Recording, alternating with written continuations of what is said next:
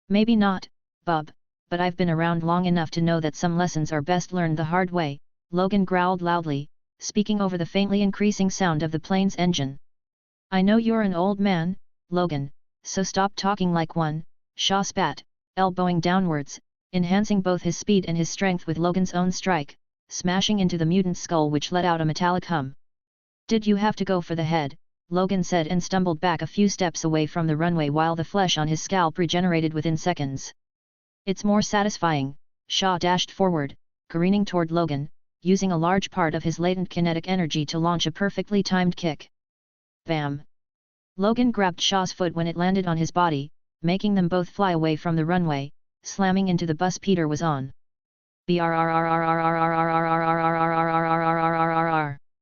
The plane's landing gear deployed, slamming into the runway with immense speed. How inconvenient, Peter grumbled to himself as he used the momentum of the crumpled bus to somersault into the darkness, latching onto the ground with only the edge of his claws, his armor blending perfectly into his environment. What's that? His pupils narrowed, looking at a torn brown pouch that had fallen from Shaw's waist, revealing 3 highly complicated-looking syringes. Shaw came prepared.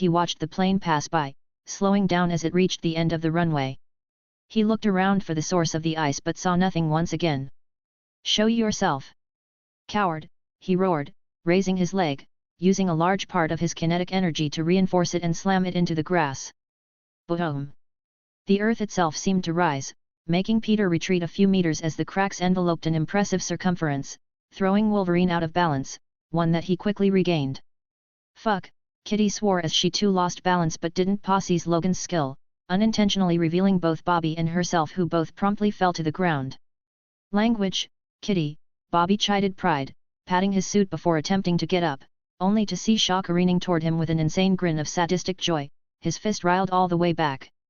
"Bobby," Logan yelled and attempted to charge forward, but he was nowhere close enough to do anything useful. Fear filled his eyes as the thought of a kid dying due to his incompetence echoed in his mind. He drew all the strength he could muster and leaped forward, still coming short. But just then, something akin to miracle happened. "Not so fast, Shaw," a growl echoed from the darkness as Logan saw a reddish-brown blur flash by. "Oh, phew," Bobby began but stopped when Shaw seemingly froze mid-punch, his body lightly trembling. Shaw grunted as veins popped on his forehead, before slowly turning around to find a gigantic, 9-foot-tall, draconic armored figure with all 5 of its long, deadly claws lightly sinking into his back, pumping copious amounts of poison into him. "Wah! Shhhhhhh!" The reptile cut off his exclamation of surprise with a low growl. "You were loud enough so far. Die quietly." Chapter 28, Faceless Poet. Shhhhhhh! The reptile cut off his exclamation of surprise with a low growl. "You were loud enough so far. Die quietly." Logan's eyes almost popped out of his metallic head, his sense of danger spiked through the roof, instinctively crouching into an aggressive stance, ready to pounce but stopping when he reminded himself that the creature had saved Bobby, intentionally or unintentionally. "Who?" A scaled hand clamped over Shaw's mouth, muffling his useless struggle. "I said quiet," Peter hissed, slowly watching Shaw's muscles convulse in pain. He sensed Logan circle around him, moving to stand before Bobby and Kitty, who were slowly getting over their shock at Shaw, one of the most powerful mutants they knew, getting one shot by a random draconic creature. Normally, Gila monster venom was harmless to humans, quite painful, but harmless, and to mutants like Shaw, who had a small healing factor, it was nothing more than a mosquito bite. But this wasn't just Gila monster venom. It was a highly evolved concoction that Peter himself could control, and one that was specifically designed for pieces of shit like the one before him. Bam! A kinetic punch slammed into his armor, but its intricately designed structure dissipated the energy into a much greater surface area, achieving nothing. Bam! Bam! Bam! The punches continued to weaken until it was worse than an ordinary human. He had expended all the kinetic energy he possessed. Shaw was doomed, and he knew it. MMMMMMMPHH. His pupils trembled with a mixture of pain and fear as the large, blood-red reptilian irises seemed to stare into his very soul. To make it worse, he sensed no hate in them, those inhuman eyes. Just apathy. As though his death was meant to be. As though he was meant to fall to the perfect predator. To Peter. MMMMMPH, MMMPH, millimeter, MMM. Shaw's frantic flailing slowly began to slow, before ceasing entirely, his eyes losing the crazed intelligence it once possessed. With a sad sigh, the little kinetic energy dissipated into the air, signaling the passing of a once proud mutant. One of the most prominent members of the Hellfire Club, an alpha-level mutant, was dead. Mutant supremacy in this era is a bad idea. It's bad for business. Emma firmly shook her head, lounging on a lavish chair in a more lavish room, a small glass of wine resting on a small table beside her. She was facing a hologram, whose face was blurred, comfortably hovering over a similar chair. I beg to differ. We are clearly the next evolution from the inferior Homo sapiens. Ask any biologist and they will inform you without a shadow of a doubt that we, the Homo superior, are the next evolution of the human species. We age slower, we have powers that bend reality itself. Is that not proof enough? I am not denying the fact that we are superior, which I believe I've made clear numerous times. My point is that it's bad for business, which is the foundation of the Hellfire Club if you've forgotten. Ha! Don't kid yourself, the hologram snorted. The foundation of the Hellfire Club is superiority. That was the very reason it was founded. I speak about the present. The past, important as it is, must not dictate our decisions now. The past is far more important than you could possibly fathom. The hologram growled, as though Emma's retort had pried out a painful memory. Tha. Crack. Emma froze mid-sentence as she heard something she'd always dreaded. Shaw, she whispered in a soft voice, unable to find the link to Shaw's mental barrier in her mind. Other than the one that she herself had, it was the strongest one that she'd created, which would take even Xavier, the strongest telepath ever, a few to break through. Wah! Click! Emma psionically cut off the connection and slowly stood up, the objects in the room, trembling at the mental pulses she was unintentionally giving off. Shaw! The items began to tremble uncontrollably. Shaw! Shaw! The objects began to crack, the glass chandeliers and the intricately designed cups, all crumbling into pieces. Shaw! Boom! The room blasted apart, ripped apart brick by brick. Is he dead? Logan whispered, staring at Shaw's body held up by the draconic creature and backing away with Bobby and Kitty behind him who were ready to jump into action at any moment, looking scandalized at the fact that someone had resorted to killing. Peter's sinuous tail twisted over to the brown pouch, picking up a syringe via his adhesive touch and promptly depositing it in his claws. Shink! He plunged the syringe into Shaw's neck, its needle piercing his flesh as though it was nothing but butter, and much to his surprise it filled up instantly, the transparent cylinder turning crimson. Why the syringe? I don't know if you noticed, but you have claws. Logan frowned while Bobby and Kitty looked traumatized after watching the scene. Peter merely ignored him, attaching the filled syringe to his armor with his adhesive touch and turning to the end of the runway 200 or so meters away where he could sense around 90 human brains.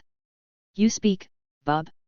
We appreciate the help, but we need to know who you are, Logan spoke slowly, his muscles still tensed. All you need to know is that I have no quarrel with you, Peter growled, the bass in his voice rumbling in the X-Men's chest. That, and I want Killian. Why?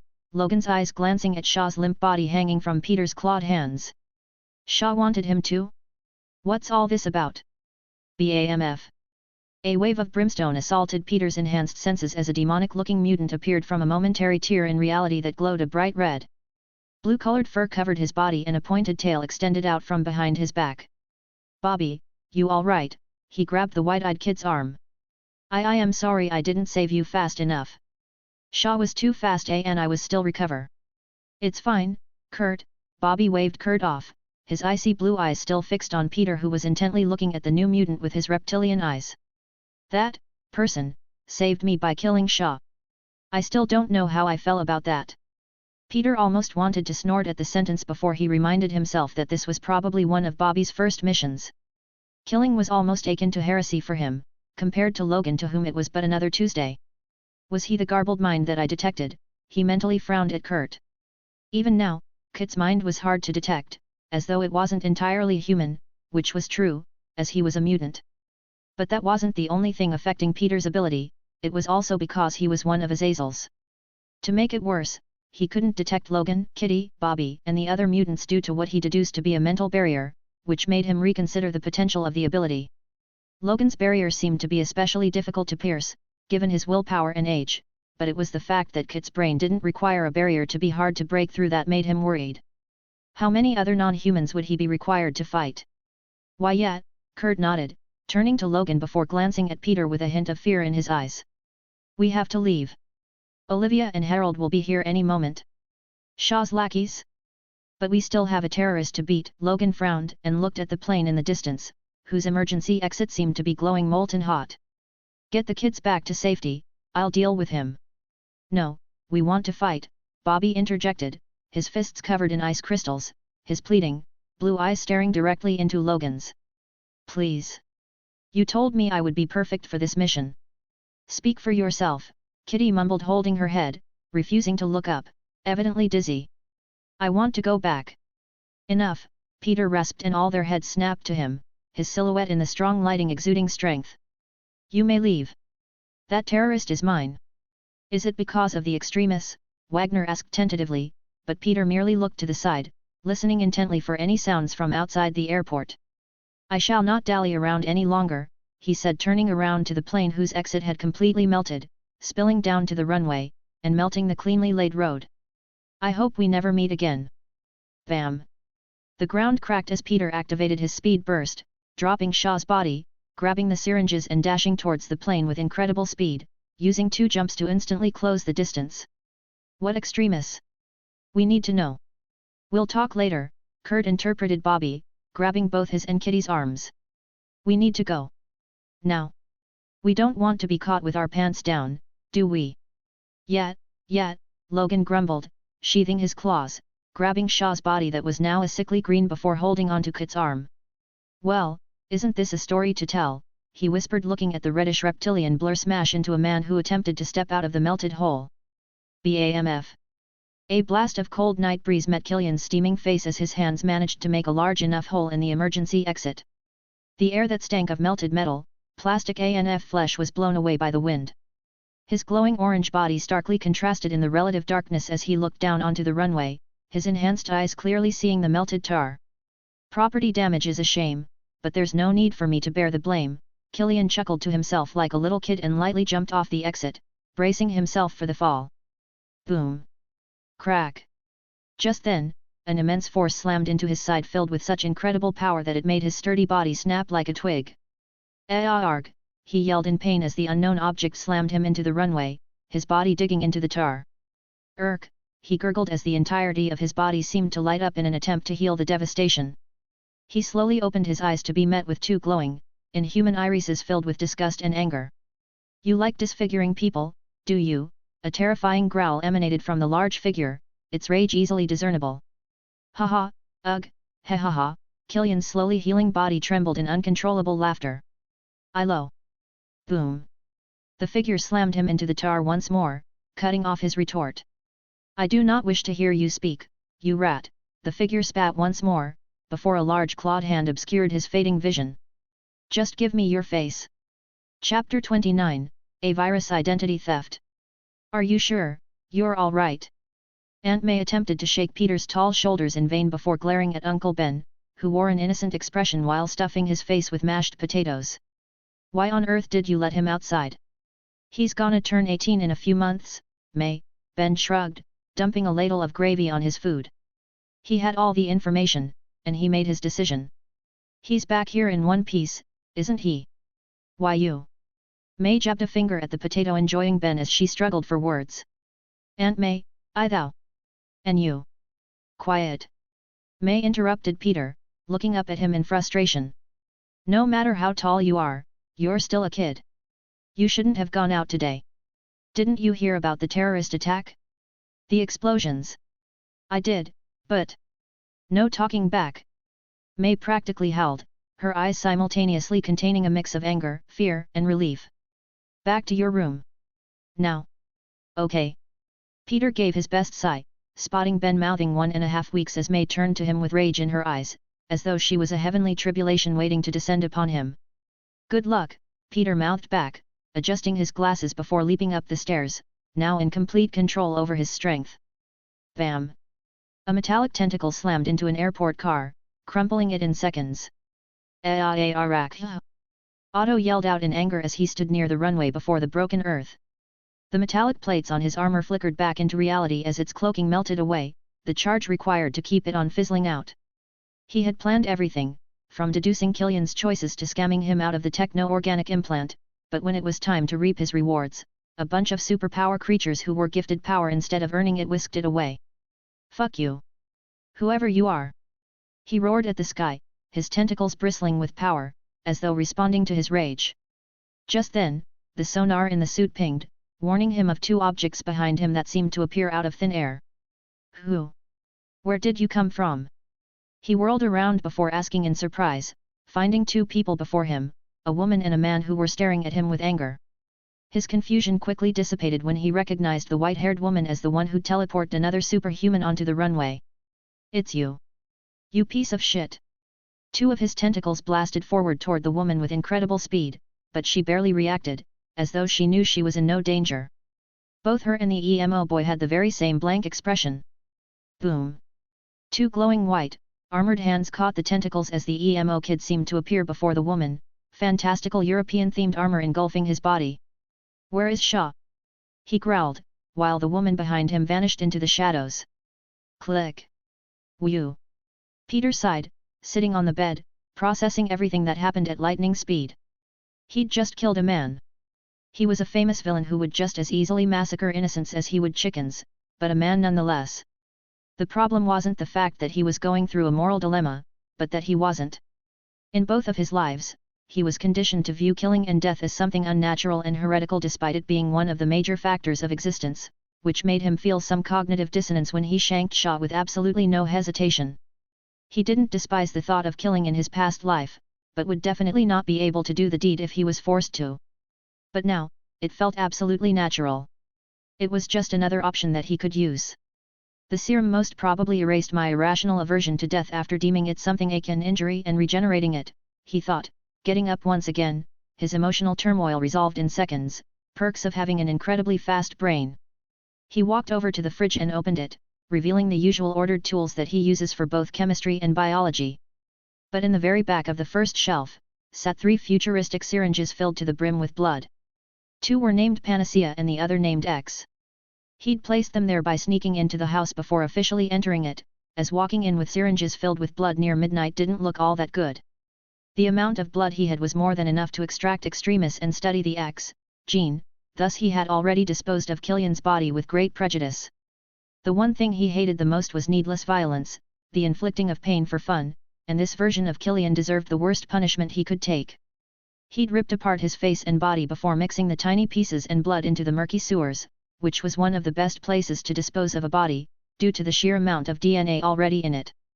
This meant that the only key to extremis was in his hands. I need to get Gwen to take a look at these syringes. They seem highly useful, he thought to himself as he carefully took out one of them named Panacea before realizing something. Gwen. I really can't leave her hanging, can I? He sighed to himself, his heart skipping a tiny beat. He walked over to the machines on the table and placed the syringe on a piece of cloth before slipping into one of the brand new lab coats that Dr. Connors had graciously gifted him. I'll shoot my shot next week. I'm having dinner with her family, after all. The clock silently ticked as Peter continued to work throughout the night, his superior brain able to forego sleep with ease. While he didn't totally understand how it was possible, he deduced that his brain was probably constantly resting parts of his brain throughout the day, or even resting one half of his brain every day and another half at night, to keep him functioning at peak condition.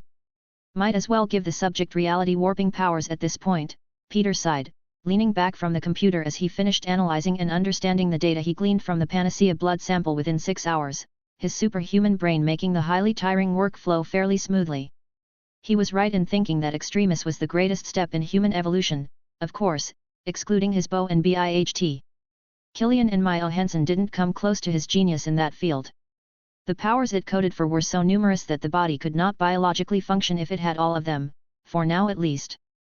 To make the serum somewhat viable for a normal human, one had to turn off the genes that coded for the other powers, as though one had to pick and choose which combination of powers didn't blow you up. The one Killian had taken was the safest combination. Superhuman physicality. Exothermic manipulation. Extreme regenerative healing factor. Biological immortality. This was the combination that would most likely not make you explode in a giant fireball, but even this had less than 10% chance of success with a guarantee of going insane, which really showed how unfinished the serum was. But if one listed all the possible powers one could gain via the serum, it was truly a genetic marvel. Removes requirement for sleep. Appearance alteration. Enhanced brain function. Technopathy. Cybernetic interface. Bioelectrokinesis. Claw-like pincers. Complete body control. Exothermic manipulation. Superhuman physicality. Extreme regenerative healing factor. Biological immortality. Biological mental barrier. Yeah, this is actual bullshit, he muttered, grumbling about the sheer potential of the serum before remembering the fact that he himself had created the lizard serum that easily surpassed this. Never mind, it is reasonable. He got up from the chair and began pacing the room, going through numerous ways he could stabilize and perfect the serum. Extremis was important to him due to the sheer amount of applications it possessed. Hell, in his past life, not many people even understood Extremis in its entirety, as the Extremis serum wasn't a serum in the first place, it was a virus. A typical virus cycle when it finds a host cell, in crude terms, is that it attaches to the cell, enters the cell via endocytosis or fusing to the cell membrane, releases its genetic material and hijacks the cell machinery to assemble more of the virus copies before exiting the cell via a process called cell lysis that was the equivalent of the FBI busting through your door, attempting to get out instead of in. This kills the cell and the other virus copies go on to do the same to the other cells, making more copies of itself and so on. But Extremis was modified to be special, wasn't it? Peter chuckled to himself. A biological concept theorized in my previous life being applied here. Incredible, using viruses for genetic modification. The Extremis virus doesn't produce more copies of itself, it just deposits the DNA in the cell, allowing the natural DNA repair mechanisms to take over and accept the foreign DNA before fucking dying. But why access the recovery center? He frowned before deducing the answer the very next instant. It probably rewrites the center to view the entire body as an injury, which basically allows Extremis to replace the body with a much stronger version of itself. You are just something else, he looked at the data on the computer, sighing at the ingenuity required to come up with something like this. Not only would Extremis allow him to bring out Gwen's true potential and exceed it, it could be the basis of his own next evolution. The first thing I need to do is to fix this mess of a virus. Chapter 30, Congress of Doom. It had been a week since the airport incident, and the United States of America, especially New York, was in chaos. The government had managed to suppress the fact that unknown superhumans had decimated their military, but they really couldn't hide the fact that they'd suffered a large number of casualties when containing a terrorist threat consisting of a single man. This set off a number of riots, which had gotten so bad that the military had resorted to using force to suppress them, which only made the situation worse. It only died down when the president himself gave a speech about legislating and passing multiple bills that would crack down on any and all superhumans in America. Of course, things weren't so simple as this caused another divide, this time, a political one. If that wasn't odd enough, Reed Richards from the Fantastic Four was one of the leading voices against the aforementioned bill. Personally, Peter gave the minimum amount of attention to the political and physical unrest in the state, choosing to work on the Extremis virus instead, where he'd made great strides. He hadn't come around to studying the X gene just yet, as he wanted to figure out the mechanism of Extremis to actually incorporate the said gene into himself. One of the reasons he wanted Extremis so badly was that it was a much more efficient method of integrating foreign DNA than his own. He'd give Killian and Maya that. The Oscorp cafeteria, which was on the 5th floor, was one of the most simplistic but fancy cafeterias he'd ever seen. Numerous stalls lined two sides of the room, with comfortable chairs and sofas neatly arranged in the middle. Staff and scientists alike lounged on their comfortable seats, gobbling up their morning coffee while having a snack or two. Two large vending machines that worked via biometrics sat on either side, while a fancy bar was installed at the very center of the floor. It was closed in the morning, but a sign said that it opened in 4 hours. Peter! A voice called to him in the cafeteria. He turned around, spotting Dr. Martha next to one of the counters, apparently making some coffee at the machine. He gave her a grin and a wave, walking up to her with his backpack on his shoulders. Some of the scientists on the chairs who were in the department gave him looks of worship and even attempted to talk to him, but once they realized he was walking over to Martha, they scurried back to their seats. "Famous, aren't you?" She chuckled, looking up at him. "Connor's right, you really seem to grow taller every day." "Not yet," Peter chuckled, oozing handsomeness with his white shirt and black pants. "I haven't published the papers yet. Nobody knows my name, yet. In the proper circles, at the very least." "Oh, please," Martha waved her hand. "Rumors of a cancer cure have already leaked but weren't taken seriously. If they saw your research, they'd be scrambling up to your door." "Well, I'm glad they didn't," he smiled, turning to the counter and ordering some tea. "You don't drink coffee?" she questioned, picking up her mug filled to the brim with the caffeinated drink. "Never had the taste for it," he shrugged, grabbing the cup of tea from the stall and walking with Martha to a group of comfortable chairs. "Caffeine is quite useful, though. I really think Oscorp should focus on its effect on the skin. It's a mountain of cash just waiting to be mined." "We aren't a skincare company, Peter," she chuckled, sinking into a brown chair and taking a long sip of her coffee before letting out a contented sigh. "This'll never get old." "That's the addiction speaking," he retorted, accidentally gulping down the entire cup of scalding hot tea without a single change in expression. "Oh, shut up. Coffee is the best thing humans ever invented. Who cares about fire if you got this shit? You sound almost fanatical, you know." "You really could be used as a case study for the effect caffeine has on the brain. You wouldn't mind if I plucked it out for a quick scan?" "Peter, the bad comedian," she snorted, carefully gulping some more coffee as though it was from the fountain of youth. "Shouldn't you be in school anyway? Connor told me you got exams, right? I requested the board to let me complete all my exams in a single day, and they agreed." Peter gave her a smirk.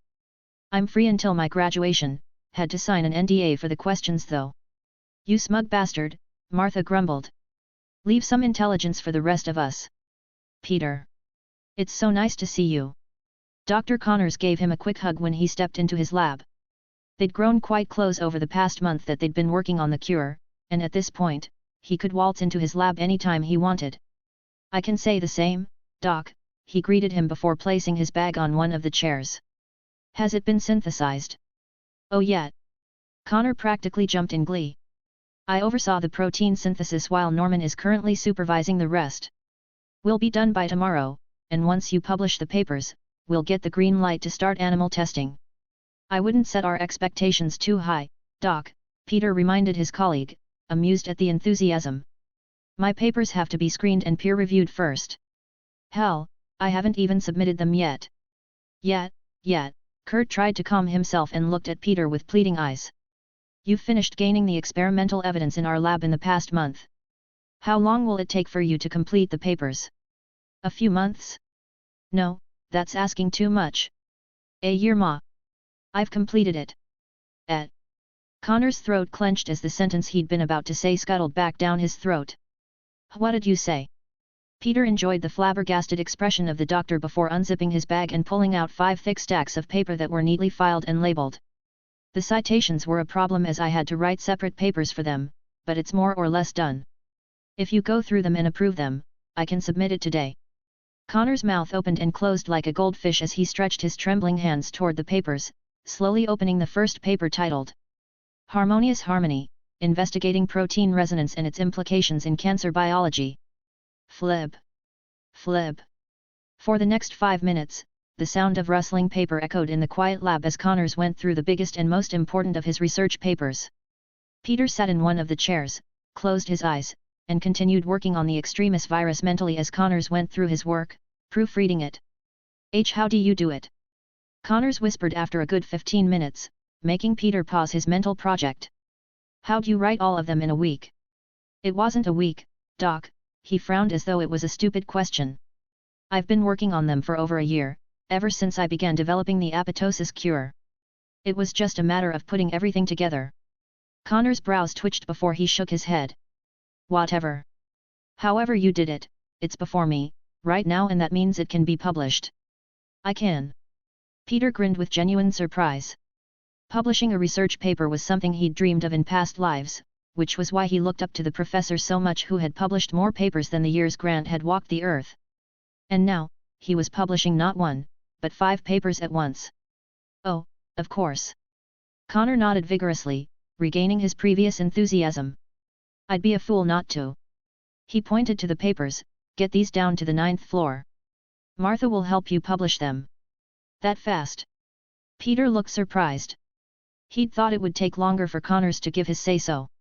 They'd already agreed that Connors would be his guide in the scientific world until he gained his own footing, which was nothing but beneficial, as Connors was a world-renowned figure in cancer biology owing to his research on T-cells. That meant, he wouldn't publish it without his blessing. After all, Peter respected Connors' experience in the field, even though he was much smarter than him. This fast? Connors nodded before looking at his watch. The annual international conference is in 4 months, and it's on cancer research.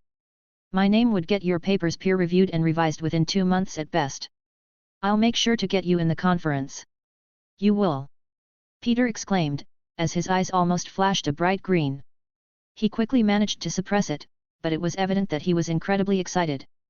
A scientist being allowed to present at the annual scientific conference was akin to a cricketer winning the World Cup. It was practically a dream come true. He currently wanted to prance around and squeal like a little girl, but he held it in. Your research would definitely get you in there, Connor grinned at the excited Peter. I was just like you when I first got invited, you know. I presented my research and was grilled by every prominent scientist in the world for 5 minutes before I got my standing ovation. I saw your presentation on the website. You definitely deserved it. Thank you, Connor grinned, feeling slightly proud of himself. You know, no matter how good my presentation was, I wish I could have done it in this WCCR, World Congress on Cancer Research. Your career could skyrocket if you play your cards right. It could. Peter frowned in confusion. Why? Because it's taking place in a very, special country. America hates it, but scientists love it, Connor grinning, intentionally building suspense. Not this again, Peter grumbled, used to Dr. Connor's odd habit of dragging out an answer. Where is the conference taking place? In Europe. Very specific, Doc, Peter glared at Dr. Connors, who finally relented. Okay, he raised his hands in fake surrender. It's going to take place in the Kingdom of Latveria. Happy? What? Peter exclaimed, his eyes widened. I told you. Connors grinned, mistaking Peter's surprise for happiness. And the Keystone address will be done by none other than arguably the greatest scientist to ever exist. Is it? Victor von Doom. Chapter 31, A Sublime Senate. Thank you for registering this time, Mr. Parker, the woman behind the desk smiled at him. The clock that showed 6 p.m. was positioned right over her head, perhaps in an attempt to make the whole thing look symmetrical. Peter merely nodded and turned around, holding back the urge to bitch-slap the woman to the moon. She had been acting as though he was a security risk due to not registering once. Can't let one person ruin a good day, Peter thought to himself as he went through the routine security checks he'd gotten bored of. He'd managed to publish his papers with the help of Dr. Martha Connors, who made him painstakingly go through every single sentence he'd written in all of them. Of course, even though all of them possessed no mistakes, much to Martha's surprise, it still took about 4 hours due to the complications of his registering in the submission system. He was still technically a minor, and the outlet had policies against it, which stalled the process for a few hours. Eventually, Osborne himself came through, personally calling up the publication outlet and making them change the aforementioned policies within an hour. I want to hate him, but I've got to say, he's quite charismatic, Peter thought, as his bag was being scanned. I can see why people failed to suspect who he really was. The fact that he's practically Willem Dafoe doesn't help, whatsoever. He walked through the metal detector and T-posed for the guard who scanned him once more. But the fact that the WGCR is in Latveria, that may or may not be a good thing, Peter mused, recalling the incredible prowess of the country's sole monarch, Victor von Doom. He really didn't know how his own intellect compared to Doom, but it probably did not exceed him by much. An opportunity is an opportunity, I guess, he mentally shrugged, choosing to take the fact that his first conference would be in Doom's territory in his stride. The security blitzed through the rest of the checks as they were quite competent, and he walked out into the streets, away from the Oscorp complex that looked nothing like what they did a few weeks back. The roads were damaged, shops were broken, cars were cracked, and paint, signs, and signs littered the sidewalk. The riots had done a number on the city, especially the second wave, after the military intervened. Homeless people littered the place, setting up tents and even attempting to sell small pieces of garbage. "The t-shirts here are for sale, you want one?" A deep voice asked him once he began walking down the littered sidewalk where city maintenance workers, sanitation workers, and garbage cleaners were endeavoring to put the city back together, piece by piece, hoping that it would one day have some degree of normalcy. He turned around and spotted a very odd homeless man with an overgrown beard that was dirty but pure black. He wore tattered clothes and had bronze skin that had paled due to malnourishment. An odd, black ring with a blue stone fit snugly on his finger, but that wasn't the strangest part about him. His abyssal black eyes, which seemed to suck him in, stared unblinkingly into his own hazel ones. He is human, that's for sure, he thought, clearly sensing the homeless man's mind. Other than the ring, and his oddly dark eyes, he seemed normal enough, but there was just something off, as though he just didn't fit in. An array of shirts sat before the man, with illustrations of a giant fist smashing down on figures resembling the rhino and a picture of Killian, something the government was forced to release due to the riots. It was poorly made, but the title of Humanity's Last Stand that was plastered at the top caught his attention. The beginning of a mini-revolution, he thought, remembering the radical group in the comics. Fascinating to see it evolve in person. "I think I'll pass, thank you," he said, reaching into a pocket in his backpack and pulling out a large protein bar before throwing it to the man. "Here, you look like you need it." The man's hand shot out, grabbing it with surprising dexterity. "Thank you. I appreciate your generosity. I wish you well on your journey," he grinned, showing unusually white teeth. "Nobody talks like that," Peter said, amused. "Hang around with enough ancient folks with a stick up their ass, and you'll start talking like me too," the man chuckled, unwrapping the chocolatey protein bar and taking a bite. Yeah, sure," Peter muttered before walking off. "Good luck. You seem to be doing much better than me," the man called after him, in a slightly ominous tone which Peter frowned at. "On second thought, I do look rich," he thought, looking at his outfit that outlined his well-built body, before shaking his head. "I'll be rich soon enough." Ring. Ring. His phone in his pocket began to buzz. 6:10 p.m. Shit. The dinner is at 7:30, he began before frantically looking for a taxi. "I need to get back to the house, quick," he thought, butterflies prancing about in his stomach at what could transpire tonight. The large, intricately designed doors of the Senate chamber creaked open, revealing a well-dressed man whom two guards escorted with deep, navy blue uniforms. A pure black suit comfortably sat on his sturdy figure as black Oxfords covered his feet. He exuded an "I am old but am still hot" aura owing to his blessed looks and grey hair at his temples. His light brown irises scanned the room, lingering on the apotheosis of Washington on the ceiling before landing on the rows of mahogany desks and chairs that were arranged in a semicircular fashion. Each individual senator desk was covered with leather, slightly curved and equipped with an electronic voting system. Nameplates rested on each one, displaying their states' names, but that wasn't what drew the attention of the people who first walked in. Even the entire chamber that was richly decorated with neoclassical architectural details, Corinthian columns, ornate molding, the walls covered in velvet curtains, American flags, and historical paintings couldn't grab the notice of the people as much as the presiding officer's desk did. It sat on an elevated platform at the front of the chamber, made of carefully carved walnut, with intricately engraved designs. Above the desk was a grand, arched window that allowed natural light to bleed through, making the desk seem like it was reserved for someone holy. Ironically, it was the only desk whose nameplate had fallen forward, obscuring its name. The most important desk wasn't as perfect as it wanted to be.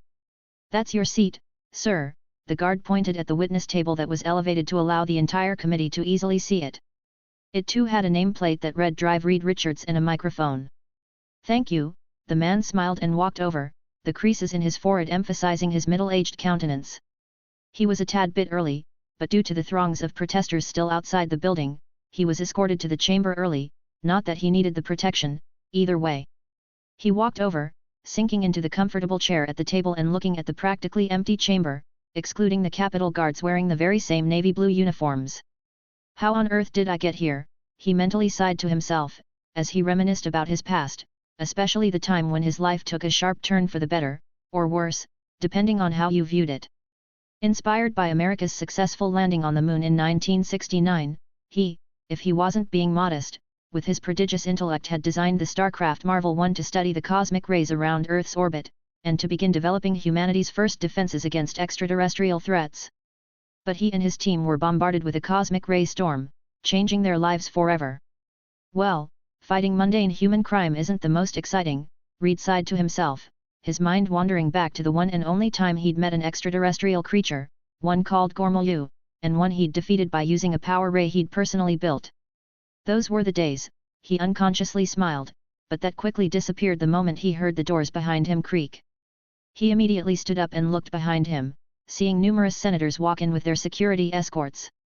"You're here early, Dr. Richards." Being punctual is always appreciated, the man at the forefront of the line spoke, as the senators beelined to their desks, some giving Reed a curt nod. Unlike the other senators who were well into their late years or at the end of their middle ages, he was surprisingly young and spry. He was short, compared to Richard's impressive 6'1" figure, but the charisma that he used more than made up for it. He walked over to Richard and extended his hand, which Reed quickly grasped. "Anyone would be if they had the amount of time that I do," he smiled, shaking the man's hand, which had an unnaturally firm grip. "It's a pleasure meeting you, Mr. Oh, just call me John," the man waved Reed off, his neatly combed black hair and soft blue eyes giving him a calming look.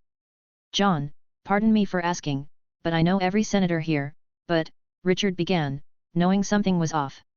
The vice president was nowhere to be seen, thus another senator should take their place, which John clearly was not. "Ah, that. I'm the presiding officer for this session," John grinned, showing his teeth. "I'm really not known to the public as I take care of other, unsavory matters, but I assure you, I am fully qualified." "But the president pro temp. The vice president deemed me more fit for the current session," John smiled, the expression not reaching his eyes.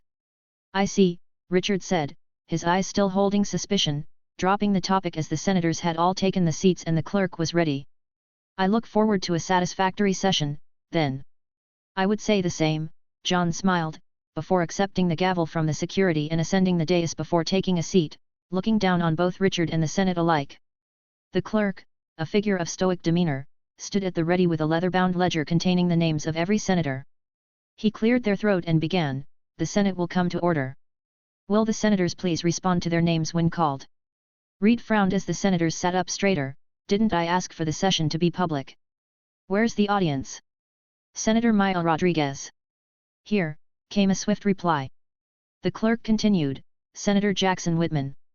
Senator Whitman's response was equally prompt, "Present." With each name called, the chamber echoed with a chorus of "Here" and "Present." The senators stood at their desks, almost lazily. "Senator Robert Stern." "Here," replied a piggy man who looked like he'd burst out of his suit any moment. "Senator Isa." "Excuse me." Reed interrupted the clerk, which made every head in the room snap toward him with flabbergasted expressions. This was perhaps the first time in history where the roll call was interrupted. "Dr. Richards, although we have given you a lot of leeway given the considerable contributions to military defense, you do not have the authority to interrupt such an important ceremony," the clerk practically growled, a vein pulsing on his head. "Wee-ho! I was told that this would be publicly broadcasted." "Is it?" Richard asked, already knowing the answer. The devices he'd set up on his suit had already informed him of the answer. "No," the clerk said, close to jumping down and whacking Reed on the side of the head. "The presiding officer decided that this would be a closed session." "Why is that?" "Because I deemed it the best course of action," John intervened from the dais. Reed's eyes narrowed further, looking at John with intense suspicion. "Ah, this seems to have fallen." John suddenly muttered to himself, tilting his nameplate back into position. Much better. Richard's eyes flicked to the object, hoping to catch the man's last name. John Sublime. Chapter 32, Eternal Beauty. No, that won't go with your eyes. May shook her head as she watched Peter choose a black shirt and pants. Peter had tentatively asked her to help him with his wardrobe for the dinner and she'd reacted with more enthusiasm than he'd ever expected. She dragged him up to his room. Should it really? He scratched his head as he looked at his aunt, who looked scandalized at the sentence. It should be perfect, May said in a shrill voice. But it's Gwen. It's not for Gwen, you buffoon. She'd head over heels for you either way. Peter almost blushed but managed to hide it while May continued. It's for George and Helen. Use that brain of yours, you do not go to a dinner dressed in all black. If you say so, he shrugged, choosing to trust May's experience. But I don't have any other good clothes to wear. May furrowed her brows, thinking for a few moments before jumping up in excitement. I think Ben may have some of Richard's old clothes. He does, Peter raised an eyebrow. He knew that Ben was sentimental, but still keeping his brother's clothes with him was something he did not expect. It seemed that brotherly love couldn't really be forgotten. Yup, May beamed. It may be a little tight around the shoulders, but it'll be perfect.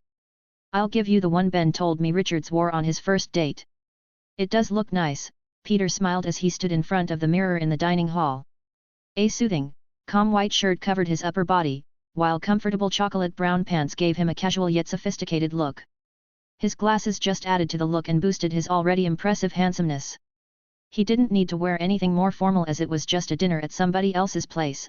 Of course, to him, it was more than just a dinner. You look so much like him, you know, Ben reminisced, his eyes clearly going back to a different time. Just not as handsome as I was. Oh, totally, May teased Ben, poking his stomach. You wish. Why are you booing me? I'm right, he said in fake indignation. My handsomeness was at such an incredible level, that it was viewed as average. I suffered from success. Whatever makes you happy, Ben, she sighed and looked at the clock that read 7:20 p.m. Don't forget the gift, Peter. You don't have much time. Oh, I won't, he smiled and eyed the beautifully crafted vase with all the more artistic white roses intertwined in such a way that would be practically impossible. Even the way the plants were positioned was a work of art, but that was but one aspect of the ingenious gift he had thought of. The charming flowers in the vase that May herself had designed, were the product of genetic engineering, one that he accomplished in his homeland.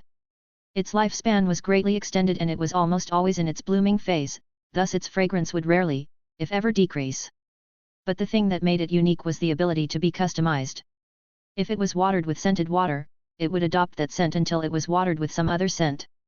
This was due to the specialized receptors in its roots capable of recognizing and binding to the molecules that were responsible for the aforementioned scent.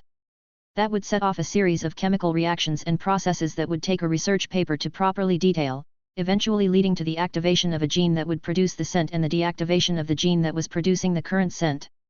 This process would take a few minutes at worst and half a minute at best, depending on which gene would be activated. This coupled with the vase and the flowers, it would make for a damn good gift. At least I hope so, he sighed to himself. All right then, I'll be off, he waved his aunt and uncle goodbye before heading for the door. Good luck, May called out after him with a knowing smile. You better compensate for today's dinner, Ben chimed in. Dinner? What's going on? May frowned. You've been making Peter do it. It's nothing, dear. Dear? You only call me that when you did something wrong, you scoundrel. May turned to Ben with her hands on her hips.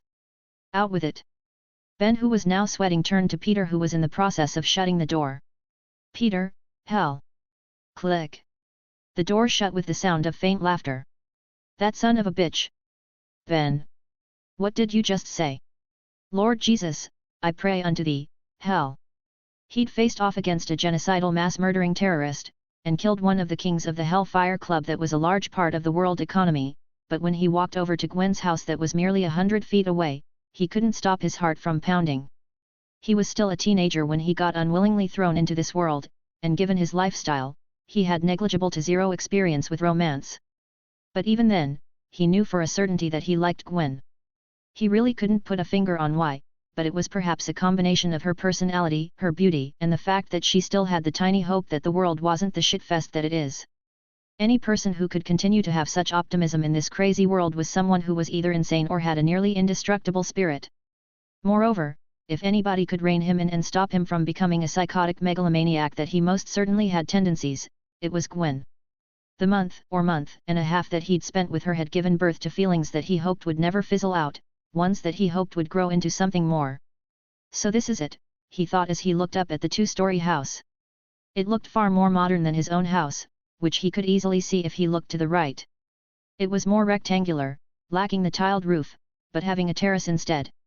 It was painted white, with large balconies lined with glass walls and decorated with plants. A smaller, warehouse-esque building sat next to it, also covered in plants that gave it a beauty that it must have cost a small fortune to get something like this in New York City. He looked up at the sky that, thankfully and surprisingly, was not obscured by light pollution. The stars were beginning to come out, playfully looking down on Peter, as though poking fun at his nervousness. Ironically, looking at the darkening sky gave him a sense of peace that partially quelled his nerves, his days at the university flitting past his evolved brain, evoking a sense of nostalgia that he most definitely appreciated. He checked his internal clock, which was basically him assigning a minuscule part of his brain to count every second of the day, which informed him of the time. 7:29 p.m. He took a deep breath and knocked on the door, and the very next second. Click. The door swung open with surprising speed and Peter's breath caught in his throat. He could sense Gwen's mind behind the wood, but that barely mattered. Her playful blue irises stared back at him as her blonde hair was tied back in a neatly put-together ponytail. She was dressed like every other day, in a loose t-shirt and pants, but she looked unusually beautiful. Was it because of him finally making up his fickle mind? The brain really does wonders, he thought mirthfully. Peter. You're here, she squealed, dashing forward and engulfing him in a hug, and much to her surprise, he very willingly reciprocated. His now much bigger figure easily enveloped her small frame. After the lizard serum, he could physically feel how much Gwen held back when hugging him. Her muscles were extremely loose, using the very bare minimum, not knowing he could withstand her full power and more. Who much taller are you going to get, she muttered, her voice muffled owing to her face being shoved in his chest. Haven't you been asking this all week? He chuckled, managing to prevent the vase from falling using his adhesive touch. You've been growing all week, he retorted, extracting himself from his arms and looking up at him. I have not. Have not. Have. Gwen chuckled, grabbing his collar and bringing him closer, which almost made his heart explode. This is too soon. I'm not ready, he thought in a panic as her lips drew ever closer, his enhanced brain making him experience it for far longer than what it would usually take. But just as he'd resigned himself to the fact that he was getting his first kiss, Gwen swept past his face, bringing her mouth close to his ear. My upgrades are done. I'll show them to you later, she whispered, pulling back and letting go of his collar, leaving him in a daze, the mischievous smile dancing on her lips betraying the fact that she knew full well what she was doing. Damn, she's getting me good every time, he thought after his thoughts slowly unscrambled. The night already had a great start. Oh. What's that? She asked, eyeing the beautiful vase with the white flowers in his hand. Hey, that. Just a little gift I made. A pet project I had. He got out of his stupor looking at Gwen, whose practically glowing eyes were fixated on the vase. You made? Yeah, genetically engineered the flowers to last longer and diffuse any scent it is watered with, he answered proudly. Wow, can I hold it? Sure, he gave it to Gwen, who held it as though it would crumble any second. Wow, it's beautiful. Peter gave her a small smile but was internally whooping with joy, his inner lizard roaring in glee. But, you do know that white roses are a stand-in for purity and true love, Gwen smirked, looking at Peter, her blue eyes gleaming. Aw shit, here we go again, he mentally sighed, preparing himself to leave with blue balls for the umpteenth time. Love, a deep voice emanated from the door as a familiar large man with neatly combed blonde hair walked out of the doorway, dressed in a shirt and a pant. His eyes flicked to Peter's disheveled collar, Gwen holding a vase of white roses and her playful smile that he'd seen on his wife more times than one. He raised an eyebrow toward Peter with an impressed look. Is there something I should know? He asked, inquisitively, and got an answer almost immediately. Nope, Gwen said before looking at Peter. Come on in, Mom has just set dinner up. She turned around and skipped back into the house, calling out for her mom, wanting to show her his gift, leaving her father and him staring at each other. "It's nice to meet you, sir." Peter quickly adjusted his collar, walked forward and extended his hand to the police captain. "Oh please," George swatted his hand away and pulled him in for a hug. "You saved Gwen twice. Call me George." Sure thing," a surprised Peter said, looking up at the large man who was still a few inches over him. George gave a low whistle. She really wasn't lying, eh? You really did grow taller. Puberty didn't work the first time. Seems that way. You hungry? Very. Come on in, then. Helen really cooked up a storm in there. Peter swallowed the saliva that had accumulated in his mouth as he stared at the fully decked table before him. An unnaturally large roast chicken slathered in butter and spices sat at the very center, as though it was preparing to compete with a Thanksgiving turkey. 2 large bowls of mashed potatoes sat on either side, one a creamy mixture of butter and milk while the other, butter and garlic while rich and savory gravy sat north of the main course. Fresh green beans sautéed with slivered almonds sat at the very edge, as though no one wanted to have a piece of it, while large pieces of warm, freshly baked cornbread with a hint of honey sat next to each individual plate of which there were 4. "You really went above and beyond, didn't you, honey?" George said, eyeing the chicken as though it owed him money as his wife walked into the dining hall with large glasses of iced tea. "I heard Peter was coming over," she said in her signature soft voice, placing the cups on the table and sliding into her seat with the grace of a ballerina. She had dark, black hair and a kind face with even kinder blue eyes that were an exact copy of Gwen's. She was beautiful and had an aura of motherly love that couldn't be mistaken for anything else.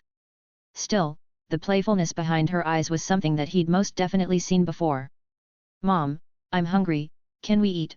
Gwen groaned from beside him, poking at the chicken with her fork. "Gwendolyn! Where are your manners?" she spoke sharply.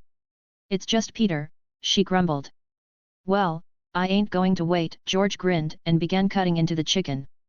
"George," she sighed as her daughter took after her father before looking at Peter, who could only watch as Gwen dumped a large piece of chicken on his plate, with reproachful eyes. "Let's leave these savages to their own devices, Peter," she shook her head. "I really wanted to know more about the flowers you brought. The ones Gwen was prancing about with." "Tha wasn't pansin'," Gwen complained with a full mouth, and Peter chuckled and gladly began explaining, digging into an absolutely scrumptious dinner. Clink! "Whew, that was something. I'm stuffed," George burped as he finished the last of his iced tea. "Manners, nobody has them these days," Helen grumbled, cleanly wiping her mouth with a napkin while Peter leaned back on his chair, clearly satisfied. With his metabolism, he could practically eat enough food to make any ordinary person faint, but the dinner he'd just inhaled was more than enough for his demanding taste buds. Even Gwen looked highly pleased, but oddly, a bit nervous. "That really was a lovely dinner, Miss Stacy," Peter said, meaning every word. "She was a damn good cook, George was a lucky man." "Thank you, dear," she said kindly. "And call me Helen, Miss Stacy makes me feel old." "Time comes for us all," Gwen suddenly whispered in an ominous tone which made Helen's head snap to the side. "You have something to say to me, young lady?"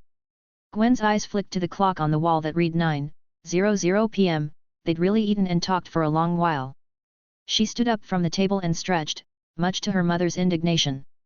She grabbed Peter's hand and began dragging him over to the stairs in the back. "It's getting late, Mom, and I'm going to show Peter the terrace. He hasn't seen it ever." Helen looked scandalized as Gwen broke every single manner she could come up with as she opened her mouth to reprimand her, only to be interrupted by her husband. "Sure. Have fun," he called after them while Helen looked all the more confused. As Gwen and he disappeared up the steps, he could have sworn he spotted George mouthing good luck. As Gwen and Peter walked onto the terrace, a wave of nostalgia washed over him, the night sky twinkling the very same way it did at his university. The Milky Way was splayed across the black canvas, displaying nature's beauty at its finest. Stars shimmered, planets rotated in their divine trajectories, and galaxies swirled in on themselves in an eternal dance with the black hole at its center. He really couldn't describe it any other way, the moonless night allowing him to spot the Andromeda galaxy in the very distance. "It's beautiful, isn't it?" Gwen whispered beside him, as they walked to the edge of the terrace, the most beautiful parts of the city lit up in the distance. "It is. The artificial and the natural, their beauty as one." That was a horrible line. "Don't do philosophy," stick to biology. I don't need an uncivilized savage to tell me what to do, Peter shot back. You got me there, Gwen playfully elbowed him before slightly bending her knees and jumping onto the edge of the terrace. Be careful, he unconsciously said, before realizing that it wasn't necessary in the slightest. You don't need to worry, Pete, she smiled, cleanly landing on the very edge. I'm sticky. Your ass can stick to things, hey. It sure can. Jealous. Actually no, he grinned at her before thinking of something and jumping off the terrace too, almost giving Gwen a heart attack. Her hand reached out with lightning speed, but as she soon realized, it was not needed. Pete at. Wah! Gwen's frantic shout crawled back down her throat as she watched Peter complete a perfectly balanced flip onto the small edge of the terrace with almost as much ease as her. I have a sticky ass of my own, he beamed as though he hadn't just shattered her entire world. You mean to tell me, Gwen took in a deep breath as she slowly processed the avalanche of information. That you're the monster that the woman saw? Yup. In the flesh. Prove it, Gwen folded her arms. Peter's new powers should have been proof enough, but a small part of her brain still refused to believe it. The fact that Peter, somebody she worried would be used as emotional blackmail against her or simply become a target because of her, was now much stronger than her. She really didn't know what to think of this stupendously odd development. Sure, I don't want to turn into a 9-foot hulking lizard on your terrace, but I think this should do, Peter said after thinking for a few seconds. He looked into Gwen's confused eyes and his own turned into blood-red reptilian ones, his pupils narrowing into slits. It induced a sort of primal fear that could not be faked, a faint pressure settling down on her mind. She took in a deep breath the moment she saw it, exhaling only once his eyes went back to normal. You really are that monster, she muttered, a disbelieving expression still grafted onto her face. Well, monster is kind of a harsh word, Peter shrugged. You destroyed an entire floor of the factory. Hey! I wasn't able to control my strength then, he attempted to defend himself while Gwen looked at him with a really expression. Didn't you tear your door off its hinges on your first day? Are you really comparing a door and a whole damn floor? She hissed, trying her best to keep her voice down. It's not my fault I was stronger than you. Stop making sense. Hard to do, Peter grinned while Gwen underwent a mental overhaul. So, you created this serum, and you needed my blood to complete it, she finally managed to piece together a coherent sentence. Not exactly, Peter said, choosing his words carefully. I used your blood to see why exactly you didn't undergo uncontrollable mutations which I would have undergone if I'd have taken mine. I then made another serum that adapted my body to the serum that, as a side effect, made me increase my muscle mass. You went through so much risk, for what? Gwen grabbed his hand. For more power. For more security, he replied firmly, gripping her hand a little higher. This world is fucked up, Gwen. We are in constant danger almost every second of our lives, and you know it. The riots, the super terrorists, concert attack, it's just going to get worse from now.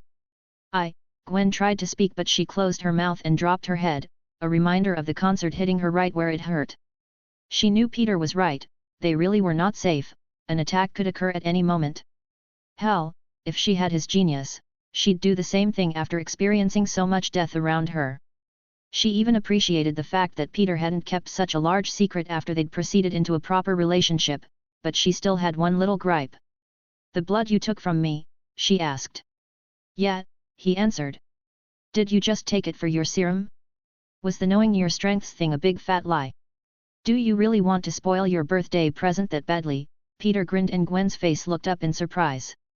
Wait, what? You know, I really don't mind spoiling it. It's a oof. Peter was practically flung backwards as Gwen threw herself at him, covering his mouth in the process. He allowed himself to be pushed back, landing on the terrace floor now facing the beautiful night sky that an equally beautiful Gwen now obscured. She was now straddling him, her pelvis pressed against his, making his heart want to exit his chest, while one of her dainty hands covered his mouth. Peter, she tutted, her blonde hair falling down on either side of her face, smiling down on him like a goddess. Do you know how tactless you are? I am, he asked, confused, his voice still muffled. First, you dropped the biggest bombshell of a secret I've ever seen right when I was about to kiss you and you were on the cusp of revealing my birthday present. You're the definition of the word, doofus, she booked his nose with her other hand. MMMMMMPKMMMMMPGHP, Peter mumbled. What? Gwen tilted her head, removing her hand and leaning close enough to feel both their breaths on each other's skin. I said, Peter cleared his throat. You'll still kiss me, right? Just to shut you up. Gwen kissed him, her lips engulfing his own with a fiery passion, his evolved brain practically melting through his body, ecstasy filling him like boiling hot lava. Their bodies intertwined under the blanket of twinkling stars that continued to glow silently, their beauty eternal. Chapter 33, Back on the Grind. Being a superhuman had its perks.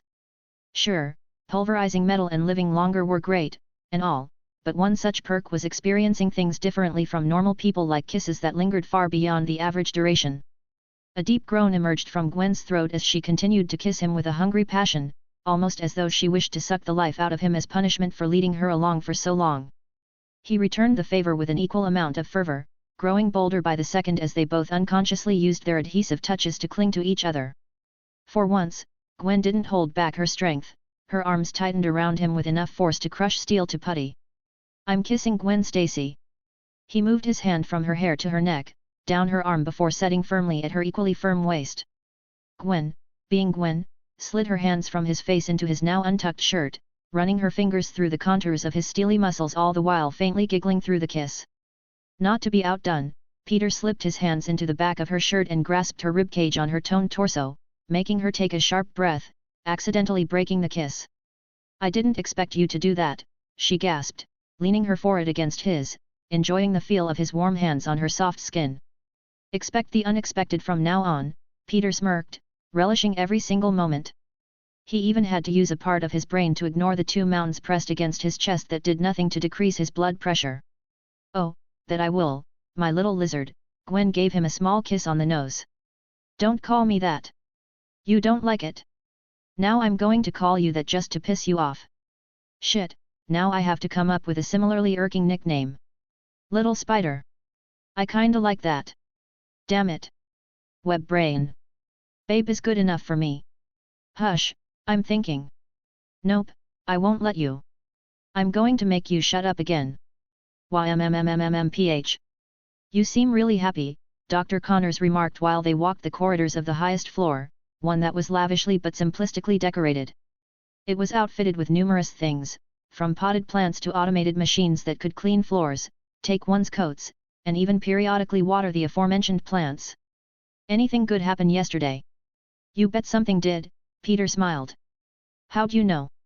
You have a skip in your step, a faint smile is perpetually stuck to your face, you seem to get lost in happy memories from time to time, yo. Okay, okay. I get it, Peter said, running his hand through his hair. He knew he was being obvious, but he really couldn't help himself. His teenage heart was in a constant state of high, inducing random dopamine rushes when his thoughts so much as tilted toward last night. Gwen and he stayed on the terrace for over half an hour, which was what heaven was probably like, after which they reluctantly parted owing to Peter having to get back at 9:30 p.m. It was a new rule enforced by May until his graduation in August, but when he pointed out that he had already completed all his exams and was technically done with school, she refused to take that into consideration. He still obliged as it gave May a sense of peace, and he could always sneak out if he really wanted to. He and Gwen had agreed to meet up at her warehouse after school as she really wanted to show him the upgrades that she had been working on. He looked forward to it, especially since it was a chance to deepen his understanding of engineering, ICT, and computer science, something that he'd been lacking. It really was a handicap in a world so dependent on technology and information. Well, I can't say that you don't deserve whatever happened, Connors said matter-of-factly as they approached the largest oak door of the largest office, with a small nameplate drilled into the top that read Osborne. One of my former colleagues just called me up, a highly accomplished one, mind you. The publication outlet chose him as one of the referees for your research papers. What did he say? Peter's head snapped to Connors at the mention of his research papers. Peer review was probably the most important part of publishing a paper, as without it, it would have no weight whatsoever. He said he would retire. Connor gave Peter a wry smile, his habit of dragging out an answer emerging once again. What? He asked in confusion as Connors placed his hand on the door handle. He said you solved it. Like cancer. Yup. His one goal in life was complete, so he's retiring, Connors shrugged. A shame really. He really hasn't finished exploring his full potential. His intellect was quite prodigious. Why do I feel that you want me to apologize? Peter chuckled. Because he was one of the most accomplished figures in the field of cloning and genetics. He could have done a lot, Connor mused before looking at Peter with a raised eyebrow. You have big shoes to fill. However big they are, I'll take it. That is contextually funny. What are you? 12? Click. Peter and Connors entered the large room with walls decorated with Norman's achievements. They were neatly framed and arranged in a way that didn't overwhelm somebody, but he was sure he had far more than he seemed to display. A small laptop with the Fantastic Four company logo sat on the large desk that was similarly neatly arranged while a small library of books sat to the side. Ah! Connors. Osborn, who was standing at the end of the office overlooking a somewhat trashed New York City, jumped and turned around. How many times have I told you to knock before entering? Not enough apparently, Peter replied before Connors could, his enhanced eyes spotting a small billboard on one of the streets, displaying today's news. A small video of a handsome middle-aged man being escorted back into his vehicle from the Pentagon with a frown on his face was being constantly played on a loop while a person talked over it. Mr. Fantastic, the famous superhero and multimillionaire, has successfully delayed the passing of the Superhuman Registration Act. Unfortunately, due to it being a closed session, we do not have any footage of. Delayed? Hey, interesting. I wonder how the discussion went, Peter thought, successfully lip-reading the news reporter. Why was Reed frowning though? Peter. There you are. Osborn's annoyed expression vanished. Oh, so you aren't excited to see me? Connors grumbled as Peter shook an excited Osborn's hand. You aren't the one who cured cancer, are you? Osborn shot back. Humph. Connors folded his hands across his chest. Fair point. Why are you here anyway? Osborn raised an eyebrow, looking at Peter before remembering something. Oh. Is it your last day already? Yes, it is. Thought I'd say goodbye, Peter nodded. Ah, it's a shame, really, Osborn sighed before looking at him with reproachful eyes. You sure you don't want to work for Oscorp after your graduation? We'll give you really attractive offers. I'm still undecided, sir. Sure, take your time, Osborn waved him off before thinking for a moment. Have you received the patent for resonance therapy? I have, but not the authorization to use it in medical practice. Connors told me to wait until after the WCCR, Peter replied shrugging.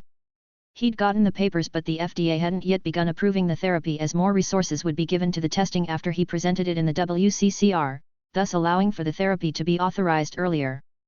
That makes sense, Osborn nodded, rubbing his chin. We did sign a contract based on it. The license you give us will save a lot of lives, that I guarantee you. Why else do you think I worked on it for so long? Peter shamelessly smiled, internally whooping at the process of making so much money. His contract gave him a hefty chunk of the profits in terms of royalties, and given the sheer effect it would have across the world, there was a perfectly reasonable chance that he could become a billionaire. Osborn's eyes softened, and he patted Peter on the shoulder. You're a good man, Peter, you have a good heart. Not many have them these days, he sighed, looking more despondent. I only wish Harry took after you. Any news on him, yet? Peter quietly questioned, reminded of the person who had fought off his former bully. He'd only seen Harry for a few more days when he looked like shit before disappearing. It was fine at first, as Harry did indeed occasionally disappear from time to time, but when it reached a week of absence, people started to get suspicious. Osborn had released an official story which informed the people that Harry had a really bad car accident and was not seeing visitors. That had calmed the public, but a few people, including Peter, Gwen, George, and MJ, knew that it was a crock of shit. Harry had genuinely disappeared, and George Stacy was in charge of the covert operation that was charged with finding him. Peter suspected that it had to do with his drug issues, but he wasn't so sure. He really had no information to go off, and if he was being honest, Harry was most likely going to be found in a ditch somewhere, dead. None. Osborn caressed his head. That idiot son of mine just had to go missing just when one of the biggest breakthroughs in human history would be revealed to the world. You'll find him, sir. Harry can be an idiot, but he always pulls through in the end, Peter reassured Norman, a little taken aback by the hate he sensed from him at the thought of his son. Thank you for that, Norman smiled and looked at Connors, who gave him a comforting nod. IREA. Ring. Ring. Osborne's phone began vibrating. Shit. Another meeting. Norman cursed as he shut off the alarm. I really have to apologize, Iha. It's no problem. We'll get out of your hair. Peter raised his hands while Connors gave out a low whistle. I wouldn't want to be you. Thank God I know biology, he grinned as Norman glared at him before smiling warmly at Peter. I'll see you later then, Peter. He walked forward and shook his hands once more. Everybody will know your name in June. Hope you're prepared for that. I'm not. Good. I'd be worried if you were. Peter took a deep breath and he walked out of the office. It was merely 10 a.m., and he had a lot to do. Meet Gwen at the warehouse, decode Extremis before her birthday, and prepare for his WCCR presentation. He also needed to investigate what organization attacked Gwen and take them down while cooking up contingencies for every single possible threat around him. So much to do, so little time. Chapter 34, Why Live? 11 a.m. That was what his internal clock informed him as Toby the lizard lounged upside down on his messy hair, his tiny belly filled with his favorite insects. The stability problem. Peter frowned. Everything about Extremis sounded too good to be true until one stumbled upon the stability problem, a problem that almost every biologically enhancing serum had, well, a virus in this case. After a week of studying the Extremis enhancement through Killian's blood, he'd hypothesized why Extremis was so unstable. It had a 98% chance of being accurate, but one shouldn't look down on the 2%. The short answer was that it was man-made. The long answer is that with current technology, one could not replicate the sheer number of intricacies that nature had developed with billions of years at its disposal. The closest thing to it would be Peter's bow, but even that stole most of its mechanisms from nature. Killian's and Maya's Extremis was inherently unstable due to it also being a techno-organic virus. Unlike natural viruses that evolved over millions of years to balance stability and replication, it lacked this natural optimization. The artificial genetic sequences it introduces are prone to errors, mutations, and instability. Moreover, it constantly seeks to optimize its host, which could mean that any accidental errors would lead it to fight against itself, in turn making the subject explode in a big fat boom. Injecting yourself with Extremis would be playing a game of chance with the odds completely against you. If you survived by some miracle, your sanity wouldn't have. Natural viruses also have evolved to have checkpoints and regulatory mechanisms that ensure their replication and integration into a host's genome, evolutionary safeguards that are tightly controlled. Extremis, on the other hand, lacks the aforementioned safeguards. Lastly, natural viruses are part of complex ecosystems where they coexist with host organisms, gradually adapting to ensure their survival without causing the host's immediate destruction. Extremis, created artificially, lacks such an ecosystem. It doesn't have the evolutionary pressure to maintain long-term stability within a host. Thus, the only answer to the stability problem is to create a perfect virus, Peter deduced, rubbing his chin as Toby rolled around in his soft hair, clearly in complete bliss. If one was merely looking through an evolutionary lens, a perfect virus should strive not to harm the host in any way. Why, one may ask. To answer that question, one must ask one of the most fundamental questions: why live at all? What makes organisms strive every day to get their hands on food and water while trudging through harsh environments, whether it be physical or mental? Some may answer survival, but why survive? What's the point of it all? This line of questioning would inevitably lead to a philosophical rabbit hole or an existential crisis, but biologically speaking, the purpose of life forms is to replicate. Plain and simple. The spreading of one's genes is all that we should, biologically speaking, care about, and that is the same for viruses, too. Sure, the debate on whether viruses are truly living seems to continue on endlessly with no clear definition in sight. Still, fundamentally, it too wishes to replicate as much as possible. The killing of cells in the host body is just an unfortunate side effect that may cause harm to you. The virus would most definitely wish to send its condolences to you if it could. If, theoretically, a selective pressure forces a virus to evolve to never harm the host, then it would, technically speaking, be the most successful virus ever, as the host would not die and it could continue to replicate until the body expires. I can't let Extremis be contagious in any shape or form, and I need to genetically engineer the evolutionary safeguards into Extremis, Peter deduced, scratching his head unconsciously, which woke an angry Toby from his sleep. The tiny lizard gave Peter's finger a tiny chomp in an attempt to convey its anger, but that only made Peter chuckle. But that would lead to a greatly delayed procedure that would greatly increase the chance of developmental errors. I wouldn't be surprised if that would kill the subject within 2 days. Peter frowned and removed his finger from his head, which made a now proud Toby snuggle back into his hair. I need a catalyst. Something to speed up the reaction, while not destabilizing it. He thought for a while, but most of his ideas led to creating nanomachines, something in which he had no expertise. Sure, Gwen could help him, but he doubted she could pull it off within half a decade. After all, even Tony Stark, the greatest engineer to have ever existed, dwarfing the likes of Richards and Doom, took the entire Infinity Saga to invent and perfect it. But without nanomachines, technopathy and the cybernetic interface are a no-go, he mentally sighed. Extremis had coded for the aforementioned powers, but the main component in them was nanomachines, which Killian and Maya couldn't figure out. I'll create my own methods for the powers later. It would be better anyway. He stood up and began pacing around the room, carefully using his adhesive touch to prevent Toby from tumbling down. Do I even need a catalyst? He whispered, thinking. If he found a dead end, he could either break through it or find another way. In most cases, finding another way was much easier. The problem is Extremis being too slow if I induce evolutionary safeguards, effectively increasing the chance of errors, thus if I temporarily keep the virus dormant. Oh my god!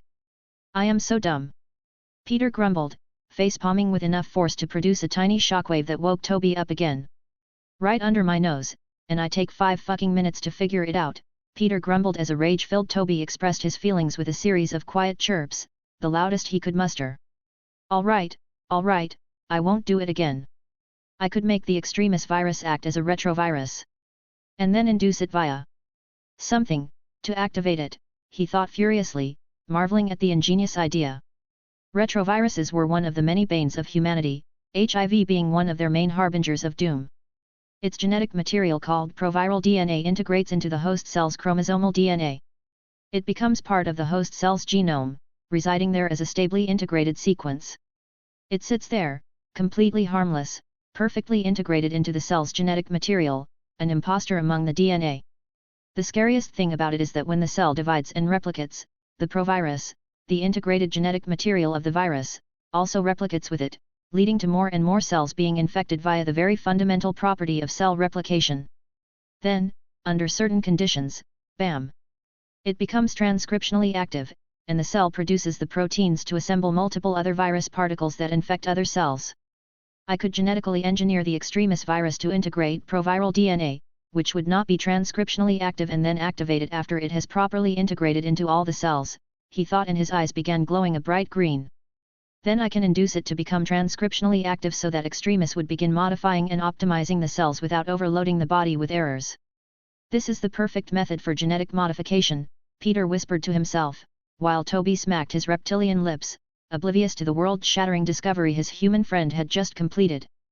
Not only would this let him activate Gwen's latent potential, but it would also allow him to integrate Bo and BIHT in a much better fashion, a less painful way, which would make future evolutions much smoother. Click. His internal clock gave him a notification. 11:15 a.m. Shit. Need to meet Gwen, he swore, slipping out of his lab coat and flying out of the door with an angrily chirping Toby demanding more insects as compensation for being woken up 3 times in a row. Who is he? A quiet voice demanded as it loomed over 2 trembling figures who were kneeling with their faces glued to the marble floor. Another figure lay splayed on the floor, panting in pain as its 4 metallic tentacles lay ripped into pieces. It looked as though it once had metallic armor around it, but now it resembled a scrap heap, the person's face bloodied and limbs broken. It was Otto Octavius, one of the greatest minds of the human race. My arms, he whimpered with his teeth broken, unable to form a coherent sentence. Olivia and Harold seemed to have done quite a number on him. He was a bystander to the fight, Your Highness. We thought he would have valuable information, Olivia rasped. An elegant hand in a white glove reached down and grabbed Otto by the head, bringing him up to her eye level. Otto's own swollen eyes cracked open a little, only to be met by 2 fearsome blue irises that were filled to the brim with rage, hate, and loss. Who are? Otto yelled as Emma's psyche pierced through his mind, searching through every single thing, paying no heed to his well-being. The screams continued as Emma searched through Otto's most recent memories, seeing in clear detail how he made a plan to ambush Killians, destroy the military, and escape with Extremis for his twisted uses. She saw as Otto's plans were crushed by Shaw and his knights, who were then ambushed by a man with adamantium claws and 2 kids with superpowers. Charles? She growled through clenched teeth as she watched the infamous Wolverine and the X-Men attempt to corner Shaw and lead him away from the runway. She watched as Kurt Wagner betrayed Shaw, which filled her with guilt. Just how much more powerful was Xavier that he could create barriers that not only evaded her investigation but also produced such convincing memories? She pushed away the questions and continued watching as the X-Men were trying to tire Shaw out by constantly placing obstacles in his path. But this could not have killed him, Emma thought in confusion, as she watched Shaw break the ground to reveal Kitty Pryde and Bobby. Perhaps he was merely captured and his mental barrier destroyed, Emma thought as Shaw leaped toward Bobby, hope slowly filling her chest. The X-Men don't kill all that much, do they? Yes, Shaw's probably still alive. Ugh. Wah. Shhhhhhh. You were loud enough so far. Die quietly. Emma's pupils trembled as the scene of a giant draconic figure piercing Shaw with its claws shattered the tiny hope that had begun growing in her heart. The monster's intimidating figure now seared into her mind, never to leave. Chapter 35, Upgrades, People. Upgrades. You like it? Gwen asked, leaning on Peter's shoulder as they stood in her large warehouse. Like it? Peter muttered, taking in his surroundings. If he thought of his own room as large, then Gwen's warehouse was gigantic, but half its space was swallowed by a metallic junkyard, from electronic waste, and metal scrap to rusted car engines. Almost everything was neatly arranged, with every section having a small pile of its own. I love it, Peter said, looking at the custom-built machines that filled the rest of the empty space. They all looked rickety, as though they would collapse at the slightest touch, but he would bet an arm that it was intentionally made that way not to draw too much attention. He didn't care if he was wrong, as he'd grow it back either way. How'd you even make this? Peter thought out loud as he moved over to one of the biggest machines, followed by an excited Gwen who skipped over to where he was standing, thrilled to finally show off her intellect to her genius boyfriend. It was nice to make something that Peter couldn't fully understand, for now. He stared at the large machine, which looked like a hand-built 3D printer, but underneath its seemingly rusty shell, lay intricate circuitry that he couldn't make sense of. Perhaps if he sat down before it for a day or so, he could perhaps uncover a part of the veil, but unless he actually delved into the subject, he wouldn't be able to make sense of it. It was merely a challenge, nothing more. If a human had done it, he could too. He was Peter fucking Parker, after all. Can I touch it? He asked, still enamored by the machine. Numerous others were stacked around the warehouse too, photolithography equipment, water bonding, semiconductor equipment, textile manufacturing, and powerful computers that dwarfed his own by miles. He could barely name them all, and all of them were designed to look and work like junk, unless Gwen herself intricately worked the machinery in a specific way. Treat the machines as you would me, Gwen smirked at Peter, who raised an eyebrow. Really, Gwen? What? Don't you want to give them a kiss? She patted the 3D printer lovingly. They aren't as beautiful, Peter sneaked in a compliment. Tisk, flattery, Gwen muttered, rubbing her face to hide her slightly red cheeks. I walked right into that one, didn't I? You did, he smiled before taking a look around the room once more. But they are fascinating to see, for sure. But where is the thing I came here to see? Gwen pointed at herself while pouting. You didn't come here to see me. Okay, fine, I'll stop it. It's right here, Gwen giggled before unzipping her hoodie and slipping out of her tracks with one fluid motion, making Peter's eyebrows shoot to the sky before falling down with disappointment. Underneath her clothes was her new suit, one that seemed to be plucked right out of the comics. It was sleek, and form-fitting with a hoodie built into its collar, making it quite unique among the suits of the other spider people. The base color of the suit was white, with black accents that added depth and patterns that made it all the more beautiful, not that it needed to be, given Gwen was wearing it. She kicked off her shoes, revealing lightweight, flexible, and durable boots that seemed to blend into the suit, but the most notable feature was, as he'd expected, the web patterns that originated from a large, stylized spider emblem that represented every spider person across the multiverse. You don't like it? She questioned, her eyes filled with confusion, looking at the disappointed expression. Of course I do. How could I not? Peter waved her off. It's just that what I expected was, air, not the suit. Wow. Gwen's eyes widened in realization before furiously blushing after realizing that perhaps randomly taking off her clothes wasn't the best way to reveal the suit. You have a dirty mind. I'm not the one who took their clothes off. You. Gwen dashed forward and flicked his forehead, but he barely budged. Fucking brick wall, she grumbled, folding her arms, looking all the more gorgeous in the suit. Peter merely chuckled, all right, I'll admit it, the suit looks incredible. Thank you. Gwen's frowning face perked up almost instantly. Wanna see something cooler? Gonna take off your clothes again? Peter asked with a hopeful expression. Maybe later, she grinned, giving him a sly look before elegantly backflipping over the 3D printer and placing her hand on the corner of the counter in the wall. Brrr. With an inestimably small tremble, a small compartment opened up, one that revealed a fairly large hole, from which she pulled out 2 gloves, both attached to a web shooter and a mask, both of which she promptly put on. It covered her entire head, with 2 translucent, white, almost triangular lenses. The gloves fit like, well, a glove, but the moment the web shooters locked in with a satisfying click, the entire suit emitted a white light, tracing the web patterns etched onto the suit. Bzzz. It works. Haha. Gwen pumped her fists in the air as black outlines appeared around her lenses, perhaps to help enhance her vision even further than it already was, biologically speaking.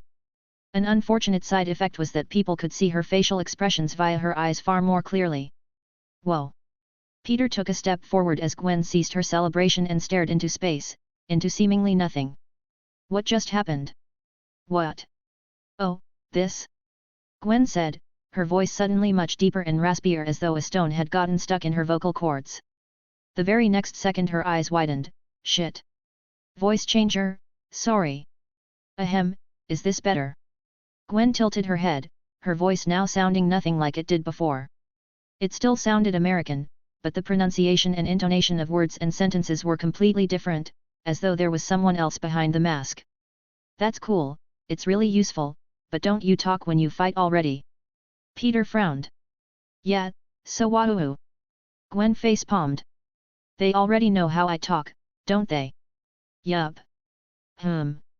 I could pass off my previous way of talking as my fake voice and this is my new one. Gwen thought aloud.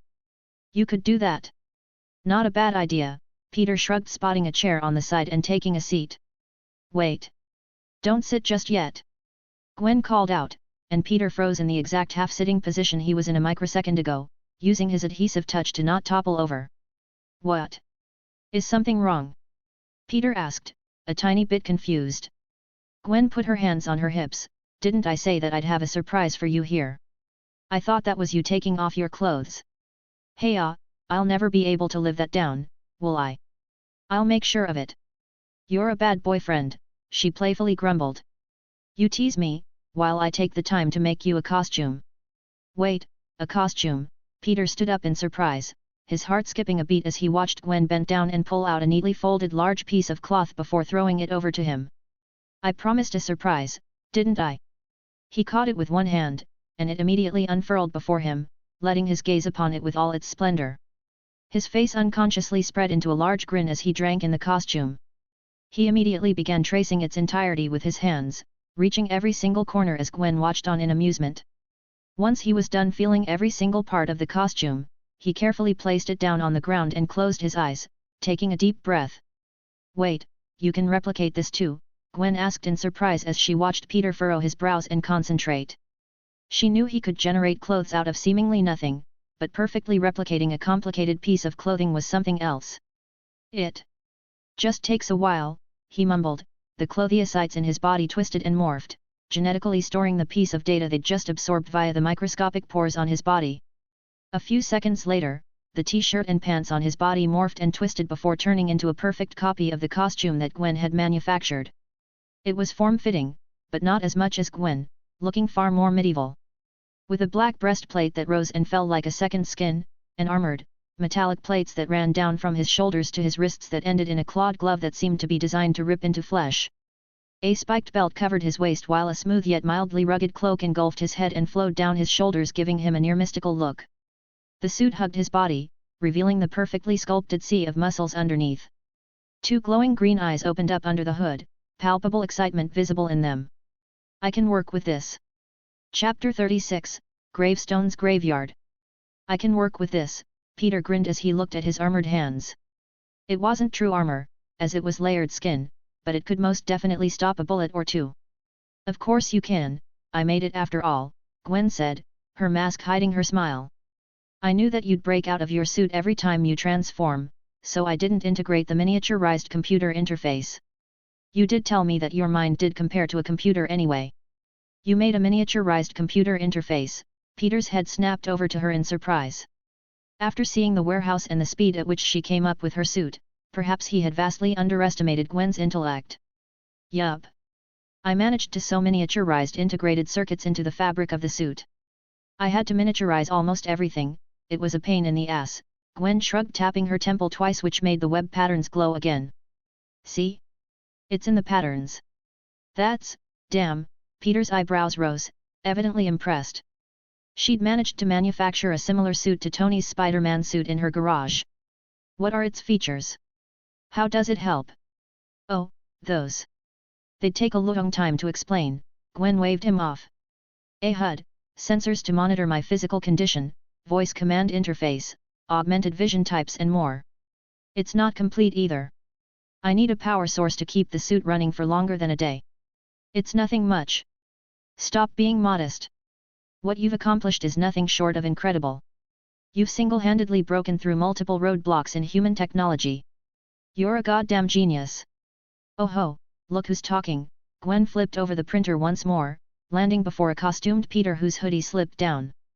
Haven't you figured out how to make people immortal? Well, technically, it's just biological immortality, not immortality, he began, but Gwen pulled her mask up and kissed him, shutting him up. Peter parted his mouth, deepening the kiss before placing a hand on her back and pushing forward, bending her backwards in the process. She giggled and grabbed his neck, but just as they were beginning to get comfortable, Gwen's computer patterns transmitted a few voices in her mask. Peter, practically being in her face and having enhanced hearing, allowed him to ever so faintly make it out. BZZT, dispatch, this is Alpha. We've got a superhuman altercation in progress near Obsidian Nexus. Request immediate backup. BZZT. Copy that, Alpha. Backup en route. Please provide a description of the superhumans and their location. Superhuman, sir. The leader is one male, mid-30s, pure white skin, perhaps albino. Has displayed superhuman strength and impenetrable skin. He seems to have a bunch of henchmen. Bang, bang, bang. Shit. Communication has led to gunfire. They're heavily armed. We have 10 officers pinned down at the north side of the Obsidian Nexus Company. Requesting SWAT and EMPs ASAP. Alpha, this is Bravo. Teams have been dispatched. ETA, 5 minutes. Be prepared for containment. Copy, Bravo, suspects appear. Well, wasn't this perfectly timed, Peter grumbled as they broke the kiss in surprise. You heard it, Gwen asked him in surprise, her arms still around his neck. I have good ears. And have a good kiss. Thanks, but shouldn't we be going? Peter tilted his head, lightly amused. He didn't mind occasionally dipping his hands into vigilantism if it meant he could put down powerful villains for good and / or if he wished to test his limits against people who genuinely wished to kill him. After all, the fewer supervillains there were, the more security he'd have. Yet, we should, Gwen sighed, untangling herself from him before thinking for a few seconds. How'd you like this to be our first date? Deal, Peter smiled, the chromatophores in his body changing his skin, making it deathly pale. His irises turned grey, and his hair turned pure white. It wasn't much of a disguise, but a face mask would seal the deal. Woohoo! Gwen yelled as she and Peter jumped from rooftop to rooftop, one using web shooters and the other merely using his powerful legs and adhesive touch to try and follow the white blur that shot forward with incredible agility. The wind blew back Peter's hood, revealing a messy, wind-blown set of white hair that was distinctly different from his own, grey eyes that held more depth than his original ones ever did, and pale skin that looked akin to death itself. A half mask that Gwen pulled out of the seemingly unending space in her garage covered the bottom half of his face. It matched the color scheme of his suit, which was now black and grey, a complete contrast to his form too. It consisted of 3 large draconic claws stacked next to each other. He didn't need to use straps to make it stay in place either, his adhesive touch did the job for him. "Can you keep up?" Gwen shouted back to him as she swung by him with elegance. "I'll manage," Peter growled, his primal sense acting like a sixth sense, almost intuitively telling him where to place his foot and when to jump over the buildings of the bustling streets of New York City. It had gone back to its usual routine by now, the streets pieced back together by the government and volunteers, mostly. "I still can't get over the voice." "You have all day for that," Peter replied as a part of his brain focused on what he wanted to accomplish today. Although he hadn't begun to scratch the limits of Form 2, he had a decent idea of what he was capable of when transformed, which was not the case with his base form.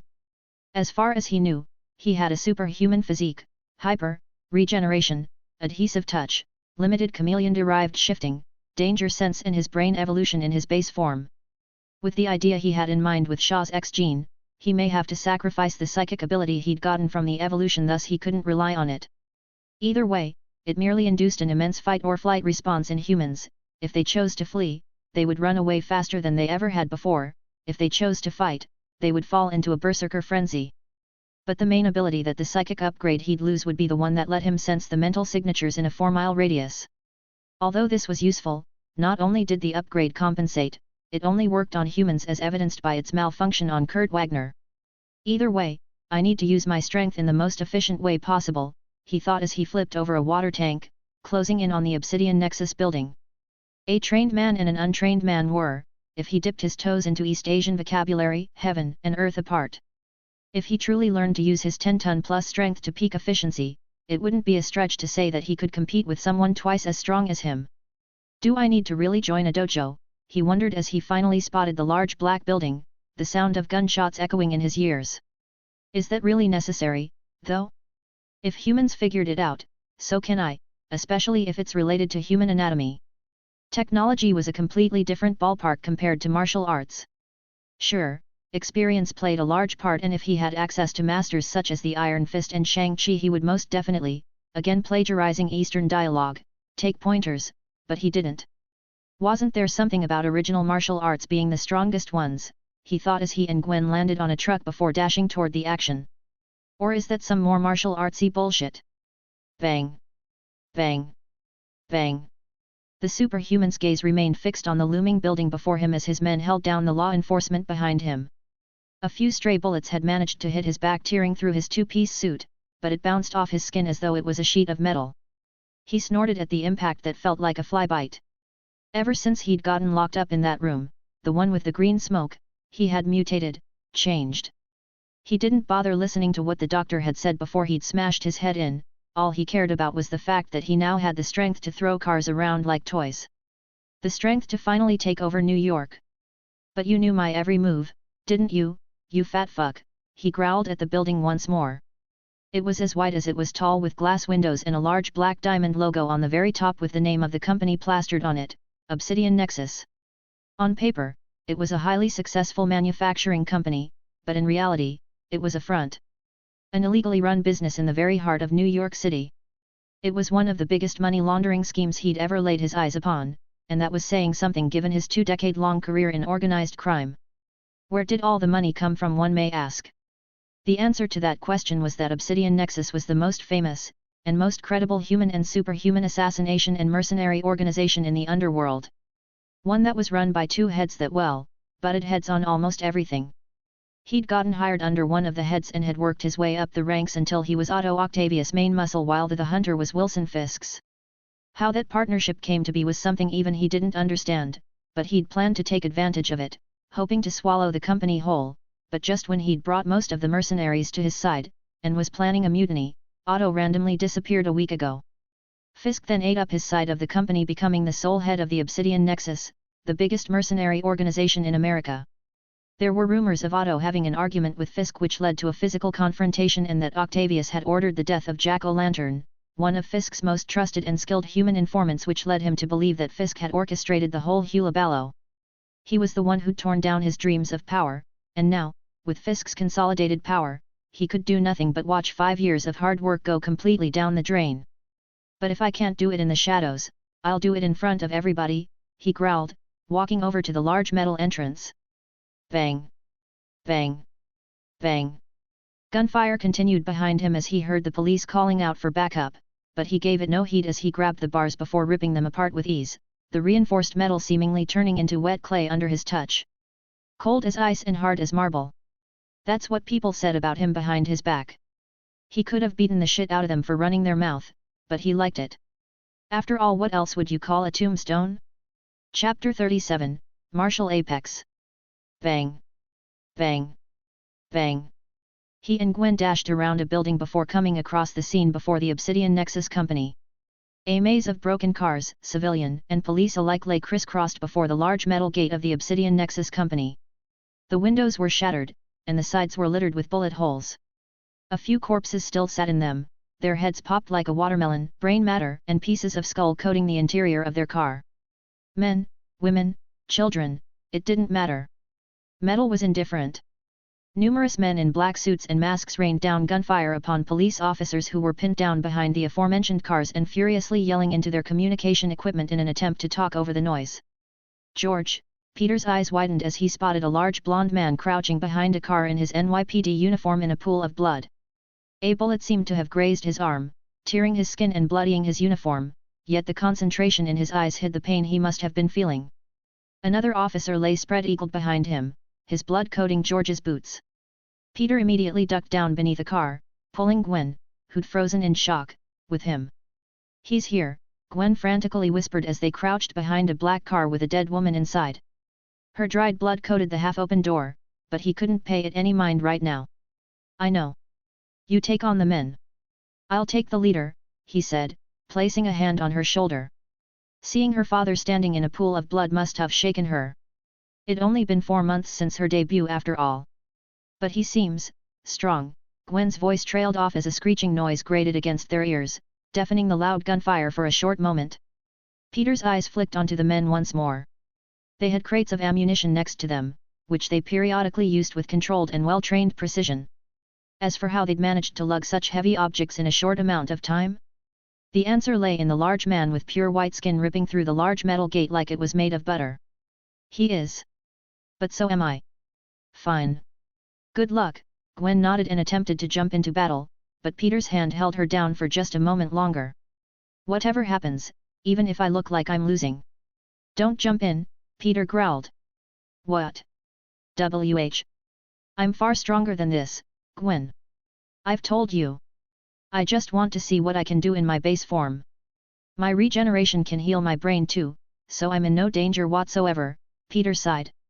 "If anything, I should be the one fearing for your safety." Okay fine. "Yeah, I'll be careful," Gwen nodded before squeezing his hand and flipping over the car web's hooters blazing. "Just don't do something stupid." "Fucking bastards," George swore as he held on to his shoulder wound as he knelt on his colleague's blood. The attack was as random as they came, a storm of bullets crashing into the side of their convoy, killing half the officers and injuring a good few. Their backup had been gunned down, too, but the worst part of it was that civilians were a part of the collateral damage. Bang, bang, bang. Ugh. No. John. George's eyes filled with anger as another colleague got gunned down through the peppered car. Their protection was not going to hold for long. "We need to return fire," George yelled to his police officers in the back. "We can't. We'll die," Robert shot back, his hands still drenched in John's blood. Tears dripped down his face at the death of one of our best friends. "We'll die if we sit on our asses," George replied, a peculiar sort of fire burning in his eyes. One of hate, spite, righteous anger, and self-sacrifice. "We shoot in 5 seconds. Do it for the dead." "Screw it," Robert growled, picking up his bloodied pistol. George took a deep breath and visions of his family popped up at the sides of his vision. His lip trembled, but he instinctively pushed it away. 5, 4, 3, 2, 1, he counted, and the very next second, along with the other officers, stood up straight, their guns blazing. TWIP. TWIP. TWIP. "Fuck yoet," George's roar caught in his throat as he watched numerous globs of spiderweb slam into the guns of the masked men, jamming them instantly. That moment a partially masked man with white hair and grey eyes, who was dressed in a medieval, armoured suit, leapt over the car and the row of thugs, beelining toward the superhuman leader. Wah! Pow! A white blur dropped down from the sky, smashing into one of the man's jaws, sending him tumbling into his friend, who was promptly dispatched by a superhumanly fast punch to the stomach. Time to swing into action, officers. Don't worry, I've got your backs. These thugs are about to get a lesson in the web of justice. Martial arts. Codified arts of the most efficient methods to fight, but to many people, it was more than just self-defense.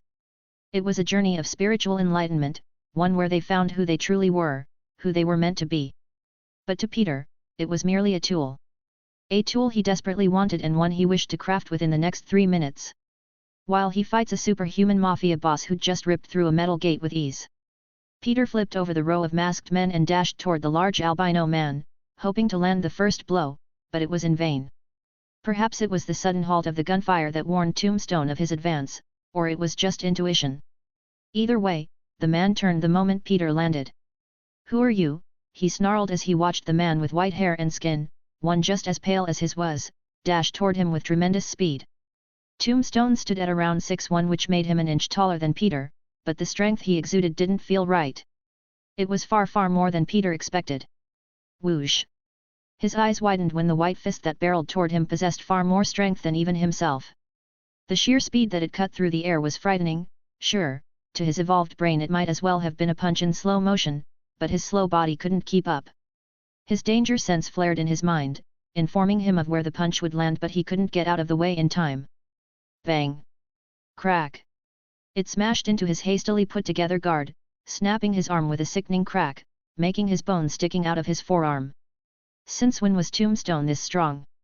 Alternate universe shenanigans, he mentally sighed, retreating a few steps, the blood trailing down his black costume slowly breaking down into microparticles. "What are you?" Tombstone frowned as Peter's hand pieced itself back together with surprising speed.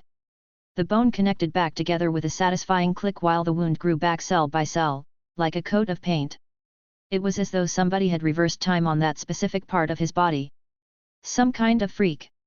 Peter didn't bother replying as he had already zoned out whatever his opponent was yapping about while his suit repaired itself. If he didn't want to resort to Form 2 or his psychic ability, he had to figure out how to even the playing field. If he extrapolated the punch he'd just received, Tombstone could exert strength of around 15 tons and a possessed speed that exceeded his, which was an immense upgrade from his comic counterpart. He took a deep breath through the mask before exhaling. His brain whirred to life as his concentration was stretched to its limits, the world practically stopping before him as his mind worked, attempting to eke out a feasible plan. How could he beat somebody who was stronger, faster and more well-trained? Bang! Crack! His ribs cracked as a perfectly executed punch slammed into his torso, sending him skidding back, but his eyes stayed locked on his opponent as his body quickly stitched itself back together, drinking in every single thing. Tombstone's posture, the mechanism of the punch, the speed. "This is easier than I thought," he grinned as he ate a kick from an annoyed Tombstone, his torn shoulder muscles clicking back together, as though taunting his opponent. Tombstone threw haymaker after haymaker, but all Peter saw was numbers. Technically, everything was numbers, and like any self-respecting biologist, he was well versed in mathematics as it was essential to understand and practice ecology. It was where biologists prepared mathematical models for relationships between complex ecosystems. The sheer complexity and number of variables in the models would make an amateur mathematician palpitate with trepidation. Human behavioral patterns could also be easily predicted via mathematical models, given that most of its foundation was based in genetics as evidenced by the snowdrift game, ultimatum game, bargaining game and other large human experiments. It could be concluded that human behavior did not differ much from chimpanzees, quite a heartening thought. Thus, game theory, in crude terms, the study of behavior, could be theoretically used to predict the choices an opponent would make by simply analyzing subconscious psychological patterns in most sapient beings. Of course, it wasn't that simple, else everyone would be doing it. The point he was making was that if everything could be broken down into numbers, the very same numbers could be manipulated and studied to not only point out recurring trends but also to predict such trends. Thus, he was currently constructing an equation to perfectly predict and counter Tombstone, but it was as hard as it sounded. Everything was either a constant or a variable with independent or dependent variations. Moreover, he highly doubted whether it would be perfect, perhaps just highly accurate. Tombstone possessed 4 limbs, a constant. Bang! Crack! His chest caved in but filled back out in an instant. Strength, a limited variable. Bang! Crack. Reach, a limited variable. Boom. Crack. Speed, a limited variable. Bang. Crack. Skill, a constant. Pow. Crack. Just die, already, Tombstone bellowed, spittle spraying from his large mouth. The masked man was the embodiment of a cockroach. No matter how much he broke him, he would get back up. Break his hand? It'd heal in an instant. Break his leg? He'll attack with the other one. He'd even tried to run past him, to the obsidian building, but the masked man would block his path. With his tattered clothing and the broken earth under their feet, anybody would think that it was he who was getting beaten by the masked man. After all, his opponent looked practically untouched. He took a deep breath and looked to the side, his heart immediately jumping to his throat. His men were in the process of being locked up and stuffed in functioning police vehicles while swarms of men in SWAT gear surrounded the entire building. Ambulances sat at the very back, taking in injured or dead police officers while the sound of police helicopters grew increasingly loud, indicating their arrival.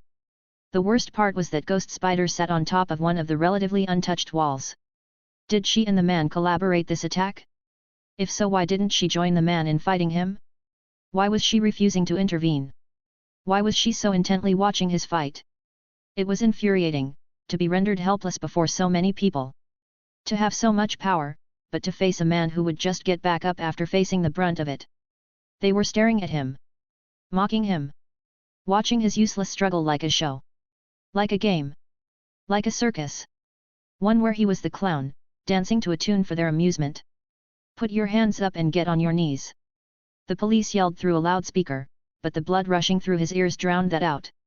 You're dead, Tombstone bellowed at the masked man who continued his blank stare, seemingly unaware of the deadly punch. Peter's brain continued to perform calculations at a tremendous speed, building equation after equation. Those that failed were discarded while those that showed some form of success were built upon. It was akin to evolution, in a way. One that was purely mental, but did that mean that the equation was alive? A thought for another time. You're dead, Tombstone bellowed and dashed forward. One last factor, Peter thought, sighing to himself. It was the core of the equation and one that made probability a certainty. He took a deep breath and added danger sense to the equation, which made a psychological click in his mind, as though something had finally slid into place. Click. Whoosh. Tombstone lost his balance as his punch went through empty air for the very first time, making him overextend. He stumbled forward for a bit and looked behind him to find the masked man staring back at him. You dodged it, he asked in confusion before his face split into a large grin. Couldn't keep that cockroach ability for long, could you? Peter merely stared back. He'd inputted data, and his equation had given him an output. Upper right kick. Whoosh. Tombstone's eyes widened as his next attack met air once more. What the foo? Boom. A tremendous force slammed into his liver, sending him tumbling to the side. I need to work on my technique, Peter thought dryly. Practice makes perfect, I guess. Right hook. Peter slipped under the punch before it reached him, before twisting his ankle and hips, releasing a perfect punch. Bang. His fist dug into Tombstone's stomach, sending shockwaves through his impenetrable skin. What? Tombstone spluttered, his eyes narrowing at feeling pain for the first time in a long time. Uppercut. Pow. Lower left kick. Boom. Peter moved before he moved. Boom. Punched before he punched. Boom. Kicked before he kicked. His punches began to accumulate as he broke down the raging superhuman into numbers, unraveling the seemingly unpredictable flurry of blows while countering them with attacks of his own. His equation was complete, and he was finally using his evolved brain to the fullest since his evolution. It felt freeing, akin to stretching an unused muscle after a long while. Bang. Pow. Boom. His superhuman punches were akin to small bombs, blowing away the dirt underneath their feet, the force generated by them ignoring the impenetrable skin, forming blisters and cracking bones. His dance with Tombstone continued as his familiarity with fighting increased with every second, transitioning from punching and kicking to elbows and throws. Bang. Crack. Argh. An incredulous and disbelieving Tombstone fell to his knees at a perfectly timed liver shot as blood rolled down his nose. His broken arms dangled uselessly to the side as he attempted to catch his breath. How? he gurgled as his dreaded opponent loomed over him, but the only answer he got was a knee to the face. Ugh, he coughed as he fell to the ground, spotting a helicopter above, one that was quickly obscured by that damn mask. Who are you, Urk? His breath caught in his throat as the masked man's hand grabbed his neck, pressing him into the dirt and crushing his esophagus. I Urk, GGRRGH, he began to slur and gurgle as his airflow was completely cut off. His vision slowly began to fade as the masked face drew closer. He didn't know whether it was a hallucination, but those grey eyes transitioned into a deep, abyssal black. Remember the bullying you went through as a child? You deserved it, you marbled piece of shit. An animalistic growl filled his ears. RHGHHRH, Urk. His pupils trembled in fear and confusion as those black eyes stared into his own. They seemed to suck him in. They were the abyss, and he blinked. Chapter 38, Would you have stopped me? Remember the bullying you went through as a child? You deserved it, you marbled piece of shit, Peter snarled, his fingers crushing Tombstone's throat with all the force he could muster. Just how many people had he killed today? How many men and women had he gunned down? How many children? RHHHHRGH. GRRHRK. Tombstone's mouth began to froth as his white skin popped with veins, turning it mildly red. Getting bullied as a child was not an excuse for becoming a sadistic mafia boss who liked killing people. He wished to psychologically break Tombstone's mind with carefully crafted verbal attacks, but the sounds of the police yelling at him to stop reached his ears. He didn't listen. Tombstone had to die. Sir! Get your hands off him! A voice reached his ears, but he paid it no heed. Sir! Urk! Tombstone's eyes rolled backward, falling unconscious, but Peter didn't remove his hands. Superhuman brains could most likely last much longer without oxygen. He had to make sure, he would not remove it until the man's heart ceased to beat. Hey, it's okay. You won, a soft voice spoke into his ear, her gloved hand wrapping around his wrist. His grey eyes flicked to the side, finding Gwen crouching beside him. Armed guards circled him, their guns pointed at his head and their fingers on the trigger. George could be seen in the back of the circle, arguing with the SWAT team leader, pleading with them to back off, animatedly describing how the two superhumans had helped them while his arm was being bandaged. His eyes flicked back to the small hand around his own before he sighed and loosened his grip on Tombstone's throat. This isn't the time to kill in public, he angrily grumbled in his mind. Not when the public's view on superhumans is dangerously low. He slowly stood up, standing over the battered body of Tombstone with Gwen by his side, but just before he could address the leader of the SWAT team who'd stepped forward, he spotted a flash of green next to Tombstone's torn suit. His eyes glazed over it, making sure not to give it away before he took a step forward and extended his hand to the man before him, his feet obscuring the object. His adhesive touch made it stick to the bottom of his suit, removing the need for him to pick it up with his hands. Helicopters whirred in the sky as law enforcement barricaded the entire road. More police and SWAT members continued to arrive, keeping the crowd forming at bay. News reporters seemed to be scrambling to get a good shot, hoping to be the first to cover this giant scoop of an incident. I was just making sure he was unconscious. You don't want an angry superhuman who can bend metal in your car, do you? Peter said, his voice making the soldiers nervous, their fingers tightening around the trigger. Stand down, the leader's deep voice cut through the noise, instantly making his men drop their guns. He was of average height, about 5 feet 10 inches, and was decked out in full SWAT gear, even the face mask, but his black eyes seemed familiar. He looked Peter up and down before stepping forward and grasping the extended hand in a firm handshake. Thank you for subduing the suspect, he said in a gruff voice, looking down on the unconscious Tombstone with disgust. A few of the members of his team had already begun dragging the thrashed body to one of their armored bodies. The leader then leaned forward and whispered. Let me tell you something. I wouldn't have given a flying fuck if you'd killed that sick son of a bitch. Hell, I'd have given you a medal. Peter's eyes flashed with recognition. I know you now. After exchanging a few words with the leader, they dashed away from the scene, much to the indignation of the law enforcement and the news reporters, but they didn't chase them, as it wouldn't be good publicity to arrest superhumans who so publicly helped them. Captain America's heroics were still burned into people's minds, stopping them from becoming supers-hating maniacs. Whoosh!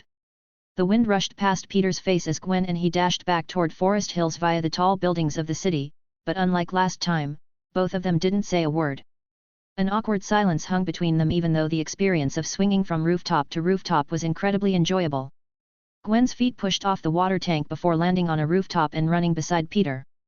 "We should talk, shouldn't we?" she said quietly, breaking the silence while looking at his intimidating side profile. His gaze flicked to the green object in his hand, the one he picked up from Tombstone. It was, in fact, a small token with a black background and a grey and green symbol. A large grey KP with 8 green tentacles extending from its back. The very same symbol that the people who attacked Gwen had. "Yeah, we should," he sighed. "Oh my god. Gwen." May squealed and rushed into her arms. "May." Gwen squealed in return, returning the hug with enthusiasm. She was wearing her normal clothes, something she'd hidden in discreet locations in backpacks around New York. They had to take a detour to get them, which made Peter question the amount of money and careful planning it must have taken to set them all up without anyone, even her parents, noticing.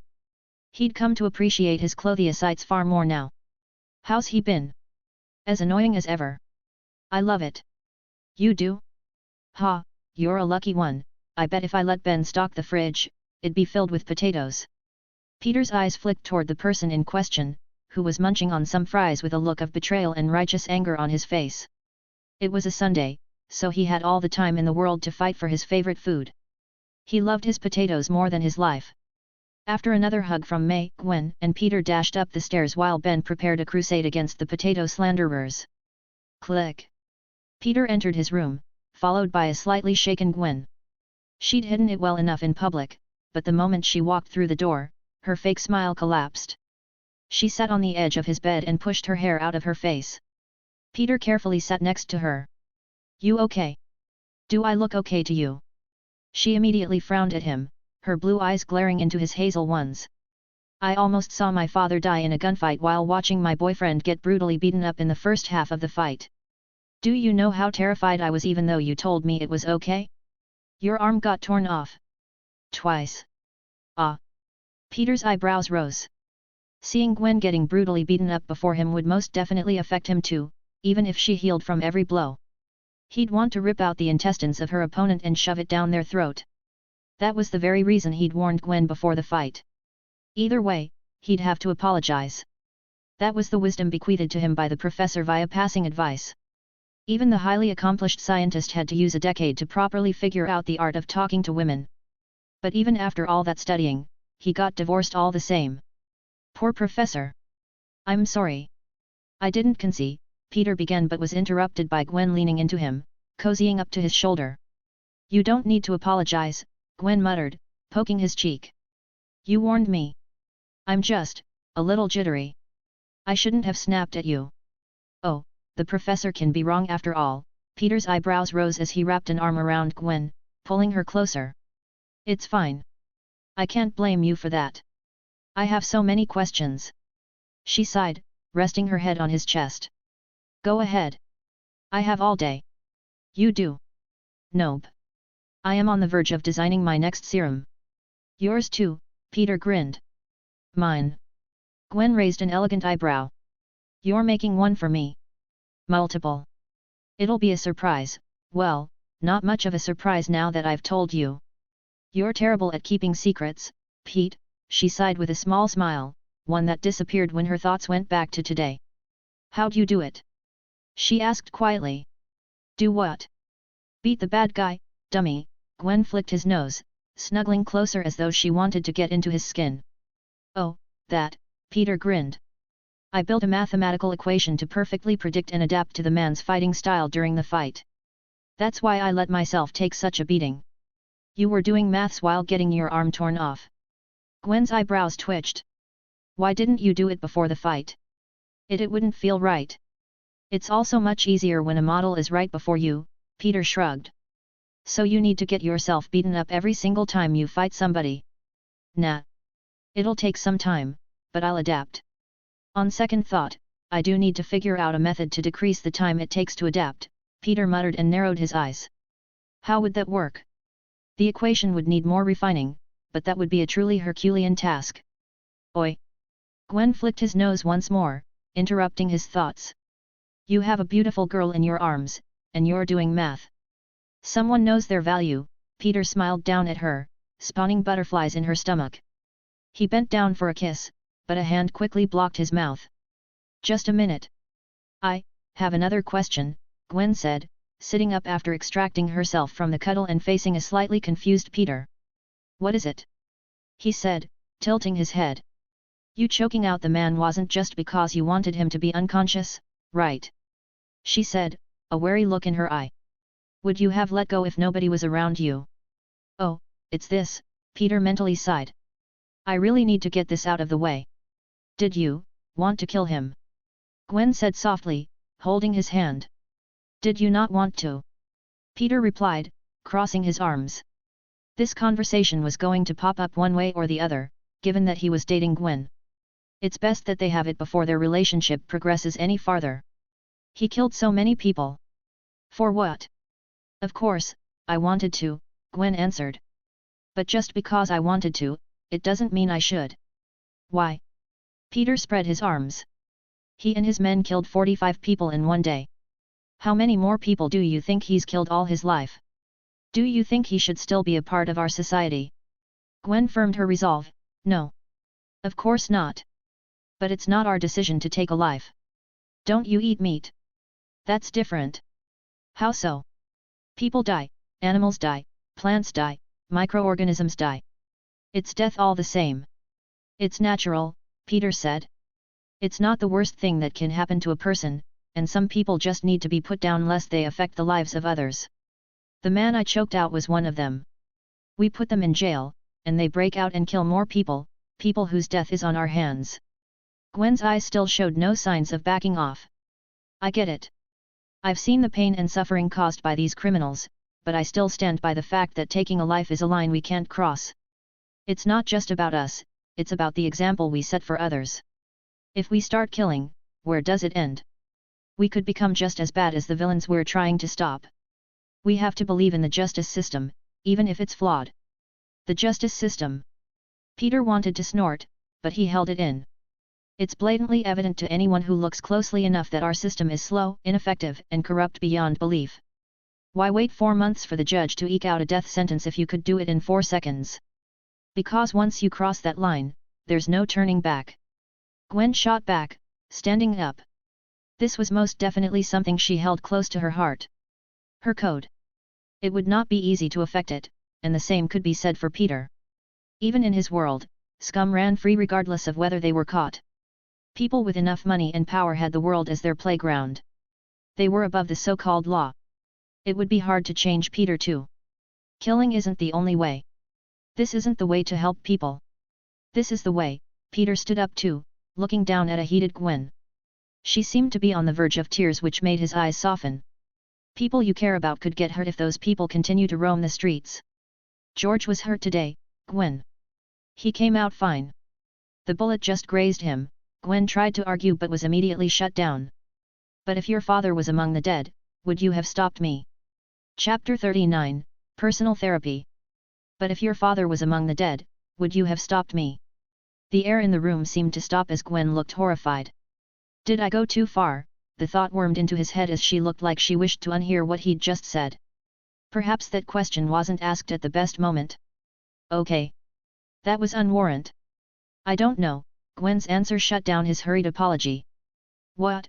He looked at her with raised brows. I said I don't know, she said, clenching her fists as though she hated what was coming out of her mouth. You got me there. Happy? I wouldn't say that I'm happy. But what about you? She walked forward and poked his chest. What if you make a mistake? What if you kill someone who could have been redeemed?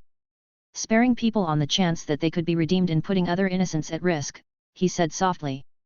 Especially supervillains who can throw cars around like they're feathers. So you'll kill on the chance that they'll never be redeemed? Or are you implying that nobody can be redeemed? He stayed silent, mentally sighing a certain character popping up in his head. Would he kill Loki? A once beloved character turned redeemed hero? One who had a dedicated glorious fanbase? He had a far greater kill count than Tombstone and had even attempted to wipe out an entire race with the Bifrost. Hell, even the Green Goblin had once switched teams, becoming the Gold Goblin who'd sworn to help the innocent. Moreover, although Gwen's points about him becoming just as bad as the villains he killed were a crock of shit, they did have some truth to them given his propensity to subconsciously look at himself as the predator in his confrontations, seeing his opponent's death as a necessity regardless of if they had the tiniest bit of good in them. But is the risk worth it? Can I in good conscience let go of a villain who has a good chance of coming back after my loved ones? Peter pondered as he looked into Gwen's beautiful blue eyes. No. No, I can't, he concluded. You got me, on the redeeming part, somewhat, he admitted, raising his hands in false surrender. But I still stand by my code. Mercy to your enemies is to be cruel to yourself. Was it Sun Tzu? It doesn't matter, the quote still stands. At least we got common ground, she sighed, plopping back on the bed and wiping her eyes. Peter gave her a small smile before his eyes flicked to the fridge behind him, realizing something. Yeah, we did, but I have a confession to make, he exhaled. Keeping this from her would not lead to a healthy relationship which he truly wanted with her. She looked back up at him and raised an eyebrow. Going to drop another bombshell on me, are you? Yeah. It's a big one, Peter said, taking a deep breath, as though preparing for certain doom. Remember the super-terrorist poet with fire powers? Yeah? What about him? The military got him, didn't they? Well, about that. What do I do, Toby? Peter sighed to the garden lizard as it happily gulped down a small bowl of giant crickets, its eyes crinkled in joy. Sometimes, he truly envied Toby, with his simple mind and simple goals. All he wanted to do was to eat tasty insects, sleep and jump around in the garden. Nothing else bothered him. Even if the world ended but his garden was still intact, he wouldn't mind whatsoever. Toby was a happy lizard. Peter lay inclined on his bed with Toby on his chest as he stared into the ceiling, both his heart and mind in turmoil. Perhaps I shouldn't have brought that up now, but if I did that after she got over the fact that I don't mind killing, it would have been something akin to a betrayal of trust, Peter thought, letting out a heavy sigh that made Toady tilt his reptilian head in worry, swallowing the last of his crickets. Either that, or I'm a dumbass. It's probably the latter, isn't it, Toby, he muttered, patting the lizard's head, who gave out a croon of content. After he'd explained what had happened in the airport in detail, how Killian had killed and mutilated tens of people and how Shaw was prepared to slaughter everybody on the plane, almost 100 people, by suddenly absorbing its kinetic energy, he'd informed her that he'd killed both of them with no remorse whatsoever. She'd gone into a state of shock, a part of her wishing to scream at Peter and call him a murderer and the other telling her that what he'd done was perfectly reasonable. Her brain seemed to short-circuit as she immediately gave him a robotic goodbye before heading out the door in a daze. He didn't know what to make of it. He'd expected an outburst, tears, and disappointment, but he didn't understand this. Perhaps the professor was right after all. No matter how smart he was, understanding women would be impossible. Should I make an equation for that too? He smiled, and Toby gave him an angry chirp as he climbed onto his head. Yeah, I should stop, he agreed. He didn't know whether he was always like this, but him making light of a stressful situation as a defense mechanism was becoming more common. Perhaps it was the Parker in him, but he really needed to sit down and mull over it instead of pushing it aside or covering it up. Is there anything I would like to change from the moment I arrived in this universe? He thought. His scientific advancements. The relationships he'd forged. The potential he'd created. The people he'd killed. His eyes widened as he seemed to be fine with almost all the decisions he'd made, before he frowned. The conversation we'd had could have gone much better. I may have been a little too passionate and aggressive, he realized. And am I too trigger-happy? Where's all that rage coming from? When killing Shaw and Killian, he'd felt furious at them. He didn't know whether it was the righteous kind or the irrational, but it was anger all the same. Even when choking out Tombstone, it had induced anger, and he once used to be a person who'd walk past a car crash, and disregard ethics if it gave him the results he needed. Sure, he hated unnecessary violence, but was it really the mutilation and death of innocents that got him so riled up? Was he the compassionate hero he never thought he was? Toby gave out a satisfied chirp as he made Peter's hair his bed, which immediately turned into an annoyed squawk as Peter leaned back, going through every situation where he seemingly lost control of his emotions. What was the root of his anger? He let his emotions run free as he searched himself for that tiny part of him that he refused to listen to. The one that spoke the truth that was hard to hear. When was the last time he truly relaxed? Even when he was with Gwen, his mind was constantly scanning for threats, and any suspicious movement in a part of his brain continued to work on his serums while another planned for the future by taking into account the immense number of variables in the Marvel Multiverse.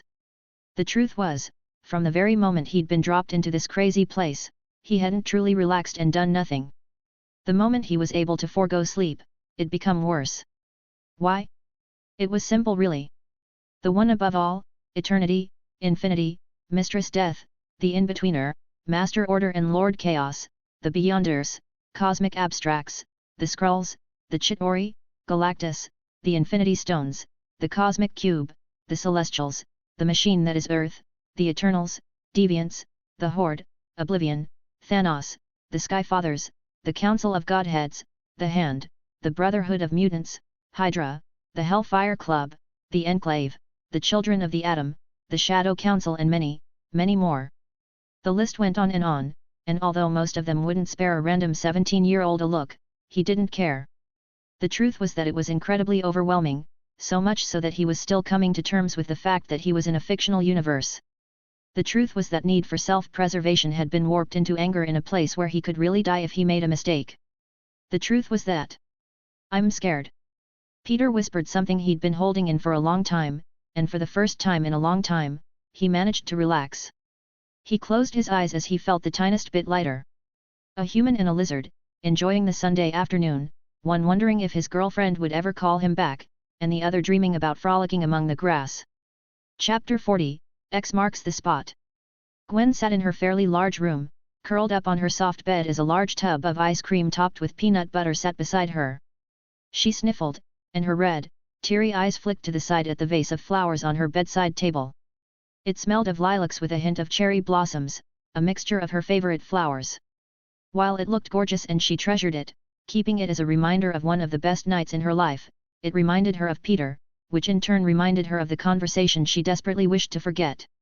Her eyes threatened to tear up again, which made her hand scoop up a spoon of the ice cream and PB mixture and stuff it in her mouth with practiced ease. It calmed her down for a short while, but she broke down into muffled sobs soon enough. Of all the things she expected Peter to say, him killing the super-terrorist and another supervillain was not it. Well, after seeing him almost kill the superhuman before her, maybe she should have.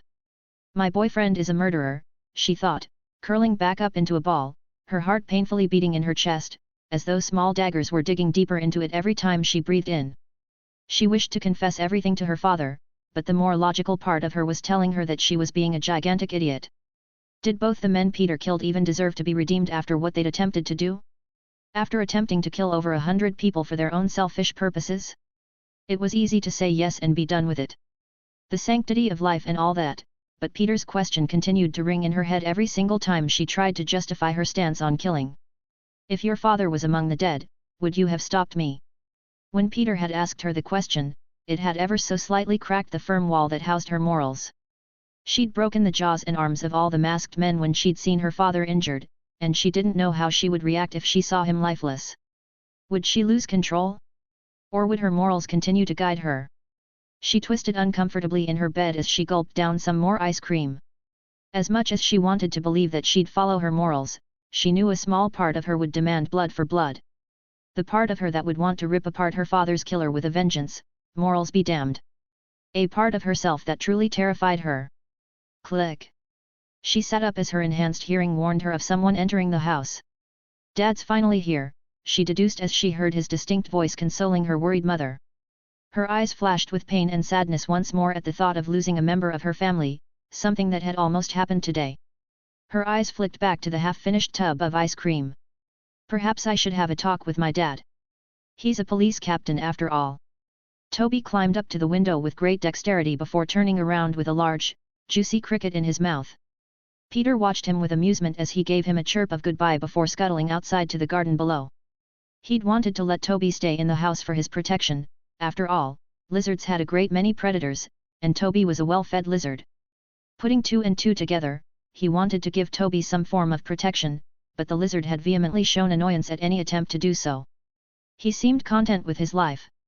He was already 3 years old, which was fairly old for a garden lizard, and he wished for his life to continue as it was, eating insects, sleeping, and gambling in the garden. As for the prospect of danger, predators were as much a part of his life as the insects he ate, and in a slightly warped sense, removing that threat would make the lizard's life empty. Of course, Peter didn't understand that mindset, but he did respect Toby's wish to live life as a lizard would. It was a perspective that he'd never even considered. Would he wish to live life as a human would? What did that even mean? Too much philosophy for the day, he grumbled and turned around, looking at his machines whirring behind his back. The new contract that he'd be drawing up with Oscorp hadn't been completed yet, as the proceedings could only start after FDA approval of his cure. That would only begin after the WCCR in Latvia. Thus, he could continue to use the machines as Norman hadn't taken them back. He hoped he wouldn't, as he'd have to wait for the money to start pouring in to buy his own. Currency propels the globe into motion, Peter grinned, quoting the professor's version of the famous phrase, before adjusting his lab coat and putting on skin-tight gloves.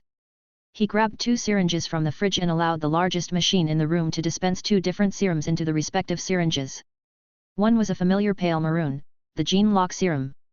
The other was a fiery red, with occasional veins of orange light appearing within it, akin to lava, the modified extremis serum for Gwen. He'd previously theorized that Gwen's regulatory sequences were much more highly expressed than a normal human being, thus, when the spider bit her, and the compounds in its venom altered her genome, most of her powers were suppressed, including her strength. He didn't know what powers this serum would give her, but he knew for a fact that it wouldn't give her much, as the serum's main function was to unlock her already prodigious potential. He'd modified extremis in such a way that when its genetic material is integrated into her genome, it would specifically target the regulatory sequences that had suppressed her aforementioned latent potential, allowing her powers to be expressed. Think of it as the serum's new genes kicking out most of the genes for the regulatory sequences and taking their place. In even cruder terms, it's akin to somebody barging into your home and kicking you out before lounging on your favorite sofa and eating all your food. His eyes were one of uncertainty as he carefully boxed and put away the syringes in the fridge. He didn't know how his relationship would progress with Gwen, but a promise was a promise, especially when he meant it with all his heart. A birthday present was a birthday present. Just stop thinking about it, he sighed to himself before sitting on a chair and rolling it toward the part of the desk where he sequenced genes. I underestimated this. I really did, Peter thought as he looked at Shaw's X gene represented as a series of base pairs. 5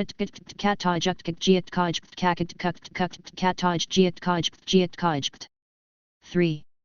This was but a minute drop of water in the ocean of genetic complexity that was the X gene, but what made the X gene truly complex and fascinating was the sheer number of possibilities it displayed and its malleability to certain stimuli. He could easily make certain parts of the X gene jump from one part of it to another using the same mechanism as transposons, jumping genes, and it would morph into a seemingly new gene with a completely different expression. So this is the sequence for kinetic energy absorption, he thought, going through the original sequence that he'd memorized. This is thermal energy absorption, a more complex version of the same gene. He went through another sequence. Chemical energy absorption. Sound energy absorption. Electromagnetic energy absorption. The list went on and on as he continued to figure out newer combinations. Wait. Chinook, his eyes widened as he spotted a sequence that was highly similar to the one that coded for his own Chinook powers. There's Chinook energy absorption. Wait, isn't this the perfect mental defense? After all, how can his mind be read if it absorbed the energy used to read it in the first place? Sure, kinetic energy absorption was incredibly powerful and had applications that could dwarf Chinook in the long run. Still, his mind would be his, and only his if it could absorb Chinook energy. But why can't I have more than 2 types of energy absorption at once? Where are the genes that are stopping it, he thought, a little miffed. Having sequences for 2 types of absorption was feasible, but once he tried to fit in another sequence, it promptly collapsed, and the X gene refused to express itself. Usually, there would be specific pairs of genes that coded for such a thing, but he didn't find any sign of them. It was as though that process was ruled by magic, not genetics. Is that why they need secondary mutations? He frowned, leaning back on his chair and rubbing his chin. Iceman's organic ice body, Wolverine's heat claws, Xavier's minor telekinesis. They were all examples of secondary or tertiary mutations in the X gene when subjected to certain stimuli. Perhaps Shaw's gene also needed a secondary mutation to support more types of energy. Need more time than I can spare currently, he sighed. Merely studying the X gene could take months if he truly delved into its intricacies, and he probably needed better equipment for it anyway. The question is, he muttered while the mad scientist in him rubbed his hands in glee. Which 2 forms of energy absorption should I include in my serum? Chapter 41, To Treasure a Moment. Knock. Knock. Dad? You there? Gwen asked in a soft voice. Click. The door to her father's room swung open almost immediately, revealing a concerned George with a bandaged arm. Of course I am. It's my house, he said, giving her a small smile while his eyes betrayed his worry. Helen had informed him of Gwen's mood the moment he walked in. She'd headed straight for her room before breaking down.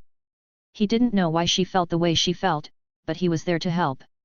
That was what fathers were there for. Come on in. The room's yours. Her father's room was exactly how it was the last time she'd seen it. She should have expected it, as he practically lived in the police station, coming home only late at night. She sat on one of the two chairs in the fairly simple room before a small desk on which pictures of her family were neatly arranged. Pictures of her dad carrying her on his wide shoulders as a kid, a family picture on the beautiful beaches of Florida, the day she was gifted her late dog Tom, and a few more. You all right? George said, taking a seat next to her, lightly wincing at his injury. The bullet had taken some flesh with it, which made his arm slightly useless for a while. You don't look like yourself. Yeah, something came up, Gwen sighed, pushing her blonde locks out of her hair and looking at her dad. I just have something I need to ask you. Ask away, then, George grinned, leaning back on his chair while making sure not to move his injured arm too much. Gwen's blue eyes lingered on her dad's injury before staring into his kindly eyes. Have you ever killed a person? The question was so random and so unexpected that it almost gave George figurative whiplash. He'd been expecting Gwen to rant about something that was going on in her life, but this was not a question he thought he'd be answering today. Straight to the point, George raised an eyebrow, clearly uncomfortable at being asked such a question by his daughter. Still, her emotionally exhausted eyes told him that she needed an answer. As for what reason that was exactly, it didn't matter. Yes. Yes, I have. Gwen took in a deep breath. How many? Is something wrong, dear? George asked worriedly. His usual playful and bright daughter wasn't acting herself. He knew of mood swings in teenagers, especially girls, but he had never heard of one where they began asking their parents their kill count. Maybe. Then talk to me. What's with the questions? What happened? He asked, a tiny bit confused, his worry growing by the second. I just need an answer, Dad. How many people have you killed? Gwen replied, her eyes briefly betraying her desperation. Her tiny and idealistic world had been shattered today, and she needed to hear something to help her piece it back. She needed something to cling to. George looked at her for a few more seconds before sighing and giving in. I don't keep an exact count, as it's not something I like to think about a lot, but in my 12-year career in this crime-infested city, it's gotten close to a century and a half. Gwen fought to keep her composure as her father answered her question. Did she really have a mental breakdown over Peter's 2 kills when her own father had 75 times that number? She always knew that her father had killed people, but what exactly was the difference between her father's kills and Peter's that made her accept one and not the other? Was it because of the law? Willful ignorance? Why don't you think about it? Gwen managed to articulate a sentence without her voice breaking while she attempted to calm her troubled mind. Is it because you believe killing is unjustifiable? Oh, not at all, George gave her a small smile. It's because my mind is too busy thinking about who I managed to save. She raised an eyebrow, her heart beginning to beat in her chest. But, is killing the only answer? Not always. So it is sometimes. Her father's smile merely widened at the question before it disappeared, his face gaining a tinge of melancholy. You remind me so much of myself, he grunted while cradling his injured arm, his eyes clearly going back in time. That was one of the first questions I asked my supervisor before my first day on the job long before you were born. We had instructions on when to shoot to kill, when the suspect has a gun and so forth, something that I thought was a bunch of jargon at the time. And to my surprise, he didn't give me a straight answer, telling me to do what was right and that I would know what to do when the time came. That very day, we were called in to deal with a hostage situation. It was the usual, attempted bank robbery done by 5 trigger-happy amateurs with plastic masks and newly bought guns fueled by a bag of cocaine. We had the bank surrounded while the bastards were stuck inside with a whole bunch of civilians. Gwen's previously dull eyes now gleamed with attention, hanging on to her father's every word. It took her back to the times when he used to read her bedtime stories after he came back from a tiring day of work, but this was different. He never talked about his life as a policeman, no matter how much she begged him to. But this time, he didn't seem to mind. George took a deep breath before he continued, the story clearly uncovering painful memories. There were about 20 of us, 10 at the front and 10 at the back. We were supposed to wait for the negotiation to complete, but John, our late colleague, managed to pry open one of the windows that led to the employee pantry near the back. After arguing with the captain for half a minute, 5 of us crawled through, taking up positions within the building. The hostages were crouching on the floor while the suspects were pacing back and forth armed with automatic rifles. It was intimidating, but we had perfect shots on all of them, one officer for one guy. Nothing could go wrong. We were just waiting for the signal from the captain to blow their heads with well-placed bullets. George looked back at Gwen. Do you know what happened when we did receive the signal? You killed them, right? She said, tilting her head, but she'd already figured that that was not how the story would end. George smiled sadly once more. You remember what the supervisor told me? That you would know what to do when the time came. Yet. The thing is, I didn't, he sighed. They were just kids, Gwen. Not much older than you or Peter, and I don't think they meant to really harm anybody. I hesitated. My 4 colleagues didn't. Gwen held her breath as her father ran his uninjured hand through his hair.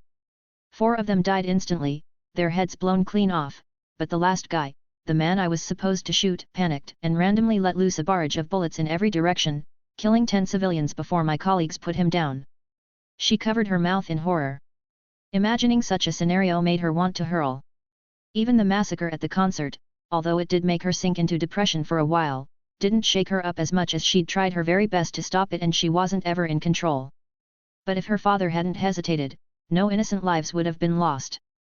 Having that on your shoulders for the rest of your life was probably soul-crushing. Yeah, I think of it almost every day, George nodded, seeing Gwen's expression.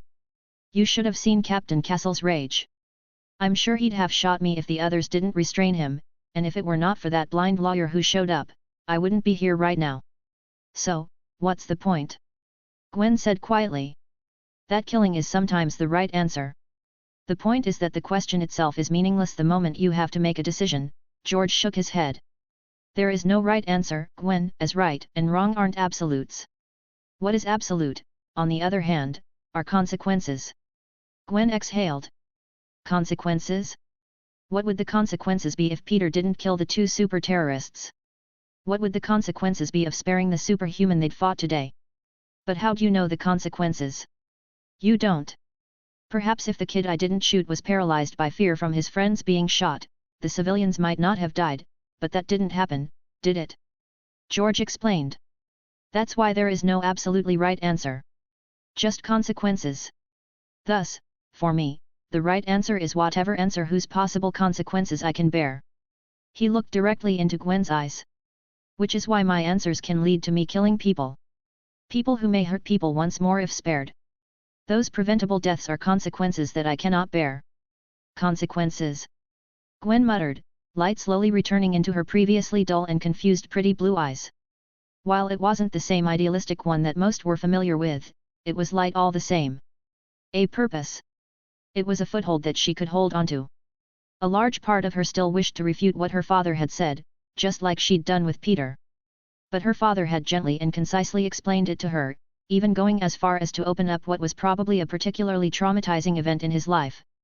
Who was she to refute such a thing when she'd never been punished for following her moral code? Hell, she hadn't even reached the 6-month anniversary of her vigilantism and should have expected to eventually experience things that smacked her face with reality. Is this what people call naivety? She thought sadly. Perhaps the idea of being a vigilante wasn't all that enticing anymore. Was she even ready for such a thing? She didn't think so. Ironically, Peter, whom she'd lashed out at, seemed more cut out for the job with his decisiveness to solve every problem permanently. George's mood improved as Gwen's mood did, but he still sensed that she needed another small push in the right direction. She didn't seem to be confused anymore but instead seemed sad. He was a police captain, he'd done this before. Pep talks were his bread and butter. You see that uniform? He said, breaking the silence. Gwen looked up, her eyes turning to the black shirt near the wardrobe. And the badge? He pointed to the symbol on the shirt. What about them? She asked. The moment I wear that uniform and badge, it gives me power over the ordinary citizen, dear, he smiled.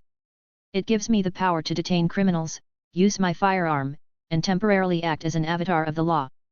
But with power comes its own host of problems. The greater the power, the greater the problems. Gwen's eyes lightly widened. Her father was really opening up to her about his police life. George continued, his countenance becoming serious. The problem I'm talking about is responsibility. Responsibility to bear the consequences that others cannot.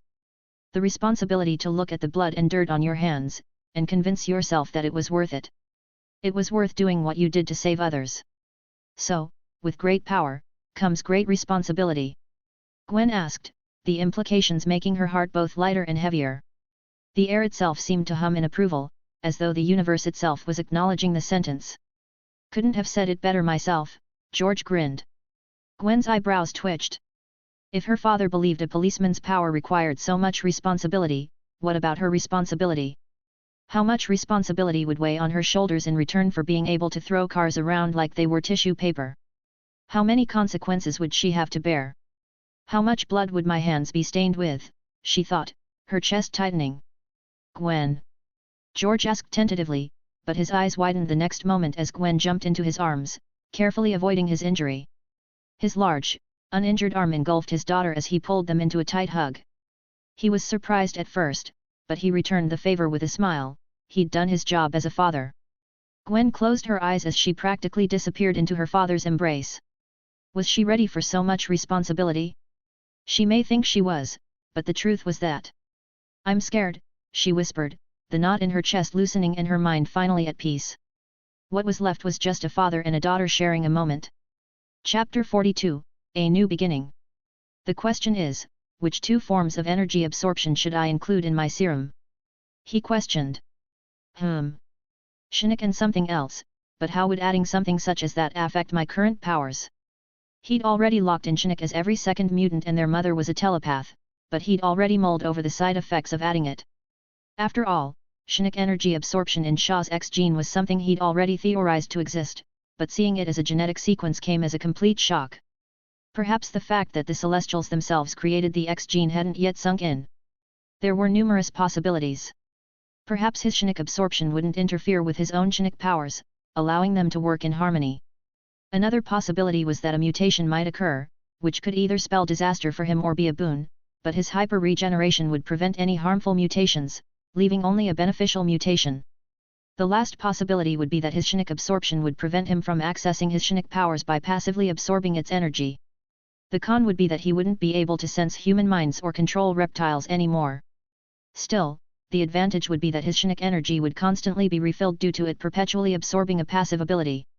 That would mean that I would have a perpetually refilling, possibly infinite source of Chinook energy. Hopefully, it doesn't blow up in my face, but I guess my hyper-regeneration would prevent such an outcome. It literally erased my aversion to death, so it somehow understands what's bad for me, he pondered. But can I use BIHT to help turn it on and off at will? BIHT was perhaps his most treasured genetic system, with Bo being a close second, but it was designed in such a way that he required a complete and qualitative understanding of which genes he was turning on and off. Both the gene lock serum and the lizard serum were something he knew like the back of his hand. He'd designed them himself, after all. But the X gene? He doubted nobody, but the Celestials and certain incredibly gifted individuals could completely understand it. Sure, one could argue that he was one of those individuals who could crack the code, but his equipment was abysmal. Hell, the fact that he could manipulate it at all spoke to his sheer genius. Chinook it is. Much too important to let go of, he decided, his eyes narrowing. But what about the other? He'd realized by now that he was stuck with only two options. Unlike Wolverine, whose mutation gave him a variety of powers, Shaw's gave him a subset of energy absorption. There was a very good possibility of him unlocking more of the X gene, but that was something that he had to research later. He'd also realized that Shaw's X gene was an incredible opportunity to cover up for his weaknesses. Don't have a strong enough defense for something? Just absorb the attack. Simple, but effective. Telepathy was one such thing from which defense was basically impossible unless you yourself were a telepath, but Shaw's X gene had that covered. Thus, the question now was, what other glaring weakness or susceptibility did he have that needed fixing? Reality warping. He posited. It was true, after all, no matter how strong you are, if someone could literally deny your reality, it was useless. Magic as a whole, then, he concluded. But how on earth am I going to find the sequence for magic in genes? To do that, he first needed to figure out what exactly was magic. How did one even define it? What is the fundamental cornerstone of magic? The answer was easy. It was thought. Even if you wished to create a simple flame or an all-encompassing inferno that could swallow a planet, it would both begin with a thought. Incantations could very well be ways to express said thought or to harness extra-dimensional or dimensional energies to help express the thought. But what does it mean to express that thought? What's the process? Peter sighed and got up from his chair, stretching his limbs. He was no magician, and using the scientific method to unravel magic would seem idiotic to many, but contrary to popular belief, the scientific method wasn't science. Far from it, actually. Science was merely a byproduct, while the scientific method was a way of thought. A way of using logic. And given the fact that magic could be systematically taught to others, there was a chance that some semblance of logic coded its mystique. Logic that he could deduce. He took a deep breath and closed his eyes, his mind racing through every single mention of Marvel magic he'd ever heard in both his lives. Within a few seconds, his supercomputer of a brain had compiled and filtered hundreds of dialogues and pieces of lore. He then went through the line that was the most concise and the one that was the most understandable. One spoken by none other than Loki Laufeyson, the infamous god of mischief and sorcerer extraordinaire. At the core, magic is taking a thought and making it real. Taking a lie and making it the truth. Telling a story to the universe so utterly, cosmically perfect that for a single, shining moment, the world believes a man can fly. Peter smiled. It really was thought. Using the same analogy, the variety of energies was merely a variety of languages for constructing said story. Thus, if magicians really were storytellers, the sequence for magical energy absorption must be quite similar to the one for Shinnik. Bzzz. Just then, Peter's phone buzzed in his pocket, and he whipped it out. His heart almost leapt out of his chest when he saw that the message was from Gwen. Sorry for barging out like that today. I really wasn't thinking straight. Meet at the park at 9 p.m.? Please. He raised an eyebrow in surprise. Was she apologizing? And here he was, thinking she would consider him her first nemesis. What convinced her? A surprise, to be sure, but a welcome one, he mused, his eyes flicking to his machines, and his internal clock immediately warning him of the time, 4 p.m. Sure. If you change the rendezvous to the abandoned building, that is. Oh ho, getting bold, are we? Peter grinned at the return of Gwen's humor. Seeing her so serious earlier in the day was quite unnerving. You bet I am. I just have something to give you. Some things, actually. Oh wow. You got me. I'll be there. See you. Gwen's gene lock and her version of Extremis were done, but his one wasn't. The one thing that was missing in his own version of Extremis and the one that was delaying him from just injecting himself was the X gene. He wanted to integrate the gene into himself via Extremis, but it was something that he could finish sequencing quite quickly now that he knew the parameters. Could he synthesize his serum in 4 hours?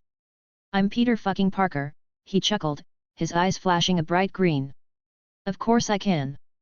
Peter's soundless steps had a little skip in them while a few strands of his slightly moist hair stuck to his forehead. He had to take the fastest shower in history to make it in time, and he was, somehow, indeed, on time. His backpack was hung over one arm as he stood before the now familiar abandoned building. The floor collapsing had been a fairly big deal in the neighborhood, but it was chalked up to the building age. Of course, there was no stopping the urban legends that sprung up from his roars, ones that made the building a hotspot for adrenaline junkies for a few days. You know I can sense you, right? He called out once he entered a relatively intact floor of the building. He grinned at an inconspicuous window, knowing Gwen was hiding right outside it, the darkness adequately masking her presence. Tisk, cheater, her voice floated down, before she elegantly stepped out of the window, her endearing blue eyes staring into his own. She was merely dressed in her usual hoodie and jeans, but looking at her made his body tingle all the same. Given her reaction, he would hazard a guess that she felt the same about him. Abu, his pre-planned sentence was immediately cut off by Gwen dashing forward and wrapping her arms around him, something he was getting used to. I'm sorry for walking out like that, and for, judging you so soon. It's fine, Peter rubbed her blonde locks, growing more surprised by the second. He didn't expect to be forgiven so soon. And I'm sorry for being so aggressive and uncaring. I wasn't perfect either. Perhaps I shouldn't have said a few things that I did. No, I think I needed that, she replied, stepping back, still holding his hands and looking up at him, clearly a bit anxious. Did she think that he'd still be miffed? I realized that I was a bit naive about certain things. My dad helped me see that. He did he? Peter raised an eyebrow. George was really gunning for the Father of the Year award, eh? Yeah, gave me a speech about responsibility and consequences, she shrugged, slightly squeezing his hands, betraying her nervousness. I don't think I understood it completely, but I think I get the gist. Those with power have an equivalent responsibility to carry. That responsibility could be giving answers that you may not have agreed with before or bearing consequences that I wouldn't have borne before, killing being one of them. Now that's one way to interpret the famous quote, he thought to himself. Well, that's only if you choose to carry that responsibility, he said gently, knowing that what Gwen decided to do completely went against her previous morals. It isn't forced upon you. You can always walk away. I can. But I won't, she refused, her uncertain eyes growing bolder as she reaffirmed her decision. I understand why you killed those two assholes. The families of those they murdered wouldn't want them to be locked up. Peter's heart skipped a beat. While he wanted Gwen to get over her aversion to killing for her safety, actually seeing it happen was an odd feeling. It wasn't uneasiness but something more akin to surreality. He knew that Spider-Men, who consciously chose to kill, had better endings. An example is Peter Parker of Earth 8351, Assassin Spider-Man, and one who trained with Wolverine himself. That Spider-Man's spy day sense had evolved into real-time precognition while he simultaneously excelled in combat. Whether Gwen would evolve into something like that was something only time could tell. Still, not sacrificing your physical and mental health for that responsibility is paramount. People care about you too. Me included. I know. You did tell me this before, she nodded. I don't want to see you get hurt either. They both stared into each other's eyes for a while before he broke the silence. Gwen, I'll be honest. I didn't expect this. What did you expect? She gave him a grin, stepping closer. A punch to the face. Something like that, he smiled. I didn't blame you for walking out, really. Social conditioning is a hard thing to shrug off. You grew up with me, you doofus, she chuckled, moving even closer to him. I'm a genius, remember. Being rational is easier for me. Did you just call me stupid? When'd you hear that from? Peter acted dumbfounded. I said you're beautiful. Enhanced hearing seems to have its flaws. Does it now? She grinned and stood on her toes, wrapping her arms around his neck. Maybe. 'Cause if not, I just may be in trouble, he smirked, locking eyes with her. You're such an idiot, she sighed and leaned forward, kissing him and practically sending him to heaven. He let out a breath he didn't know he was holding. His relationship issues were resolved, a few supervillains were defeated, cancer papers were published, the Marshall equation was derived, extremis serum was synthesized, and the X gene acquired. He'd met the X-Men, had probably acquired the wrath of the Hellfire Club, had gotten involved with a supervillain organization with the Kingpin as its head, and was about to willingly walk into the kingdom of a super-genius supervillain. But hey, for his first time, he was doing pretty well in the Marvel Multiverse. End of arc. Chapter 43, Hellish Rage. 2 months later. The cloak of darkness, brought upon by the night, was whisked away by the blinding lights of the city. New York City stood defiantly, a shining beacon suffused with all kinds of people, a melting pot of diversity and culture, but, at the very same time, a hot spot of crime. A lot has happened in the last 2 months. New York City had unexpectedly gained a new hero. Masked and cloaked in black. Powerful and ruthless. He and the famous Ghost Spider seemed to be occasional teammates, cracking down on crime on the city streets, but unlike his carefree quipping friend, he truly inspired fear. He never killed, at least not yet, preferring to break almost every bone in a criminal's body before giving them brain trauma, making most of his worst victims quadriplegic. It was arguably worse than death, but of course, this was for the worst of the worst. Ordinary theft would merely net you a few broken limbs and a nose. The injuries wouldn't come close to killing you, but the hospital bill most definitely would. J. Jonah Jameson, the editor-in-chief and publisher of the Daily Bugle, had named them and every other masked hero as a menace to society for taking the law into their own hands. Such a radical take after 2 simultaneous superhuman terror attacks made it gain traction, but it never stuck. One reason was that the crime rate in New York dropped drastically, with only the oldest, most powerful gangs daring to operate beneath the surface. The fear of being turned into a quadriplegic did work after all. Another major event that made waves in the public was the building of the very first purely superhuman prison dubbed the Raft. It was located near Rikers Island in New York and had a few inmates, the most prominent being the man dubbed the Tombstone. The time of political turbulence owing to the Superhuman Registration Act was dying down, the discussions on its intricacies dragging on and on with Reed trying his best to slow it down. Tony Stark, the famous billionaire, had thrown the biggest party in New York, and the public had moved on from the attacks. Meanwhile, the scientific world eagerly awaited this year's WCCR, almost foaming at the mouth at the prospect. The papers were published by an anonymous scientist in the journal Science, had set off a bomb in the field of cancer research. It had posited a cure for one of the most prevalent diseases in the world after all. Fanatic scientists were on the verge of storming the headquarters of the Science journal before it was revealed that the aforementioned scientist would be presenting his work in the WCCR. The one held in the Kingdom of Latveria. It was a joyous event for the human race, and the world was slowly returning to normalcy. At least, on the surface. Tap. Tap. Tap. The sound of boots hitting the concrete seemed to echo in the bustling streets, somehow piercing through the sounds of vehicles and people. Yet, no one seemed to notice the owner of said boots, one who was lounging on an empty bench and munching on an unnaturally large donut. Large swathes of people walked by him without giving him a single look as though he didn't exist. Sure, it was New York City, and nobody had time for anybody else, but when one factored in the man's strangeness, his invisibility became odd. The large donut that was the size of a person's head was perfectly balanced on his long fingers. Every bite he took was measured, not a speck of the generous icing coating his perfect teeth or skin, as though it was scared of blemishing it. Speaking of perfect, the man seemed to embody the word. His body and face seemed to be artfully drawn and sculpted to sheer perfection. Too perfect. His beauty was ungodly. He was what many would call devilishly handsome, and in this particular case, they wouldn't be wrong whatsoever. They would have struck the mark on devilish. The plan needs a few tweaks, eh? The dance of chaos shall be perfected yet, he thought, inhaling another piece of the donut while still somehow looking elegant. Yet, his calm demeanor hid incomprehensible rage. It would be so much easier if the damn sanctum stopped suppressing his power. Hell, he wasn't even supposed to be here.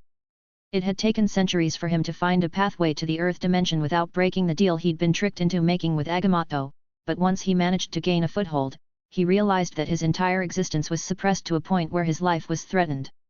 Still, he was Mephistopheles.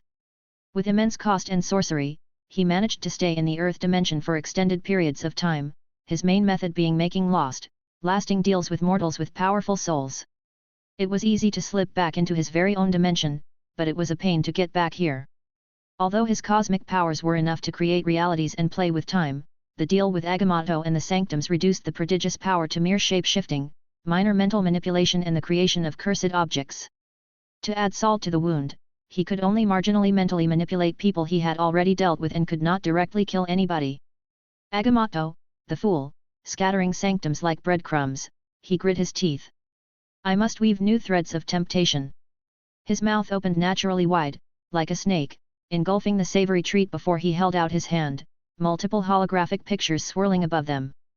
A few of them would have been highly familiar to Peter. Helen Stacy, Gloria Grant, Betty Brant, Harry Osborn, Norman Osborn, and more. But the one at the very center was Gwendoline Maxime Stacy. He didn't know where it went wrong, something he would never admit as if he ever did, it could adversely affect his very being. His plan to slowly torture the spider was supposed to begin with George Stacy's death. It was he who had let Otto Octavius gain such detailed info on Aldrich Killian's and Maya's work on Extremis and the techno-organic implant. He knew Otto wouldn't be able to resist getting his hands on the implant and that his arrogance would lead to him breaking his mind by overclocking his mind. Knowing Kingpin's shrewd nature, he knew that the fat bastard would try to take over the company due to Octavius' instability, but Otto unexpectedly dying while attempting to acquire Extremis was a welcome surprise. Either way, he would gain the result he wanted, which was Alonzo Tombstone Lincoln feeling angered and illogical, primed for manipulation. The time it took to slowly manipulate Lincoln into publicly attacking the Obsidian Nexus building was annoyingly long. Lincoln, while not smart in the normal sense, was street smart, which meant that he knew that revealing himself to the public was an incredibly stupid idea. He had to worm his way into his circle of henchmen and slowly increase his already immense hate of the Kingpin. He'd failed multiple times, but after he'd arranged for Lincoln's daughter to get into a small accident, it reminded Lincoln of his family's frailty. He, once again, slowly increased both the fear and hate of the Kingpin in Lincoln before encouraging the idea of storming the building and personally killing the fat bastard.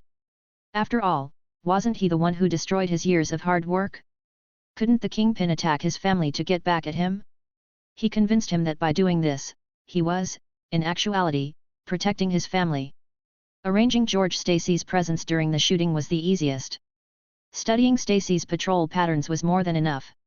All that planning to get a father to die before his daughter. A plan that failed because of a variable he did not predict. Now. Who are you? He whispered as the hologram morphed into one of Peter Benjamin Parker. Oh, the boyfriend, eh? The father of the destined child, perhaps. Mephisto's eyes glinted with ecstasy as he imagined slowly torturing Parker before Gwen. The fact that this Parker boy had a healing factor made it all the better. He'd last longer, his handsome face stretched into an evil smile, his beautiful features contorting into something satanic. But just as he began contemplating and strategizing more of his sick and twisted plans, he felt a disturbance in the fabric of reality. His elegant eyebrows furrowed as he went still. He knew this feeling. Someone was weaving a story. Someone proficient. The air hummed as the concrete beneath his feet transformed into a giant, incredibly complex circle whose glowing green symbols were eerily familiar. The concepts it included were suspiciously similar to the mathematics of more advanced races in the universe. Who was the fool who thought of incorporating such concepts in the art of magic? He didn't have any more time to contemplate the circle as a reddish tear in reality opened up behind him that brought with it the smell of sulfur, fire, and brimstone. He needed to get out of this place as he was immensely weakened in this dimension.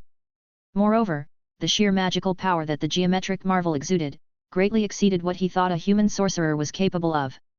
Clink! Clink! Clink! The gravity within the circle increased tenfold as 3 chains burst out of it, gunning for his body. If he was a second too late, perhaps he may have been crushed and caught, but he was Mephisto. Nobody could catch him. Whoosh! With a graceful step, Mephisto slipped into his tier, the chains uselessly swinging past him. Powerful, but still mortal, Mephisto gloated as he stood on his dimension's red and rocky ground, watching the tier in reality close. Still, if it's not the ancient one. The wh. Shink. His eyes widened as he spotted the circle outside spontaneously transforming its symbols into a completely different spell. One that he did not recognize and one that transformed the green chains into green scythes. Crack! The weapon slammed into the tier just before it closed, making a minute piece break off. The empty space healed almost immediately, but the damage had already been done. The target was never me. Mephisto's eyes widened in realization. It was my dimension. His dimension was magically created in such a way that only those who had previously been in it could find it once more. It was the perfect defense. After all, if his enemies never found his dimension, how could they find him? But now that the sorcerer had a piece of the dimension with them, they had been in his dimension as a technicality. Thus, they could now find it whenever they wanted. The fiery dimension began to tremble as Mephisto's anger began to build. He was outsmarted by a mortal. He? Outsmarted.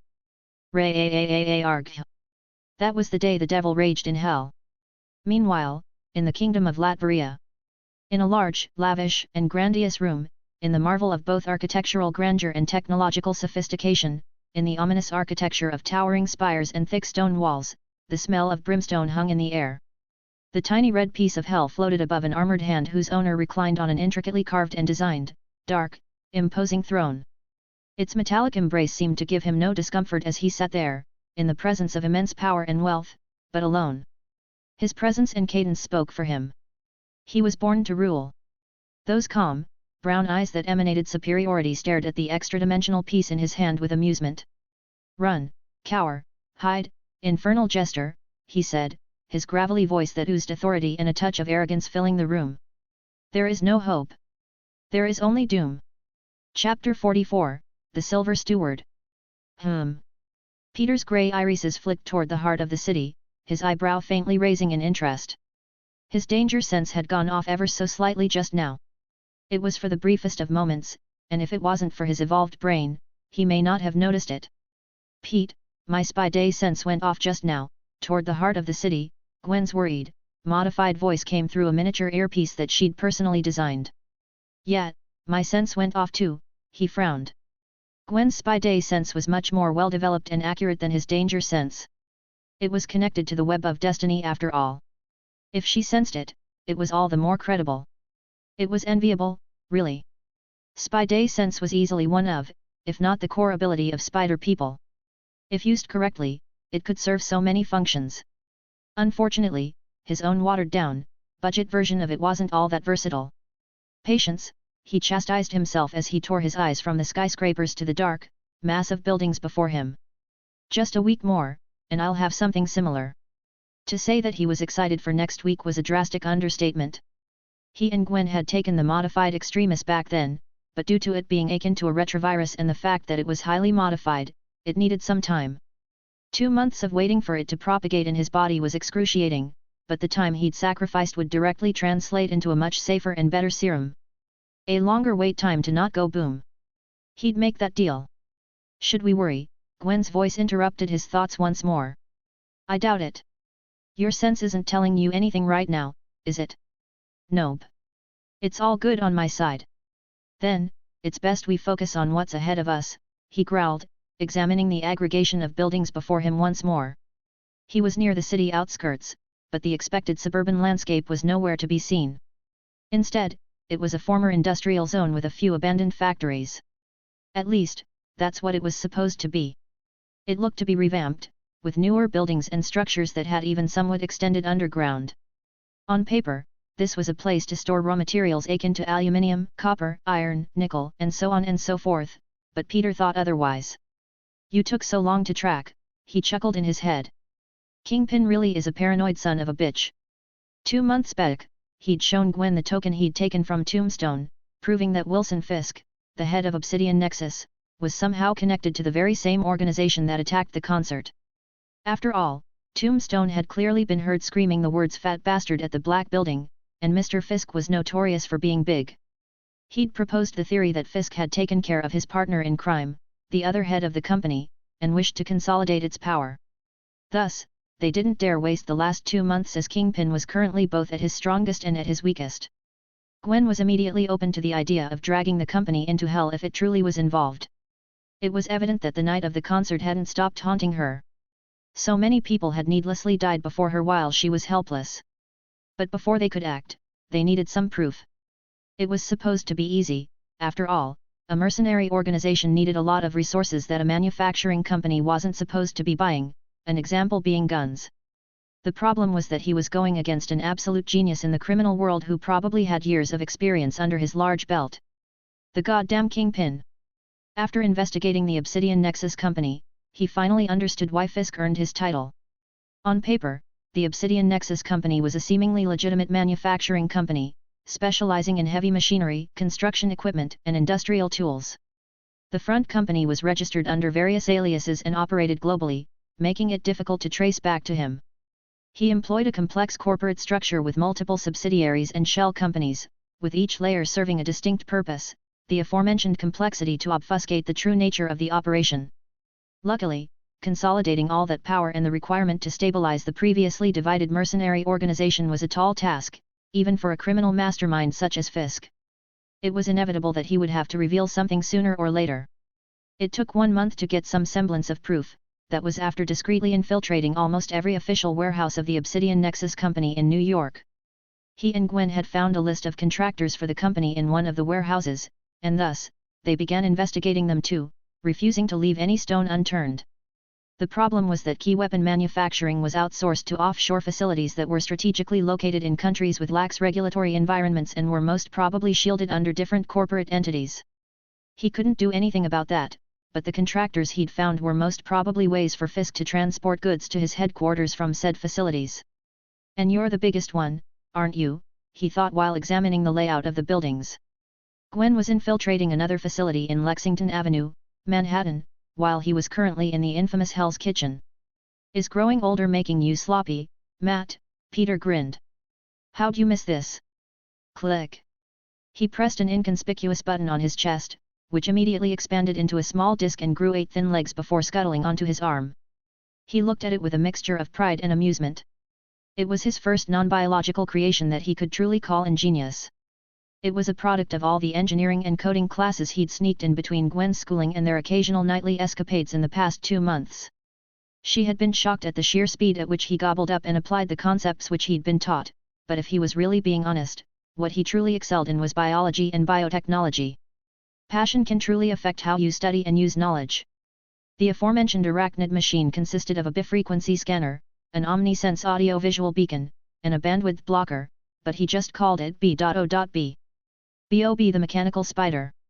It had waveform analysis algorithms that detected frequencies of communication equipment and even had a sensitivity control to manually scan for specific frequencies. It could then emit electromagnetic signals to interfere with and disrupt various communication frequencies along with those that distort and affect digital cameras and displays by messing with their refresh rate and inducing blurring. It had added cameras and audio-visual equipment for the collection of evidence and a small sonar device that could slowly map its surroundings. Of course, it wasn't completely his work, far from it. Gwen was the one who engineered it and made it functional, but he was the one who made the algorithms and built its main components, much to her surprise and shock. It was decent work by his standard after 60 hours of engineering and coding classes. I'm going in, Gwen, he growled into the earpiece. Me too. Good luck, and please come back to me in one piece. When have I not? There's a first time for everything, Pete. Just, be careful. I'll try. You too. Click. He muted his earpiece to not distract Gwen, and she did the same. You ready? He grinned looking at Bob. Gwen had inserted a highly simplified AI into its miniature computer system that could respond to voice commands, so it wasn't that he'd gone insane, talking to a machine. It wiggled on its spindly legs before giving him a backflip. I'll take that as a yes, he snarled, his grey eyes shifting to blood red and his pupils turning into reptilian slits. Rib. His back expanded, ripping through his suit that promptly dissociated into microparticles as his fingers extended into claw-like appendages. Bob and Shaw syringe, something he now always brought with him, held on for dear life as his sinuous tail whipped through the wind while the chromatophores on his armor blended it into the darkness. Let's see what you're hiding, his chest rumbled as his red irises dimmed, the darkness swallowing them. Ethan gripped his M4 carbine tight as he robotically patrolled the section he was assigned. Large boxes and crates lined the building he was in, while the only sound and light were the soft footsteps of his colleagues. Night vision goggles helped him see where he was walking, but it didn't make the job any less intimidating. He spotted one of his only friends walk by him on his patrol, and they each gave each other friendly nods. Liam, he mentally acknowledged due to the clause in the contract that forbid talking while on duty. Understandable, but annoying. He hated the job, but it paid well. The crime boss ran this place was totally loaded, and he really needed the money. They needed the money. Don't we all? He sighed before turning around for another round of the patrol, the scenery of looming crates exponentially increasing his boredom. Well, I'll be able to finally fund the wedding at the very least. Crack. His head suddenly twisted backwards, his neck instantly snapping. He caught a tiny glimpse of a monstrous figure before he unwillingly sank into darkness, his fiancée's face flashing before his eyes and his thoughts filled with regret. Damn, nothing once more, Peter sighed to himself as Bob finished scanning all the boxes. It was extremely odd. He'd first taken care of the communication hub in the complex that Bob had detected, and shut down or disrupted all communication and video devices. Then, he'd systematically infiltrated the rest of the buildings, first taking out the guards, sensing them using his psionic powers before letting Bob scan the crates. This was the biggest and the last building in the complex, and he hadn't found a damn thing. The guards were armed to the teeth, but the contents of the crates were completely legitimate. He would have thought he'd infiltrated the wrong place if it weren't for the Obsidian Nexus tokens he'd found among some of the guards. They were different now. The tentacles were removed, and the large K and P letters were painted a dark purple. He sighed as his eyes flicked to the lifeless bodies of the guards that lay spread-eagled on the floor. He felt no remorse for them. Live by the sword, die by the sword. Those that are willing to kill, must be prepared to be killed. If they weren't, then too bad. But am I prepared, though? the thought popped up in his head. He'd killed tens of people today, and if anybody had to follow the saying, it was him. Hell, he could sense no other human mind in the vicinity, which meant that he'd killed all sapient life other than himself. He'd felt no remorse when snapping someone's neck, so was he prepared to get his snapped, too? Of course, this was merely a metaphorical question as he would regenerate, the real question is whether he was prepared to die. His reptilian slits narrowed further. He didn't have an answer. And that scared him. Chirp. B.O.B.'s electronic chirp saved him from that line of thought. With a light jump, he leapt 10 meters, landing on an inconspicuous black crate that B.O.B. was ramming his tiny head into. What do we have here? Peter muttered as he used one of his claws to cleanly slice open a large hole in the equally large crate. Creak. B.O.B. jumped on his large shoulders as he landed in the crate, his weight making it creak. It was pitch dark in it, but his eyes could almost see as clear as day. B.O.B. immediately jumped down before ramming his head into a particular part of the bottom of the crate. Is there something underneath there? He thought in confusion. He did remember Gwen programming B.O.B. to lead him to hidden rooms or paths underground, but a crate that was stacked over others didn't look like one of them. He shrugged before placing his claws over the section. Krrr. He ripped it apart using his adhesive touch, revealing, to his surprise, a long, metallic tunnel that led to darkness. Well, I'll be damned, he thought in surprise. Did it run through all the crates that this one was stacked over? Couldn't it have been a bit bigger, he sighed to himself, looking at the opening that most definitely could not fit his giant figure. It was definitely human-friendly, it could probably fit Kingpin himself, but he wasn't exactly human. Well, the good comes with the bad, he chuckled as his figure began to shrink, growing smaller and gaining more human features before turning back into his base form. His suit grew out of his skin and layered over his mouth, forming his half-mask. His skin turned deathly pale, his hair white, and his irises grey. Hope I don't meet a basilisk down here, he muttered, and he jumped down the tunnel, B.O.B. firmly latched onto his shoulder. Bang! Peter's feet slammed into the metallic floor, denting it slightly. There were indeed mechanisms to slow down the fall, but he'd shot past most of them. He looked up, scanning his surroundings, but what he saw, he did not expect. Before him was a long, narrow corridor that extended for about 50 feet, well, it was narrow for form too, with a height of 7 feet and a width of 6 feet. His 9-foot hulking form would not fit in here whatsoever. It was probably designed in such a way that only one person could walk through at a time, which unintentionally handicapped him. It was sparsely lit with artificial lighting, and everything was grey, shiny metal. He could see a large vault door at the end, lightly gleaming as though beckoning him to come forward, but the thing that caught his attention wasn't the vault door, which was the very reason he came here, but the man sitting before it. The first thought that would pop up in one's head when laying their eyes on him was, samurai. He was covered from head to toe in what seemed to be a blend of traditional and futuristic samurai armor. It looked almost techno-organic, his sleek, stylized samurai helmet covered the back and either side of his head while his faceplate and T-shaped visor obscured the top half of his face. His shoulders were covered with pads and pauldrons that had angular edges, while his armored chest had a large, red kanji symbol painted on it. An armored skirt shrouded his legs and boots that were covered in metallic coverings. If his armor wasn't intimidating enough, his posture most definitely was. He sat cross-legged with his gauntlet hands on his armored knees. His spine was ramrod straight while an unusually long katana sat in his lap. The scabbard was beautifully decorated with mountains, waves, a dragon and, oddly, a half-grown cherry blossom tree while the handle was silky black. His calm, tranquil brown eyes stared into his baffled grey ones. Please leave. I do not wish to fight you. Chapter 45, Struck by a Sword, Humbled by a Sentence. Please leave.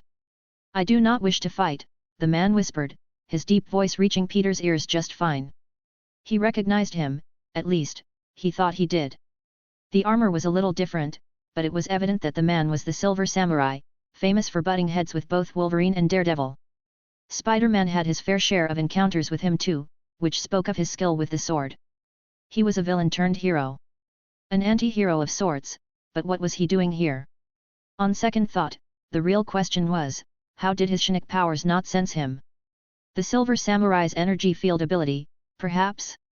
He'd already suspected it when it struggled with sensing Kurt Wagner, but it wasn't all that reliable.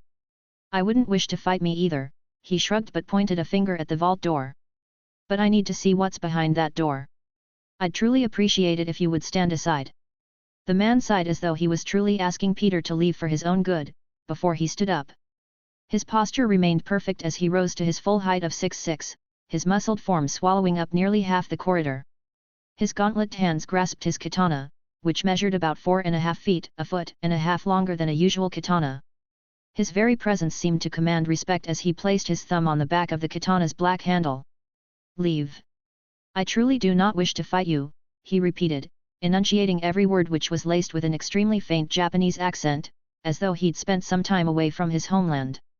My code of honor forbids battle with an unarmed opponent, but if you wish to trespass further, you shall meet Hanjay Masamune. I am duty-bound. His fingers caressed the sword after mentioning the name. Peter just stared at him. Had the silver samurai not heard of him and his vegetable farm? The man gave him a small smile after looking at his expression. I know of you, Senshi. I know of your strength, he clarified. But I shall follow my code of honor regardless. Does your code know what's behind that vault? Peter snarled. I'm betting it's used or will be used to kill many unarmed people. In a sense. The samurai closed his eyes before opening them, as though reaffirming his will. I am duty-bound. That is also my code. If your code brought you to this impasse, then of what use was the code? Peter questioned. That is because it was I who brought myself here. Not my code. It merely guides me. I decide. Clink. His thumb unlocked the katana as a show of intimidation. Now it is your turn to decide, he spoke with conviction. Will you leave, or will you insist on fighting? Peter's silence was answer enough. Fine, the samurai said with a tone of finality, unsheathing his sword. Shing! With a flash of silver, a large gash cut into the metallic floor, dividing it exactly in half, about 25 feet from him. Peter's brows furrowed. Not only could this version of the silver samurai use ranged attacks, but he was also superhumanly fast. His brain evolution and his increased flicker frequency allowed him to follow it pretty easily, but his body most definitely couldn't. I, Kinuakayo Harada of Clan Yashida, swear that if you are beyond that line, I shall treat you like an enemy. This is my final warning, the man intoned with gravitas, carefully leaning his scabbard against the wall. But, because you are unarmed, I swear to call out every attack before I swing my sword. Is this guy serious? Peter frowned. While he wanted to bust out laughing, he didn't dare underestimate someone so confident in his skills. It wasn't that Kinuakayo had no knowledge of him, in fact, he even acknowledged him, calling him Senshi. Thus, either he could walk the walk or would get run over midway. Kinuakayo Harada's power set was always ambiguous in the comics, but he was eventually said to be a mutant that could emit and control energy fields via inanimate objects. Of course, alternate universe shenanigans may always alter it, thus, he'd have to be careful. He would have been more confident in form too, but he wasn't so sure about being in base form and being handicapped by the corridor. It was most likely built to assist Kinuakayo in combat, which it most definitely did. He moved to take a step forward but stopped himself when a familiar thought popped up in his head. Kinuakayo had warned him thrice, and he still wished to step forward, which raised the very same question. Am I really that prepared to die, he thought. Or is it confidence? Hesitating, Senshi. The samurai smiled. There is no shame in walking away from a fight. No matter how righteous it is. Peter's eyebrows twitched. He was so close to getting something on Kingpin, and the scale of his organization was gigantic. It had already targeted Gwen once and had gravely injured her. Who knew how many more supervillains like the Rhino he had on his payroll? Could he really walk away now? He took a deep breath before exhaling. Bob scuttled to the wall at the back of the corridor, hiding in the tunnel for safety. Kinuakayo smiled and lifted his sword above his head, taking a peculiar stance. Jaden no Kami, he whispered as his opponent approached the line, a gleam of excitement disturbing the tranquility in his eyes. Peter wasn't going in unprepared, either. He'd begun building a predictive model of Kinuakayo the moment he'd laid his eyes on him. His posture, the mannerisms, the very first sword strike, and his ambiguous mutant ability. The martial equation worked in full force as he approached the 25-foot line. It was nowhere near finished, but it was something. He stood just before the line, his hands close to his chest while lightly hopping from one foot to the next, a stance that emphasized agility and was primed for striking. Grey eyes stared into brown. One unarmed and the other armed to the teeth. One untrained and the other a master of the sword. The air seemed to get charged as Kinuakayo activated his ability, making his entire body, especially his sword, glow with a silvery sheen as though he was a walking moon. This, coupled with the grace with which he handled his sword, showed why he was called the Silver Samurai. Peter exhaled and took a step forward. The air exploded. Men! Kinuako grunted. Boom! With a sonic boom, the silver blade covered in the energy field screamed toward him, but he was already moving out of the way. It was laughably easy to predict after analyzing Kinuakayo's stance. Shing! A silver crescent of energy brushed past him before smashing into the other end of the wall, leaving behind a trail of mutilated metal, but he was already in Kinuyukio's face. His body twisted from the ankle, his shoulders turned like well-oiled machines, and his triceps clicked into place as he let loose a frightening jab that could punch a hole through an armored vehicle. An equally loud explosion rocked the corridor as he bent the protective energy shield and slammed into the silver armor, warping it. Boom! Air scurried away from his strike, but instead of seeing the samurai somersault backward, all he heard was a whisper. Kaeshiwaza! Hey! Peter's eyes widened as his danger sense warned him of an attack from the side. He watched the sword slice the air above him as he screamed at his body to move. Shing! Peter shot backward, calculating the angle of incidence in such a way that he bounced away from the samurai. He rolled backward and brought his hands up to stabilize himself, but he noticed that he didn't have any. He watched as Kinuyokoi flicked his dissipating blood off his sword before getting into another stance. Your mind is troubled, the samurai said, his armor morphing back into shape while watching Peter's hands regrow while his old ones disintegrated. Your attacks are rigid, and your technique abysmal. We had one exchange, Peter retorted. And you lost your hands, Kinuako shot back with a playful smile. It is easy to discern much when trading blows with an amateur. Peter's eyes narrowed as he went through the Silver Samurai's power set. His energy field acted as a shield, a boost to his physique, and marginal protection from Shinnik powers. The self-healing armor he wore seemed to amplify his abilities. Moreover, if he concentrated it on his sword, he could release ranged attacks and basically cut through anything, barring perhaps stupidly strong metals like adamantium. Only if he concentrates it though, he noticed. The Marshall equation informed him of his opponent's weaknesses, and the most prominent one he'd noticed was that when Kinuakoi used a supercharged attack, his field flickered for a moment, concentrating on his sword while leaving his armor without protection. His punch had almost broken the armor while the field was on, and without it, he knew he could do devastating damage. But why go through all that trouble to punch in the first place? He shot forward once more, and Kinuyukio's sword gleamed with a silverly sheen. Men! Coat, he whispered, and two sword strikes shot out so fast that they seemed to be simultaneous. You really can't use the same move against me, Peter thought as the head strike completely missed him, and his hand glided over the wrist strike. Not when you call out the moves beforehand. He slipped to the side, his hand slithering over and clamping down on the samurai's biceps with immense strength. Hup! His muscles tightened, and his 10-ton strength flared as he flung the samurai into the vault door with incredible speed. Tsuki! Bang! As Kinuakoi slammed into the vault, denting it, Peter lost the ability to breathe for a brief moment. His pupils dilated in shock. Did the silver samurai really cut his throat while being thrown with that speed? I see, Kinuakoi coughed as he stood up, his armor still holding strong. You do not understand the concept of munin, though you have incredible potential to. Peter grit his teeth, ignoring the samurai's verbal jabs as his throat closed up before jumping off a metal wall and launching a powerful kick. Dabanawaza! A silver streak cut off his leg, but Peter used the momentum generated by the strike to twist his body and slam his elbow into Kinuakayo's face. It looked like the silver samurai was walking into the strike and that Peter had perfectly calculated it. It sounded absurd, but he really had. Ajiwaza! Much to his frustration and surprise, his elbow slammed into the flat of Hanjay Masamune. Just how did he block that?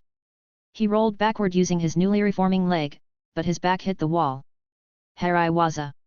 Damn this corridor, he internally swore as he ducked, the metal behind him turning into scrap. He got to his feet, and the dance finally began. Men! Coat! Uppercut! 2.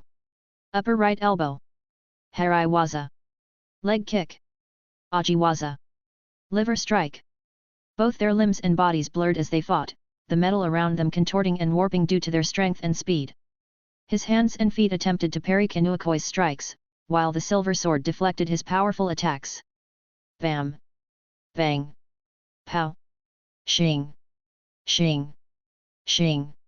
The sounds of the sword and the fist were deafening, but Peter's frustrations only grew as the fight progressed. Just when he'd thought he'd built a perfect predictive model for the Silver Samurai, and used it to counterattack, Kinuakoi would either somehow manage to block or launch counterattacks of his own as though he could predict Peter too. If that wasn't enough, the small corridor made it nearly impossible to completely avoid some of Kinuakoi's wider strikes, leading to him losing his limbs and suffering large wounds on the second exchange. If it weren't for his healing factor, he would have died 20 times over. Peter ducked under a sweeping attack and launched a powerful uppercut. Normally, he would have instantly gone for the legs owing to the predictive model, but his newer predictive model spoke otherwise. Ajiwaza. Kinuakoi moved to block, but Peter had already transitioned to a leg sweep. Bang! Finally, he thought in satisfaction as the samurai's muscled body was swept off his feet before his other leg shot out toward the only unarmored part of his opponent. The jaw. Kinuakoi's eyes widened as he saw the attack coming, but there was no fear in his eyes. The silvery energy field around him began to intensify as Peter's foot approached his face contorting in concentration. What the foo? Boom! Peter's enhanced vision went white as he felt himself get blasted backward, his limbs and eyes disintegrating. Men! Kinuakyo's voice pierced the ringing in his ears. It signaled the coming of doom. The coming of death. His danger sense sent him his largest warning yet as his hyper-regeneration went into overdrive. But he knew it was futile. Even he could not get back up from having his body split in half, and the Silver Samurai's sword strikes were too fast. He was dying today, and he was nowhere near prepared. Whoosh! The sound of a sword cutting the air echoed in his regenerated ears before he felt a soft breeze cradle his face. Am I dead? He thought in confusion as his body managed to stitch itself back together. His eyes finally regenerated, and his vision returned, only to see Hanjay Masamune a few inches from his face. Kini Yukio stared down at him, his armor cracked and broken but his brown eyes as tranquil as ever. Why did he stop? Just a fraction of a second longer, and Peter's brain would have split in half. He didn't know whether he could get back up from that. Peter's eyes flicked to the ground, and his heart leapt to his throat. Oh, he muttered. He was beyond the designated line. Kini Yukio had honored his promise while he had scoffed at it. He had questioned the samurai's code, only to be saved by it. Chapter 46, Candle Light. Life returned to his limbs, and he immediately rolled back, putting as much distance between him and the Silver Samurai, but Kini Yukio made no move to follow him. He merely followed him with those tranquil brown eyes before turning around and walking back to the mangled vault door. In fact, it was not just the vault, the entire corridor was warped and twisted, the large tears in metal revealing the earth outside. If they had continued, the ceiling may have collapsed, burying them both. Of course, Kini Yukio did not come out unscathed. Detonating his energy field came at a cost. His armor was cracked and battered, its healing properties evidently affected. He even seemed to have injured his leg from the explosion, the metallic covering torn, and his muscle bleeding, but he refused to limp, his posture as perfect as it had always been. The sound of his boots echoed in the now silent chamber as he walked over to his untouched scabbard. Clink! The blade clicked back into place, and he sat back down in the very same place with the very same position. Please leave, I do not wish to fight you again, he said once more, his deep voice quite soothing. Peter looked at the injured samurai at the end of the mangled corridor. A warrior who sat among scum. Someone who spared him due to his code. His brows furrowed as he looked at the Silver Samurai's serene eyes.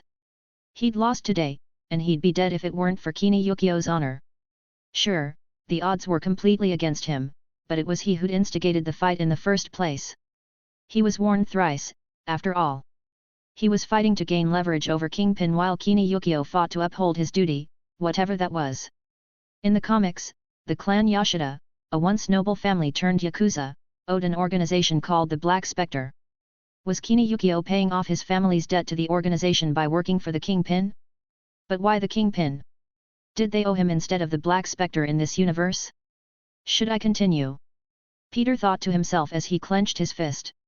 Given the fact that Kini Yukio had detonated his energy field, it would probably take some time for it to be back.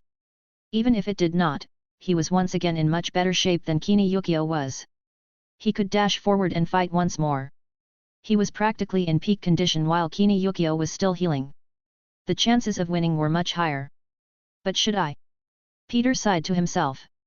He didn't know whether he should listen to his emotions or his logic, and that was shocking coming from him. He was a scientist who wished to follow logic above all else, and here he was grappling with this seemingly trivial dilemma. If he had been asked this question before he fought the Silver Samurai, he would have urged his current self to fight once more and defeat his opponent, but he wasn't so sure right now. He needed to improve his skills by a large margin. Sure, Extremis would give him another huge boost to his prowess, but what if he met someone far, far stronger than the Silver Samurai? Someone who actually knew how to fight? He'd died once today. He'd lost this fight, and he was a dead man walking. His eyes cleared as he made a decision. He turned on his heel and walked back to the tunnel, to Bob, who was scuttling up and down with worry. His heart turned heavier with every footstep, doubt gnawing at his previous certainty. He was probably making a mistake. Wasn't this the very behavior that he condemned? This behavior that he found to be illogical? Could he bear the possible consequences of walking away now? I'll try, he stamped down the doubt and continued, preparing to ascend the tube using his adhesive touch. He would return at a later time. Stronger and more skilled. A moment, Senshi, the samurai's voice floated by him, and he froze. He turned around, his eyes wary, but Kiniyukio merely smiled at him, his calm, brown eyes twinkling with pride. He pressed an unassuming part of his armored chest with a silver finger. Click! A small silicon chip popped out, which he promptly flicked toward Peter, who let it fall to the floor before him. That chip contains what you came for. Peter raised an eyebrow. What? It's evidence. Kiniyukio pressed his armored chest again, closing the slip. Irrefutable evidence that Wilson Fisk's Obsidian Nexus is a front for the biggest superhuman mercenary organization on the planet. Photos, videos, recorded conversations, and more. Files for forgery, money laundering, and fraud, among others. I am certain, with this ammunition, that any competent lawyer can tear that dishonorable man down. A whirlwind of emotions flicked through Peter, but he managed to retain his poker face. Did he get his ass hooped for nothing? Aren't you duty-bound to the kingpin? Why are you giving me this? He asked suspiciously. His danger sense hadn't alerted him, which meant that the chip was safe, so far. The possibility of it being a tracking device was high. Was it a ploy to figure out his identity? If so, it was an idiotic plan. It also made no sense, given the fact that the samurai could have killed him. My duty is to protect the vault. Kiniyukio lifted his chin, as though accusing him of going back on his word was an immense slight. It was never to be a henchman of the kingpin. Loophole in the code, Peter thought, slightly amused, but his confusion still remained. Why didn't Kiniyukio offer up the chip the moment he saw him? Why ask him to leave? For this gift, I request a favor, the samurai added as he examined the chip at his feet. Here we go, he braced himself. Giving away all that evidence was too good to be true. But why did he give me the chip before stating his terms? He doesn't come across as the most trusting person. Which is? He inquired. My father, Shinjin Harada, turned the once honorable and noble clan Yashida into one of the Yakuza. I, as his illegitimate son, have served this clan for decades due to filial piety, and in return for introducing me to the way of the sword, Kiniyukio smiled, looking into his grey eyes. I am an old man, Senshi. Far, far older than I look, and my gratitude is running thin. What do you think a man like me wishes for? Does he want me to help take down one of the biggest criminal organizations in all of Japan? Peter thought, baffled, but then quickly realized that the samurai was doing the exact same thing for him. But why me? You want to return your clan to its honorable roots? He guessed. The samurai gave him a slight nod, his armor still struggling to heal fully. That is true. I wish to burn down Clan Yashida and build it back up using its ashes as its foundation. That is suicide, Peter immediately said. If Clan Yashida was anything like the comics, Kiniyukio had no chance of taking them on alone. Then the clan will burn with me, the man announced as though it was no big deal. My father's reign has gone on for too long. I will not jump into the flames with you, if that's what you are asking me to do, Peter clarified. I appreciate you sticking to your code and sparing my life, but if it were not for the corridor, you would be dead. You can burn alone. You cannot make a blade if the ore is afraid of being scorched. Your meager skill is not enough to defeat me, Senshi, the samurai countered. You came close, but it was not enough. Peter didn't answer. He didn't need to. Sure, he was outclassed when it came to skill, but he could rip Kini Yukio in half in Form 2. The modified extremis would help him overcome the body size issue with Form 2, which would make him all the more formidable, but the samurai didn't need to know that. What's the favor? He dragged the conversation away from the tangent and back on track. To be frank, it is more of an opportunity than a favor, but I cannot reveal it now, the samurai answered. Meet me in Madripur exactly 1 year from now if you wish to pay me back. What? Peter frowned, his confusion. He offers evidence to take down one of the biggest criminal organizations on the planet and doesn't mention what he wants in return. Does he not care if I take it and not show up? Of course, you could lie and not show up, Senshi, Kini Yukio shrugged, acknowledging the fact that his offer had a wide, gaping hole which could be exploited. But Obsidian Nexus would fall either way. Peter let out a sigh, then why ask me to leave when I came down the hatch? You could have given me the chip then. Why fight? You wish to know why? Kini Yukio tilted his head. As I said, come to Madripur in a year. I'll find you. This bastard, Peter's eyebrow twitched. He was starting to suspect that the samurai fought to cure his boredom. So much hullabaloo could have been avoided if the man had simply offered the chip in the very beginning. So, let me get this straight. You sold out the biggest mercenary organization in the world, the Obsidian Nexus Company, whose payroll you're under, and are planning on burning down the clan that put you here in the first place, a clan that can very easily compete with kingpins, he observed. You're burning the candle on both ends, you know. The silver samurai grinned for the first time, displaying his pearly white teeth. It was an expression that was quite jarring, given his previous serious demeanor. I do, but I find it gives off a lovely light. Chapter 48, Eyes That Do Not See, But Rage. You almost died. Well, yeah, almost, Peter gulped, looking into Gwen's blue eyes which were merely a few inches from his face. Her hands gripped his collar while he was pressed into a large chair. But you know what? What? She hissed, her expression morphing into one of worry and fear. I didn't. You. Gwen let out an exasperated sigh before collapsing into a chair of her own. This was supposed to be an easy operation. Peter's eyes softened as he watched Gwen worry for him. It was nice to have someone who cared. Hey. It was a success, he shrugged as he leaned back on the chair. It was true. Gwen had run multiple tests on the silicon chip before declaring it safe while periodically letting out praises complimenting its craftsmanship. It had enough storage to put even Gwen's best work to shame, which made him wonder who crafted the silver samurai's armor. Anyhow, the sheer amount of evidence in it was undeniable, and the only way Kingpin could worm out of this was by pulling out the corruption card. Unfortunately, he was quite proficient at that. Curse that overgrown tub of lard, he sighed to himself as he got to his feet, looming over Gwen. They were currently regrouping in her warehouse a few hours after his fiasco with Kinuakayo and he was still on the fence about actually going to Madripur. While he could make time for it, he didn't know whether he wanted to get entangled with another super powerful criminal organization. The Obsidian Nexus was enough of a behemoth. He didn't need to add to that. Not yet, at least. The fight with Kinuakayo had made quite an impression on him. It had painfully prodded his weaknesses. Both physical and mental. Moreover, he had the WCCR in a month. The extremis evolution in a weekend, most importantly, his eyes flicked to Gwen, who stared quizzically at him, someone's birthday to prepare for. He had a lot of work to do. Yet, it was a success all right, her elegant eyebrows twitched. But what now? This is something that'll rock New York City. A mayor candidate's multimillion-dollar company being outed as a superhuman mercenary organization? With his information network, Fisk will be gone before any authority would bother to take action. You don't think anybody would dare legally attack them? Peter questioned. The government and its defense organizations would be more than happy to take them on, you know. I doubt Kingpin's army of mercenaries would trouble them. Hell, I doubt the mercenaries would stick around to help the guy. I guess you're right, she shrugged before grabbing his hand and pulling him into her chair. Her head rested on his wide shoulders as his arms pulled her closer.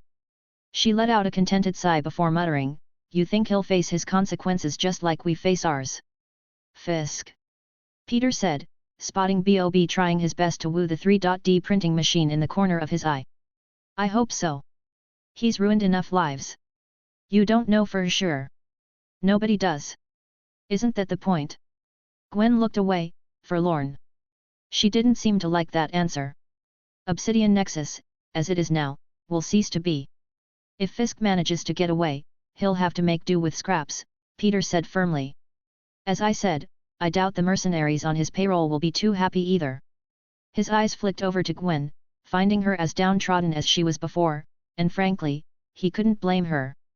With all those connections, mind-boggling amounts of money, and a formidable intellect, a man like Kingpin had very little to fear. It was next to impossible to put the fear of the devil in him. Devil, Peter thought, faint embers of an idea stirring in his eyes. Having said that, I may know of a way to make him face the consequences, he muttered, making Gwen perk up. What? Really? She exclaimed, grabbing his hand. Let's just say that I know a guy who'd give his life to make sure Fisk is in chains. The dilapidated church stood at the edge of a dusty road, its time-worn facade bearing the scars of countless years of neglect. Its once grand spires reached towards the heavens, though now they seemed to beg for salvation themselves. The stained glass windows, formerly radiant with the vibrant hues of biblical scenes, had lost much of their former glory. Broken and cracked, they filtered the sunlight in fragmented patterns of color and shadow, casting a spectral glow on a lone man in a lonelier church. He sat on a wooden bench, his elbows on his knees and his fingers entwined. The dirty ragged suit that seemed to hold history was clumsily worn around his drooping shoulders. Click! A folded red cane clattered to the floor, pushed by the odd gust of wind that blew by from time to time. It was all that made the stale air feel breathable. Darn thing, the man grumbled in a husky voice, bending down and picking it up, not bothering to move the long locks of dirty red, graying hair that covered his eyes. He seemed to be able to see just fine.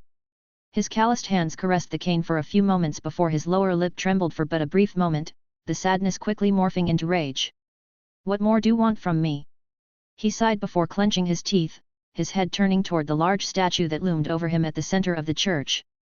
His fingers began to lightly tremble as he clenched the cane with more strength than he intended. I did everything I was asked of. He growled, standing up on his shaky legs before slowly making his way to the giant statue of a man nailed to a cross. I always did what I believed was right. The statue, though chipped and weathered, held an air of quiet strength, as if it was the last faithful witness to a time when this place was alive with devotion. Yet none of that mattered before a broken man. Click! His worn boots and heavy breathing cut through the previous serenity of the church. I believed in you in my darkest of moments. He snarled, his voice growing louder and louder with every step. Click! You kindled and fanned the flames of hope that I held on to. Click! I fought off the devil himself. Clack! His cane slammed into the floor as streaks of tears rolled down his stubbled chin. And all I get in return is death, death, and more death. He roared, his grayish-red locks parting, revealing bloodshot, unfocused eyes that did not see, but those that raged. Father, Mother, Mike. The man's voice cracked at the last name, but he kept going. Years, no, decades of bottled emotions had popped open and there was no stopping it. Electra, Milla, Karen, Foggy. He rasped, looking into the statue's closed eyes with fury, something he'd had never imagined himself doing a decade ago. What did they do to deserve death? He spat, looking up. Why was it them and not me? He fell to his knees and slammed his fist into the floor. Answer me! Answer me! Answer me! Why am I still alive? He let out a final roar, falling to his knees. His yells echoed in the temple of what seemed to be a dead god. His cane lay beside him, forgotten as he dissolved into quiet sobs, his hands and knees covered in dust, and his mind weary. The worn statue quietly stood before him, unchanging in the face of both the man's anger and sorrow. Whether it was the inability to answer, or the refusal to do so was unknown, and it made him sink further into despair. But at that very moment, just when the embers of hope that once burnt bright in the man were about to be extinguished, an unnatural gust of wind blew by carrying with it a projectile that shot toward his neck with the speed of a bullet. Whoosh! His hand shot out with inhuman dexterity, snatching it out of the air as though he were picking it up off the floor. A letter, he thought, confusion adding to his already jumbled emotions. His incredible sense of touch informed him of what exactly it was, even finding a small object within the letter, its shape, and feel ringing a bell. A pen drive? His heart skipped a beat as his fingers immediately scoured the surface of the folded piece of paper. Within a few moments, he found what he was looking for. Writing. His index finger brushed across the words, feeling the faint impressions of ink, allowing him to read via touch. A gift. To the daredevil. His breath caught in his throat. Nobody had called him that for over a decade. Chapter 49, An Unexpected Development. I did not know that he was the lawyer, Gwen muttered as she leaned on his shoulder. Their legs dangled over the roof of her house, their eyes drinking in the beauty of the misshapen clouds flitting across the pale blue sky. Well, I didn't know the man survived the Hells massacre to begin with, she reminisced, her eyes flicking over to the man next to her. Remember that day? Yet, how could I not? Peter sighed heavily, running his fingers through Gwen's hair. I still remember the headline. The death of Daredevil, the demon who fought for God.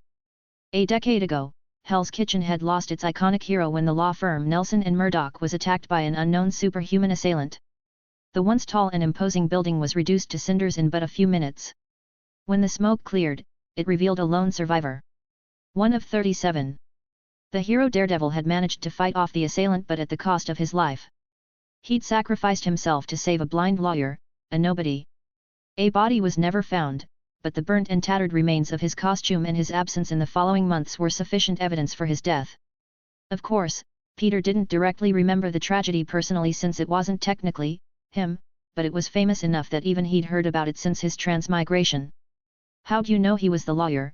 Gwen inquired, silently purring at his touch. It was a little obvious, really, he shrugged.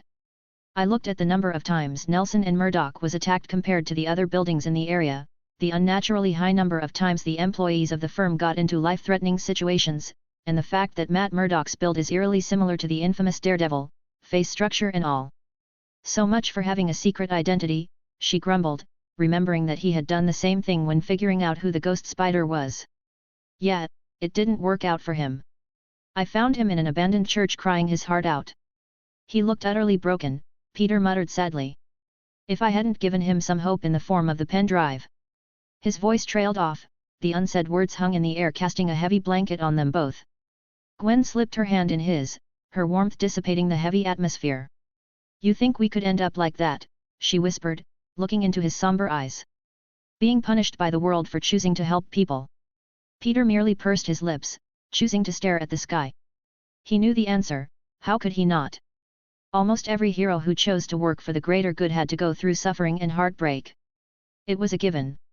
The ones who escaped that fate fought not for the greater good, but for themselves. Well, let's stop with the dour talk, he deflected, slightly amused at Gwen's miffed expression. It's somebody's special day tomorrow. I wouldn't want to ruin the mood. Gwen immediately perked up, giving him a charming smile. And that somebody wishes to know what you've been doing lurking around my warehouse for the past week, she smirked. There was no need to be so secretive, you know. And ruin the surprise, Peter raised his brows. No way. You're going to hide it till the very end. I vaguely remember someone calling me tactless the last time I revealed the priest. Shut up, Pete. MMMMPH. Proviral load will reach its maximum in, Peter did the calculations, his superhuman brain juggling long strings of numbers with ease. 21 hours and 45 minutes. My maximum was reached 2 days ago. Her regulatory sequences are stubborn. He stood up and stretched for a few seconds, before jumping on his bed in his room, where Toby lay on his back, practically disappearing into the soft folds of Peter's pillow. For the past 2 months, he had periodically checked both Gwen's and his blood to map the spread of the modified extremis that they had taken. His was complete, but her regulatory sequences were determined to fight till their last breath, delaying the virus spread. It was akin to witnessing its death throes.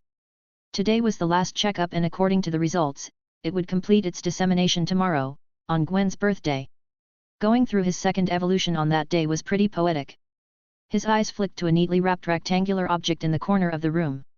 Gwen had stressed multiple times that he was doing way too much for her to warrant yet another present on her birthday, but he didn't care.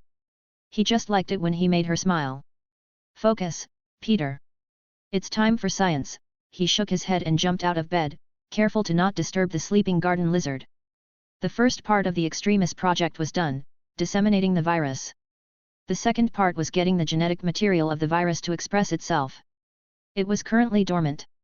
Thus, the question here was, how would he get the dormant genes to express themselves?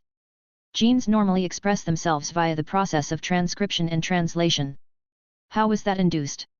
Promoter sequences, which are specific regions of DNA that serve as binding sites for RNA polymerase and other transcription machinery, initiating the process of transcription to produce mRNA. And how were they induced? Transcription factors, which are proteins that can enhance or inhibit the recruitment of RNA polymerase to the gene, thereby regulating the rate at which that gene is transcribed into mRNA, if at all. Thus, all he had to do was to design a transcription factor that was unique to the promoter sequence of the extremist genes. It wasn't hard. Not only had he planned this out for 2 months, but transcription factors were something he handled quite often during his past life. Ah, this brings me back. A nostalgic smile stretched his face as he slipped on a spotless lab coat before turning his attention to the numerous machines before him. A few hours later. Knock. Knock. Peter ripped his gaze from the 2 vials before him that were filled with clear liquid. The transcription factors were synthesized, and all that was left was to inject them into his bloodstream. That would have to wait. Why can't I feel another human in the living room? He frowned as he quickly placed the aforementioned vials into the fridge. Uncle Ben couldn't have returned so soon, could he? Peter, there's someone here for you, May's muffled voice pierced through the door. I'm coming. Just give me a moment, he yelled back, slipping out of his coat and putting his spectacles back on. Just who is it? Peter. It's been a while, a familiar voice called out to him the moment he walked down the stairs. Dr. Connors, his eyes widened in surprise finding a familiar man with a mop of blonde hair sitting on a couch, across from Aunt May. A brown suitcase sat next to him while he sipped on some tea. They'd kept in touch over the past 2 months but had never met in person. It has been a while, Peter grinned, getting over his shock and walking over with an extended hand. I never expected you to be here. Really, Peter? We're past that, he chuckled and sat up, waving away his hand and giving him a bear hug. Well, I'll leave you two to it then. I do have a meeting in half an hour, May smiled. Lee won't be happy if I miss it. Ah. It was a pleasure meeting you, Mrs. Parker. Dr. Connors hurriedly adjusted his glasses after releasing Peter. I've said it once and I'll say it again, F.E.A.S.T truly is an admirable project. You'd probably have met my wife helping about from time to time.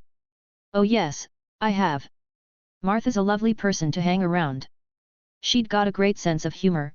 May happily clapped her hands together before winking at Peter. I'll be back in an hour or so. Click. You have a great aunt, Connors commented the moment May left the room. Peter nodded, taking the seat that was previously occupied by his aunt. That she is. How've you been, Doc? Never better, Connors announced, palpable excitement visible in his eyes. Honestly, with the WCCR in 2 weeks, I expected you to be far more restless than I am. Peter grinned at the childish excitement that Connors exuded. If it were his past life, he would indeed have been running around, squealing like a little girl at the prospect of presenting his work before the most accomplished scientists in the world. Hell, he'd be running around now too if it weren't for the fact that the WCCR was being conducted in the Kingdom of Latveria. The fact that he'd be walking into the den of a supervillain put a damper on things. Well, things could go completely differently, and we could be best friends, he thought jokingly. It's wishful thinking. The only thing that could dwarf his will, is his ego. I'm more anxious than anything, Peter admitted. It's my first time at a conference after all. With the way you pump out scientific breakthroughs, I forget you're a teenager, Connors smirked. I do feel the need to apologize though, as I don't think the news I bring with me would do anything to quell your anxiety. Peter raised a brow. Is there an issue with the papers? Oh. No, quite the opposite in fact, Connors shook his head, his glasses immediately becoming crooked once more. But before we get to that, I have to mention that Oscorp will take care of all our expenses for our trip to Latveria. From flight tickets to accommodation to leisure activities. Everything. What? He almost jumped out of his seat. But why? Mr. Osborne has already done anew. Just consider it an early birthday gift from Norman, Connors waved him off. But my birthday is 2 months away. A very early birthday gift. Do you want to travel in first class, or do you not? Connors questioned. Fine, Peter grumbled, inwardly whooping in joy. If Oscorp was bearing the financial burden of the trip, they would be able to enjoy the best facilities Latveria had to offer, and Latveria had some of the most state-of-the-art hotels and utilities in the world. Good, as it's too late to go back now. Our tickets have already been booked. You know how he is, Norman would not take no for an answer, Dr. Connors said. But are you sure you don't want to bring anybody else with you? There's still some time, seats can still be booked. No. There isn't anybody, but thanks for asking, Peter shook his head. He'd wanted to bring Gwen along with him, but she was unable to owing to her exams. Moreover, both Aunt May and Uncle Ben had their respective jobs. Dr. Connors was coming with him either way. That's unfortunate. Yeah, it is. But you said that you had something else to say. Come on, out with it, Peter coaxed. Impatient, are we? Connors gave him a wry smile. You can make anyone impatient, Doc. You have a knack for that, Peter sighed. Why thank you, Connors beamed. Fine, fine, Connors raised his hands in false surrender. This is early information by the way. You'd have gotten an email in a few business days, but I thought it'd be best if you heard it from me. Remember who was supposed to give the Keystone address in WCCR? Peter leaned forward, his heart leaping to his throat. Of course. It's Dr. Doom, isn't it? He said. What about him? He has requested the organizers to make a small change in the schedule of the WCCR, Connors smiled. He doesn't want to give the Keystone address anymore. What? Peter frowned in confusion. If not him then who? What other scientist could they possibly invite to replace Oh. His voice died down as he understood what the perpetual smirk on Dr. Connors' face meant. It's you, Connors confirmed. Dr. Victor von Doom wishes to give you his Keystone address. Chapter 50, A Doer Deal. Dr. Victor von Doom wishes to give you his Keystone address. Peter's superhuman mind went blank for a few moments. A Keystone address was the opening talk of a conference and was usually done by a highly accomplished and regarded scientist. Not only was it far, far longer and more detailed than the other talks, it was given far more attention than the others. He wasn't stunned and intimidated by the prospect of giving a Keystone address. No, it was that Victor von Doom had given him this opportunity. The fact that Doom himself had taken a step back, meant that he had acknowledged that someone was better at him than something. That's impossible, Peter's eyebrow twitched. Unless this universe has a drastically different Doom, he would never do this. If he refuses to even acknowledge Reed Richards, then why would he choose to acknowledge me? Does he have something planned? But why? I doubt he is petty enough to scheme against me. It's a bombshell, I know, Connors said softly, mistaking his dumbstruck expression. Giving the Keystone address during your very first conference is unprecedented. Frankly, I doubt it will ever happen again and I can see why you'd be a little alarmed, but I would suggest you carefully think about whatever decision you make before you make it. Is it because Doom himself requested it? Peter questioned, getting over his shock quickly enough. Unless this universe induced a massive attitude change, Doom was not a man whom he should fear at the moment. Curing cancer, or any disease for that matter, was not against his plans, in fact, it probably pushed them forward. You're right, Connors sighed. It's one thing to politely reject a fellow scientist, but to reject an offer of a king whose kingdom you are about to visit isn't the best idea. So you're telling me that I don't have a choice? Well, yes. You see, Mr. Doom is a bit, proud, Connor scratched his head. A bit, Peter grinned. A tad bit, yes. I'll keep that in mind. I'd be for the best if you did, Connors sat up, dusting his pants. Oh, apologies for the abrupt exit, but I think I should get out of your hair. We both have our talks to prepare for. You're right. I'll be looking forward to yours, Doc. You better not disappoint, he smiled good-naturedly, handing Connors his suitcase. Thank you, Peter. And the world will be looking forward to yours. The world will be looking forward to yours, Peter muttered as he twirled the newly synthesized transcription factor between his dexterous fingers. His eyes flicked over to the garden lizard sunbathing on the windowsill. What do you think, Toby? Should I take it now or tomorrow? Silence. The lizard's mouth hung open, its small eyes crinkled shut as though it was oblivious to the world and its problems. Raising its body temperature was a higher priority than whatever Peter was going through. Helpful, he sighed, turning his gaze back to the clear vial. He'd planned to undergo his second evolution alongside Gwen, but he was having second thoughts. His loss against the Silver Samurai had nudged the spike of paranoia in his heart, but Dr. Doom, a highly accomplished scientist and sorcerer who occasionally dabbled in mind magic, acknowledging his existence drove it all the more deeper. Anything can happen at any time, he thought, resolve gathering in his hazel eyes. Best not leave anything to chance. Sorry, Gwen. He grit his teeth and sat up, carefully tucking the vial and syringe in his backpack before slinging it on. Time to go for a walk. Clank. Clank. Clank. The sound of heavy footsteps followed an armored silhouette as it moved down a dimly lit hallway. It raised a hand embraced by metal, before flicking it almost lazily. Whoosh! Golden fire burst forth from the tip of its finger, dancing over to the beauteous chandeliers and torches and giving them life. Light washed over the silhouette, burning away the shadows, reflecting off the burnished metal of its formidable armor, and revealing the sole ruler of the kingdom of Latveria.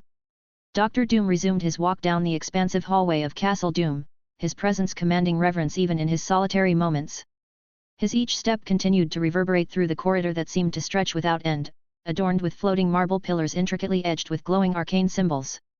The air carried an aura of austere silence, disrupted only by the faint hum of unseen machinery and the rustle of Doom's cloak that billowed behind him like a regal banner.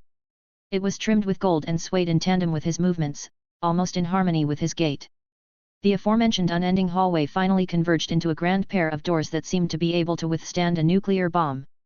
A gauntlet hand stretched forth, brushing the steel, a touch that seemed to draw out the strength of the castle itself. Arcane symbols manifested above them, briefly hovering before disappearing into the doors, which immediately began to tremble. With an almost deafening rumble, the doors were pushed back, revealing a giant chamber that was filled with metal.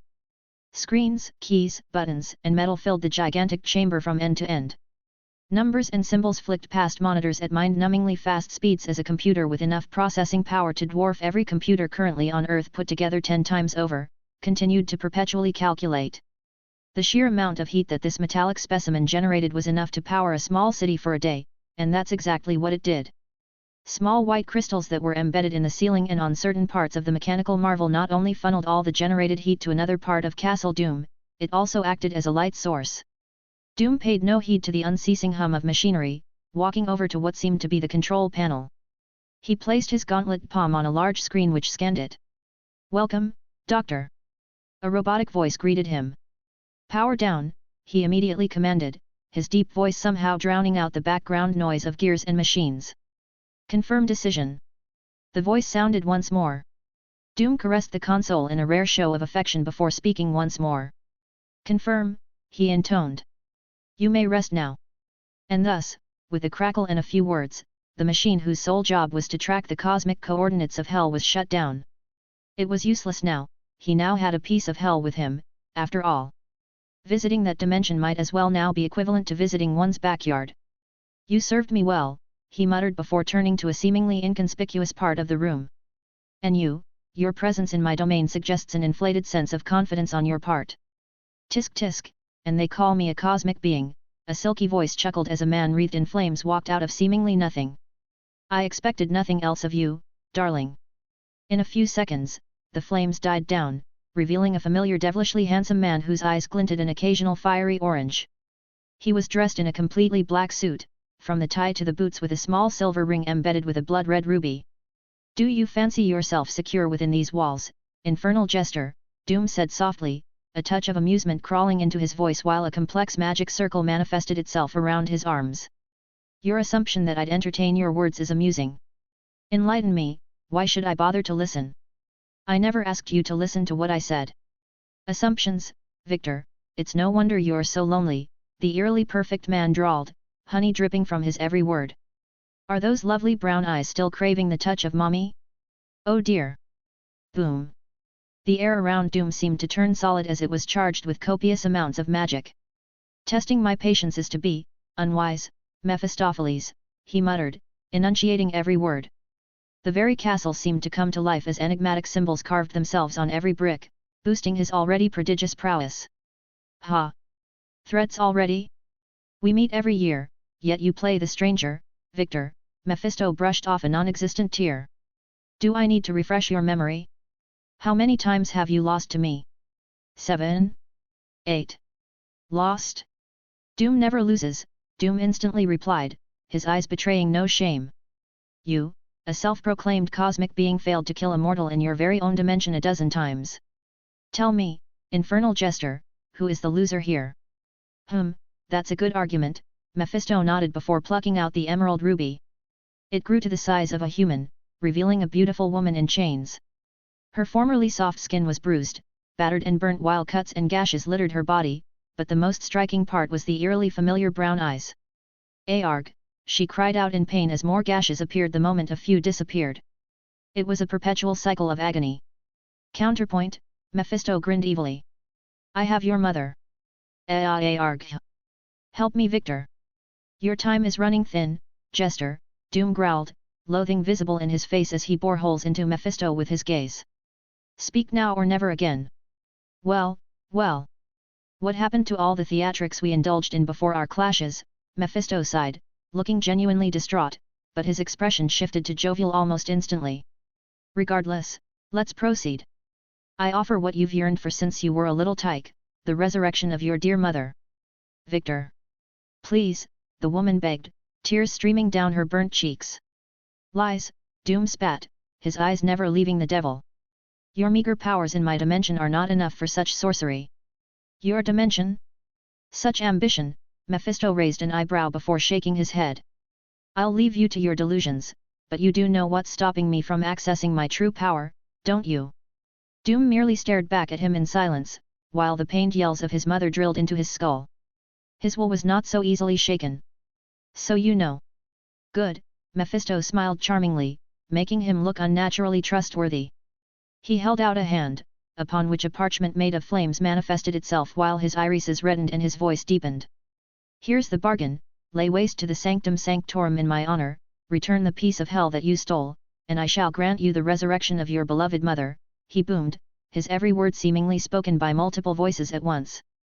An aura of power seemed to hang around the parchment of fire. A power that could bind a god. I offer this to you as an act of peace, Mephisto gave Doom a soft smile.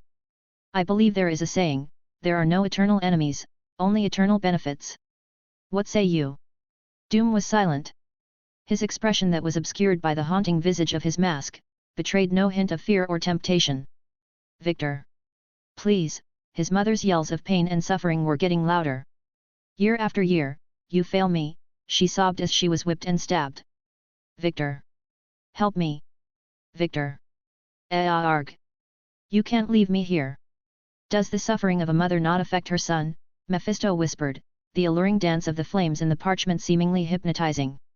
Doom closed his eyes for a moment before opening them. This is how I spend every night, he muttered, looking at Mephisto with scorn. I have grown accustomed to the pain of her shrieks. They are all I have left of her. Mephisto's satanic eyebrow twitched. Answer me, Victor von Doom. Do you agree to my bargain, or do you not? Victor.